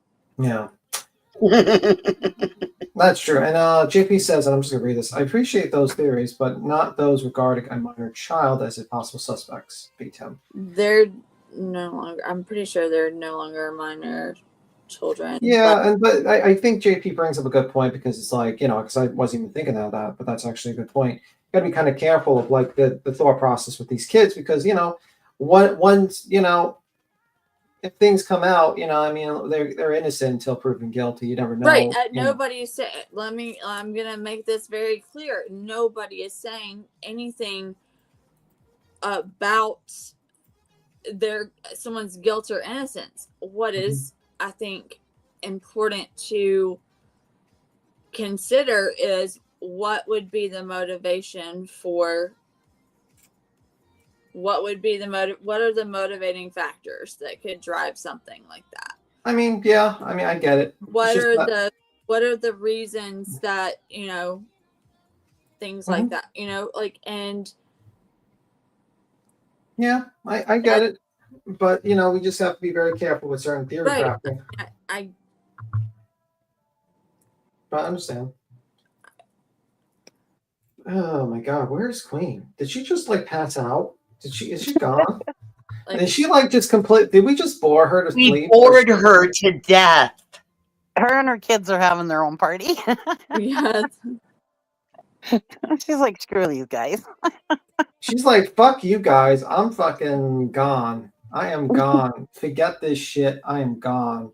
She Her left and us the all. family and all the dogs, they're all just full of pretzels. She's just and like, sitting yeah, there she's just being passed happy. out. She's having a coma. Like, I don't even know. I'm actually shocked there's actually 1,700 people here because I'm surprised like it hasn't dropped to like 100 people, to be honest with you. Maybe, you know, maybe, you know. I'll be right back. Give me a second. Go call QB. I don't know. I just. Does anyone What? Does anyone okay, speaking of BHB or whatever. What do y'all think about her upcoming court appearance? I can't wait. It's taken forever. It's like the longest Christmas ever. Yeah. I wish I could be in Tennessee, but I don't go real life, but in my mind it would be fun to go see. I wonder how she feels knowing that SF is gonna be in town. Yeah, she's gonna be Thrilled, pissed. ecstatic, I'm sure. I could totally see her trying to derail it by saying she needs a protection order or some stupid shit because he's going to be there to harass her and blah blah blah. I could totally see her doing that shit. Absolutely, she's gonna be like, "Oh my God, JLR's here. JLR is coming here to harass me." No, he wants to take pictures of you if you're in fucking cuffs. To be honest with you. Is JLR going too? Not JLR. I mean, SF. Sorry. Okay. SF. Sorry. That would be too much. That would be kind of amazing if JLR shows up in front of the courtroom. It's like, hey guys, I'm here to report on the true crime of Bullhorn Betty going to jail. He may be there and we won't know it because he'll be in the bushes. I mean, he's really good at that. So. It'd be like he'll be holding his phone and like a picture of BHB and fucking handcuffs. Tony literally accused people of being in the bushes last time. BHB was at the courthouse, which was not true at all. But they literally accused people of being in the bushes. But I could picture JLR actually in bushes. JLR that'd be kind of a honestly. If I saw him like report on Betty going to jail, he would finally earn a fucking subscribe from me. Honestly, I would give you a subscribe just so I could see just to watch the video of her going to jail. That'd be amazing. I would definitely subscribe. Would you send her one of those 25-cent messages? You know you can. Hell no. Oh, dude, I'm willing to put money on her. I'm willing to set up a JPay account for her so she can have money. So we can play the fucking calls. Yeah, I can't really do that because I'm on this panel, and it would be like she's in litigation with Queen. So I I guess I can't do that either. Then never mind. So I can't really do stuff like that. I can watch her go to jail because it's funny, but I'm not going to do. I can watch you guys do that. You guys can do that. And we can watch. I mean, I recommend no one send her any commissary money,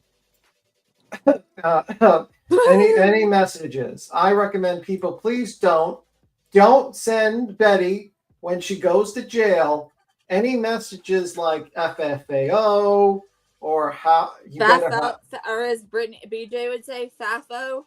FAFOs, no FAFOs. I recommend no one do that. Leave that woman alone.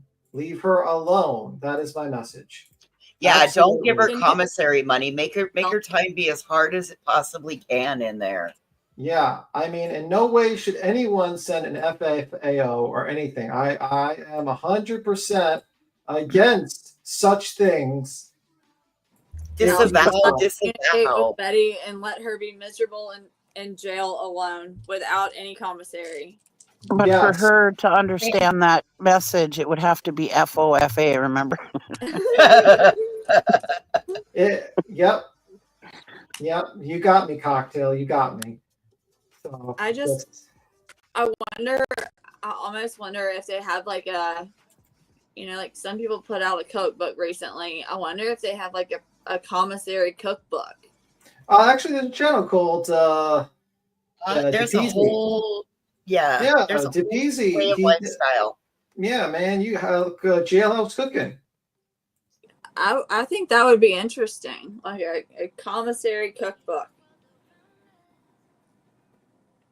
Yeah, she's gonna enjoy jail. At least She'll eat better. At least it would be something that people could get in return for the grift.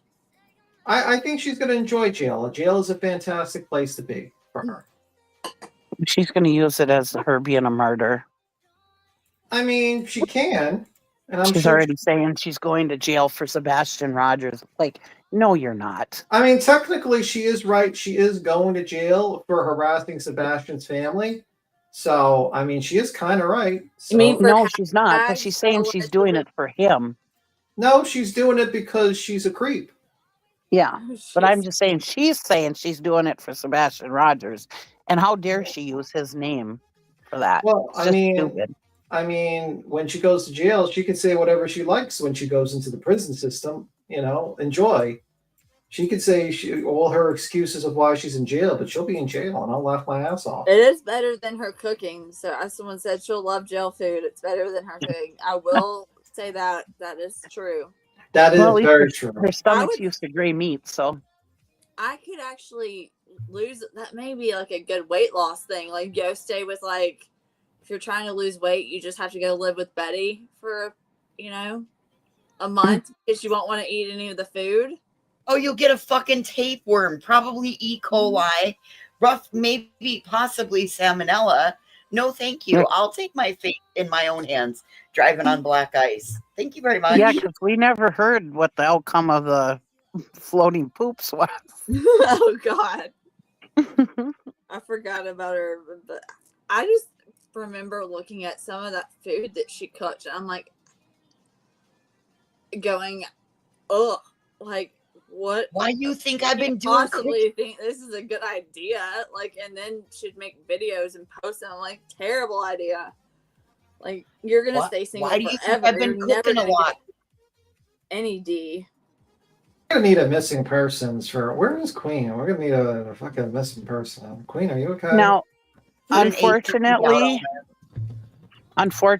I don't know if she's gonna go to jail on the 8th. She has gotten so lucky in her life for different things. That is no, true. serious. It is true. I'm laughing because it's true. This lady Okay. is out here, Because like, I know her life in general doesn't seem like she's lucky, but I mean, like, different scenarios of all the different charges she's had.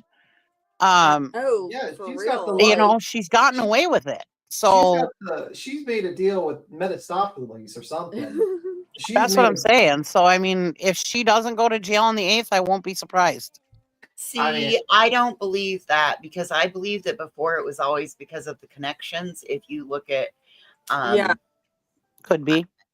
I agree. I believe it was always because of connections before. Yeah, that's what Could I be. thought. Sumner County, she hadn't made many friends up here, I can say. Yeah, I mean, the problem is she's literally cursed out the judge and insulted his family, and she's basically like showed no symbol, like no signal of that she's slowing down. And she doesn't have a lawyer. Like, can you imagine? Like, she doesn't have a lawyer to also kind of buffer the that maybe the judge would like, because she's not very Granny says, W Secret, will she go to jail? Let me see. Will she go to jail if she doesn't have a lawyer? Well, if she's had you know what I mean? Like, are they gonna postpone it because she doesn't have a lawyer? No. The answer is no, they're not, because she's had a month and a half to get a lawyer. I mean, if you're dumb enough to go into a courtroom without a lawyer, that's on you. That's like you decide to walk into a fucking lion's den with a stake tied around your arm. But she knows so much about the law. She's an illegal eagle. Yeah, Yeah, she's kind of almost like my mom that thinks that because she worked alongside doctors, she has her own MD. Like, you know. I mean, like honestly, like she's pretty stupid. I would have honestly, if I was in her position, I would have probably mortgaged my house or gotten some sort of money. If I was that broke and I needed the money to try to get a lawyer, I would not. I would rather pull money out of my house so I will not go to jail than to risk going to jail, because going in front of a judge without an attorney is much like you trying to like go into a lion's cage with a stake wrapped around your chest. It's not going to end too well, and you're not going to be happy. I do bet, though, that it really burns her biscuits that Queen Bee has been able to raise all of her legal funds. Bro, she couldn't even get half. Bro, she not even half. She couldn't even like Granny raised in 24 hours. Well, Yeah. What more than she raised in like 3 months. With all these channels like fucking like say, hey guys, here's the GoFundMe. You know, and like these people are the cheapest motherfuckers I have ever seen. Like honestly, you got TikTok Tony, like here's two not TikTok, I mean Nick, here's $2 for your legal defense fund. You got the lad never donated a dime. Not a dime. I'm calling you out, Lab and Laura Lodge and all your freaking channel the approved channel list. What are y'all doing? Like, yeah, letting that grifter just go without her own court representative. Right. Nobody's even backing her on it. And yeah, that's it. I just bet it just burns her biscuits, man. She just what is with this? I don't watch. I mean, like the only time I watched The Lodge was when he was talking about the Wendigos and fucking Bigfoot. Like, why is he into this case all of a sudden?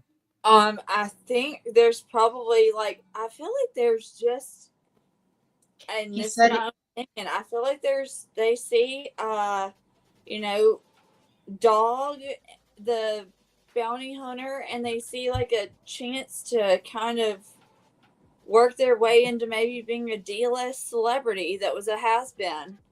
Oh no, he said that a conditioning treatment. Mayonnaise works too, Dog, by the way. Like just put a jar of mayo on that thing and lather it all up to get those in. Oh, Kodo said a very simple answer. He lives there. And he said that people had reached out to him wanting him to talk about it. He lives in Pennsylvania. No, he doesn't live in Tennessee.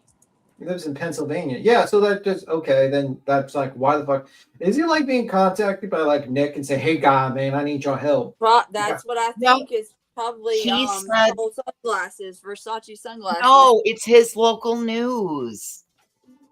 It's his local news. He said that he's seen it on the news about TikTok, a TikToker and a YouTuber being sued over this, like the injunction stuff. So he's in Pennsylvania. He's in Chester County, is what he said. Oh, how is he covering? Like, I don't really watch the guy. Like, what is he covering? Like, can you fill me in or something? Like, what is he doing? I don't watch him. He's essentially.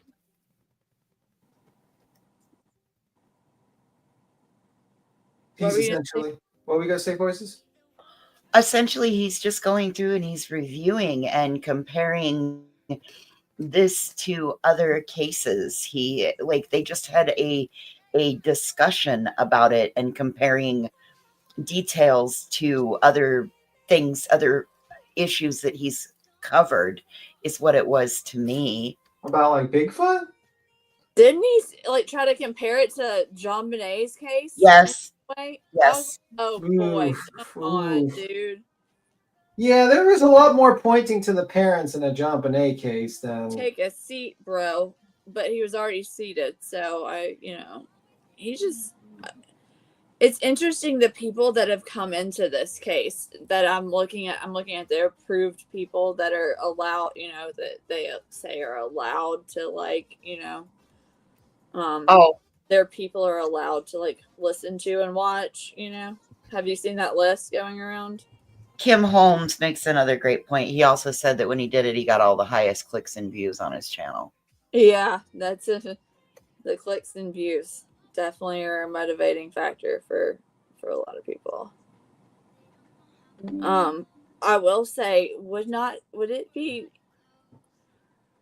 they love like as much as BHB loves marching bands, I wonder if there should be like a marching band at the courthouse.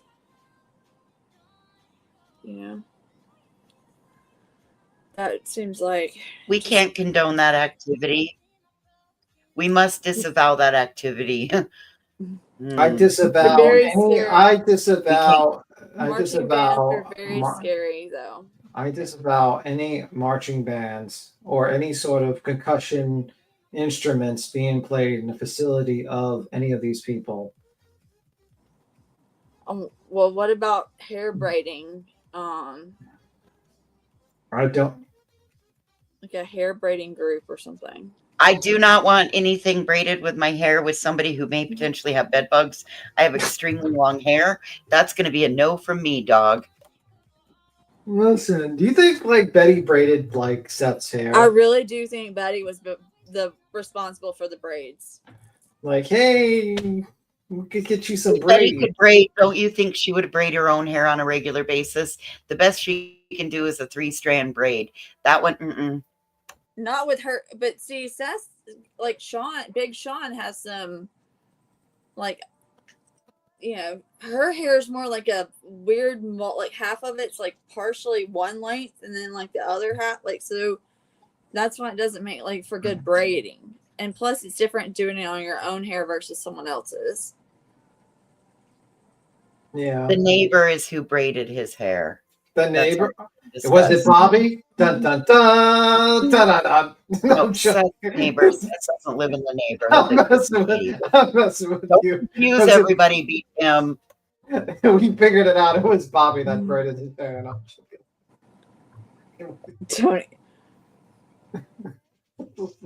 Tony uses them as handles. Okay, well. That was a joke. That was a joke. Texas. That was a joke. Yeah, I don't know that whole situation. Do you think like does Brittany still think that she's not in deep shit, or is she like? She really does think that she's not got a problem. I don't know. She didn't. She seemed a little like after she read SF's tweet. I will say that she did get off like everyone deuced on the panel very quickly, and she was like, I gotta go. So I mean, but she also is that level of delusional where she clearly doesn't understand the problem with this whole thing of having an attorney like him being on paperwork. I've got I might have been off of my numbers how many captions I've seen, but actually it would be way higher, actually way higher. I have never seen an attorney ever mistakenly put another attorney's law firm in a caption, ever, in a complaint, in a subpoena, in an injunction. I've never seen that ever. So it cannot be a Scribner error. It is a disaster. You all thought you were first off, if I thought Bruce Castor was representing me, do you know what I would do? What? I would call him and say, hey, I'm your client. Can I talk to you? Good thought. Who would have thought maybe like an attorney-client conversation would be beneficial? Hey, do you need to get my statement? Do you need to talk to me? Hey, how you doing? Like 5 minutes, probably 5-10 minutes. Be like real quick to just touch base. And then I would probably call him again and be like, hey, I'm hearing from all these YouTubers that I can be hit for like $100,000 in an anti-SLAPP suit. Is this true? Am I in trouble? Will you guys cover me? Should I have possibly like maybe known the people that I joined this lawsuit with before I signed on? Like, yeah, that would have been my first thought. I would definitely have talked to Joseph. I would definitely have talked to Bruce Castor. They all and the funny thing is, all of them like we're talking about how even like people who were the plaintiffs who they acted like they didn't even know who this person was. Like they just they heard of him, but they're like, oh, they just heard him as like a celebrity. It's like I should have picked up on that before. I'm like, wait a minute, This is your attorney, and you're acting, and you're finding out about your attorney representing you on a filing.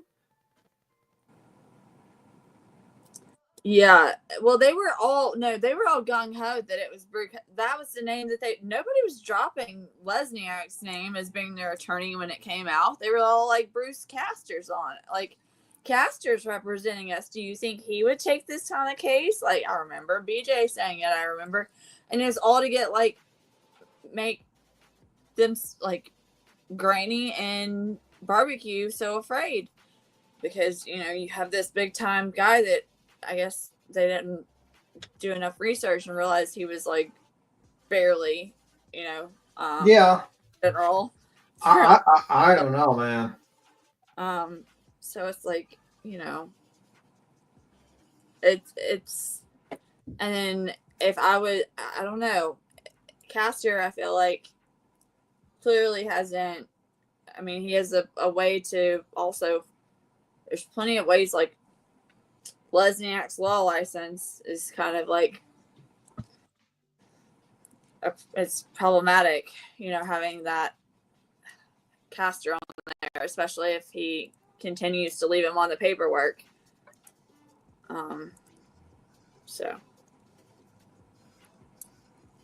it just seems weird. Well, given that there's no attorney of record. Is that the right form, B. Tim? Castor's not on. I guess Joseph right. Would be, right? Joseph would be attorney. He's not in the paperwork anymore. Okay.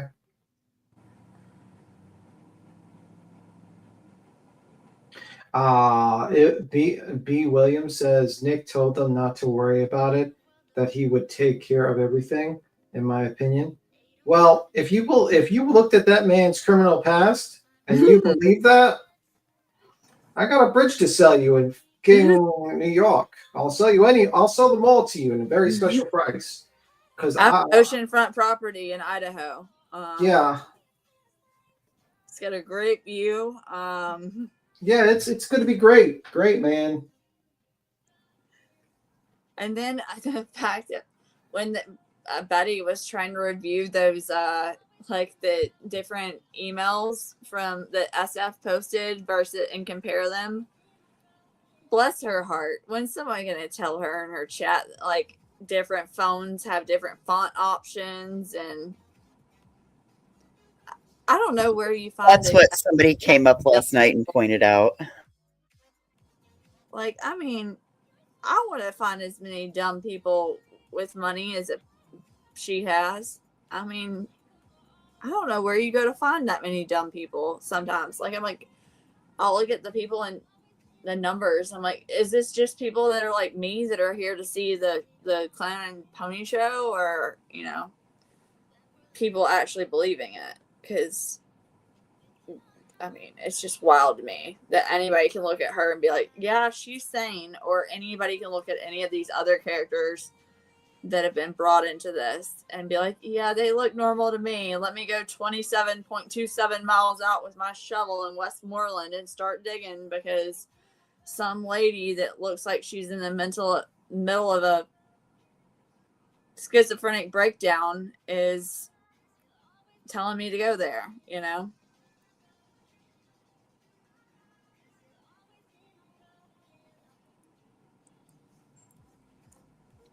I don't know. It seems like anybody thinking they could make a quick buck has come in and thrown their hat in the ring on this, in my opinion. Pretty much, because it's something that they can do. I mean, like, that's pretty much it. It makes you kind of wonder why people are so willing to push that. Like, those people wouldn't continue to do it if they didn't get something out of it. Mm-hmm. And they're getting financial reward out of it. Mm-hmm. Like, I just... You know what a good Mem Butter says you tried Lore Lounge, but he was boring. I think Windagoon actually does good crypto stuff and like interesting conspiracy stuffs. Actually, Lore Lounge I watched once in a while, but not like really followed. I'm not sub to him or anything. I just watched him a couple of times. So I was like why is this guy who's talking about Wendigos and Bigfoot and shit like that talking about like a missing persons case? So like does he think like Bigfoot took Sebastian or something? Like what the fuck? And then I'm like, oh, okay, so he's just doing that. Okay, he's just going through the motions. I gotta hop down, guys. Talk to you later. Thanks for the We'll see you. discussion. No problem. Happy New Year if I don't see you, but I'll Year. probably be up here later. Yeah, I don't know what we're doing. We're just staring at a chat and chilling, and we have not started 1 fucking minute of betting content at all. I don't know This what is happened. why you need to ask for the reins. I don't know. We'll see. But We'll see. I don't know what happened. Better call. Yeah, I don't know what happened. I hope nothing bad happened or something. like a welfare check or something. Yeah, I really do hope everything's okay. I mean, did she just like bail on us? Like she's just heard this whole discussion Like, bye, about Bobby and said, "Fuck this, She I'm told gone." us at the beginning, you guys. She told us at the beginning if we wanted to be able to have our party tonight, that we were going to have to. And she also told us that she wasn't going to be on a real long time, and we've been on 4.5 hours. So we should all just be grateful and continue on. So otherwise, we're probably going to have to go on about our ways, you know. Yes, So, sir. What was Betty? What was Betty's fucking video? What was it? Let's You're gonna see. play the audio for it, and we can just break it up. All right, let me see. Let me just look I at mean, something. he Give me a wants to second. really look at her face, anyways. To be honest. I mean, I'll look for some. Let me just grab my goddamn phone and do it like it's fucking like how fucking Voices does it with her phone. Just puts it by the mic and just The like JLR. and JLR. Okay, guys. Okay, come on in, guys. Come on in. Act like that's an insult and shit. We're going back to 2000, guys. We got the phones. Well, I don't even think they had phones back at like those types of phones back in 2000. Let me see. I'm trying, Cashmere. I'm trying. Just keep the show rolling. Figure out another way to do it. I got Kodo's video that says Betty lies again, claims Caster being added is a Scrivener error. And she does a voiceover. So she's showing Oh, perfect. Let's listen to it. Scrupulous PI wants the attorney. It's called a Scrivener's error fully and completely acceptable in a court of law. Learn to understand it and shut the fuck up. You're not worth. the only Scrivener errors are your complete lack of understanding of what a comma is what Kodo said. I tell you, you're a little boy that big girl for. And it shows counsel for plaintiff, and it shows Caster. So I don't think that's a Scrivener error. That is definitely not a Scrivener error. She's a fucking idiot. And then I think literally, let me see. Let's see. Bullhorn Betty. Let me see. And don't forget, we got an extra hour. So Queen's probably going to be extra busy right now because we got an extra hour added onto our party time. So let me see if there's like a video we can go through. But yeah, I mean, like, she doesn't quite understand what a motherfucking Scribbler error is. Like, adding a whole plaintiff is not a Scribbler error. Scribbler error, whatever you say. It's just so crazy this woman actually did that and thought that was a great idea. Let me see. I think White Boy is joking.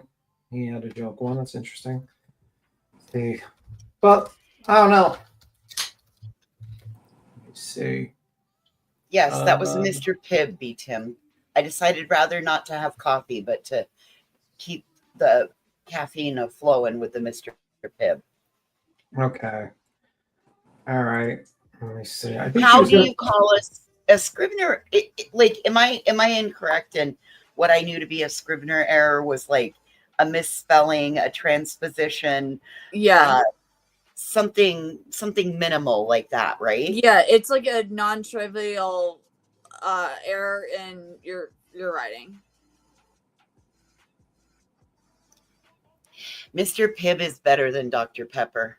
It's dark cherry. It's like spicy dark cherry. Dr. Pepper's like vanilla. It's a minor unintentional mistake, such as the typo or omitted word. It's something that's like not gonna, not like a material thing, like who's a counsel for the plaintiffs,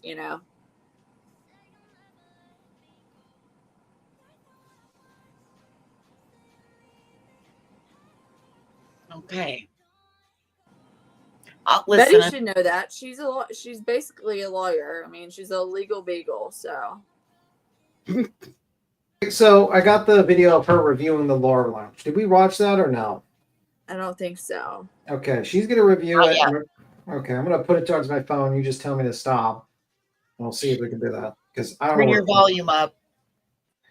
All right. We could barely hear that last one. Yeah. How's this?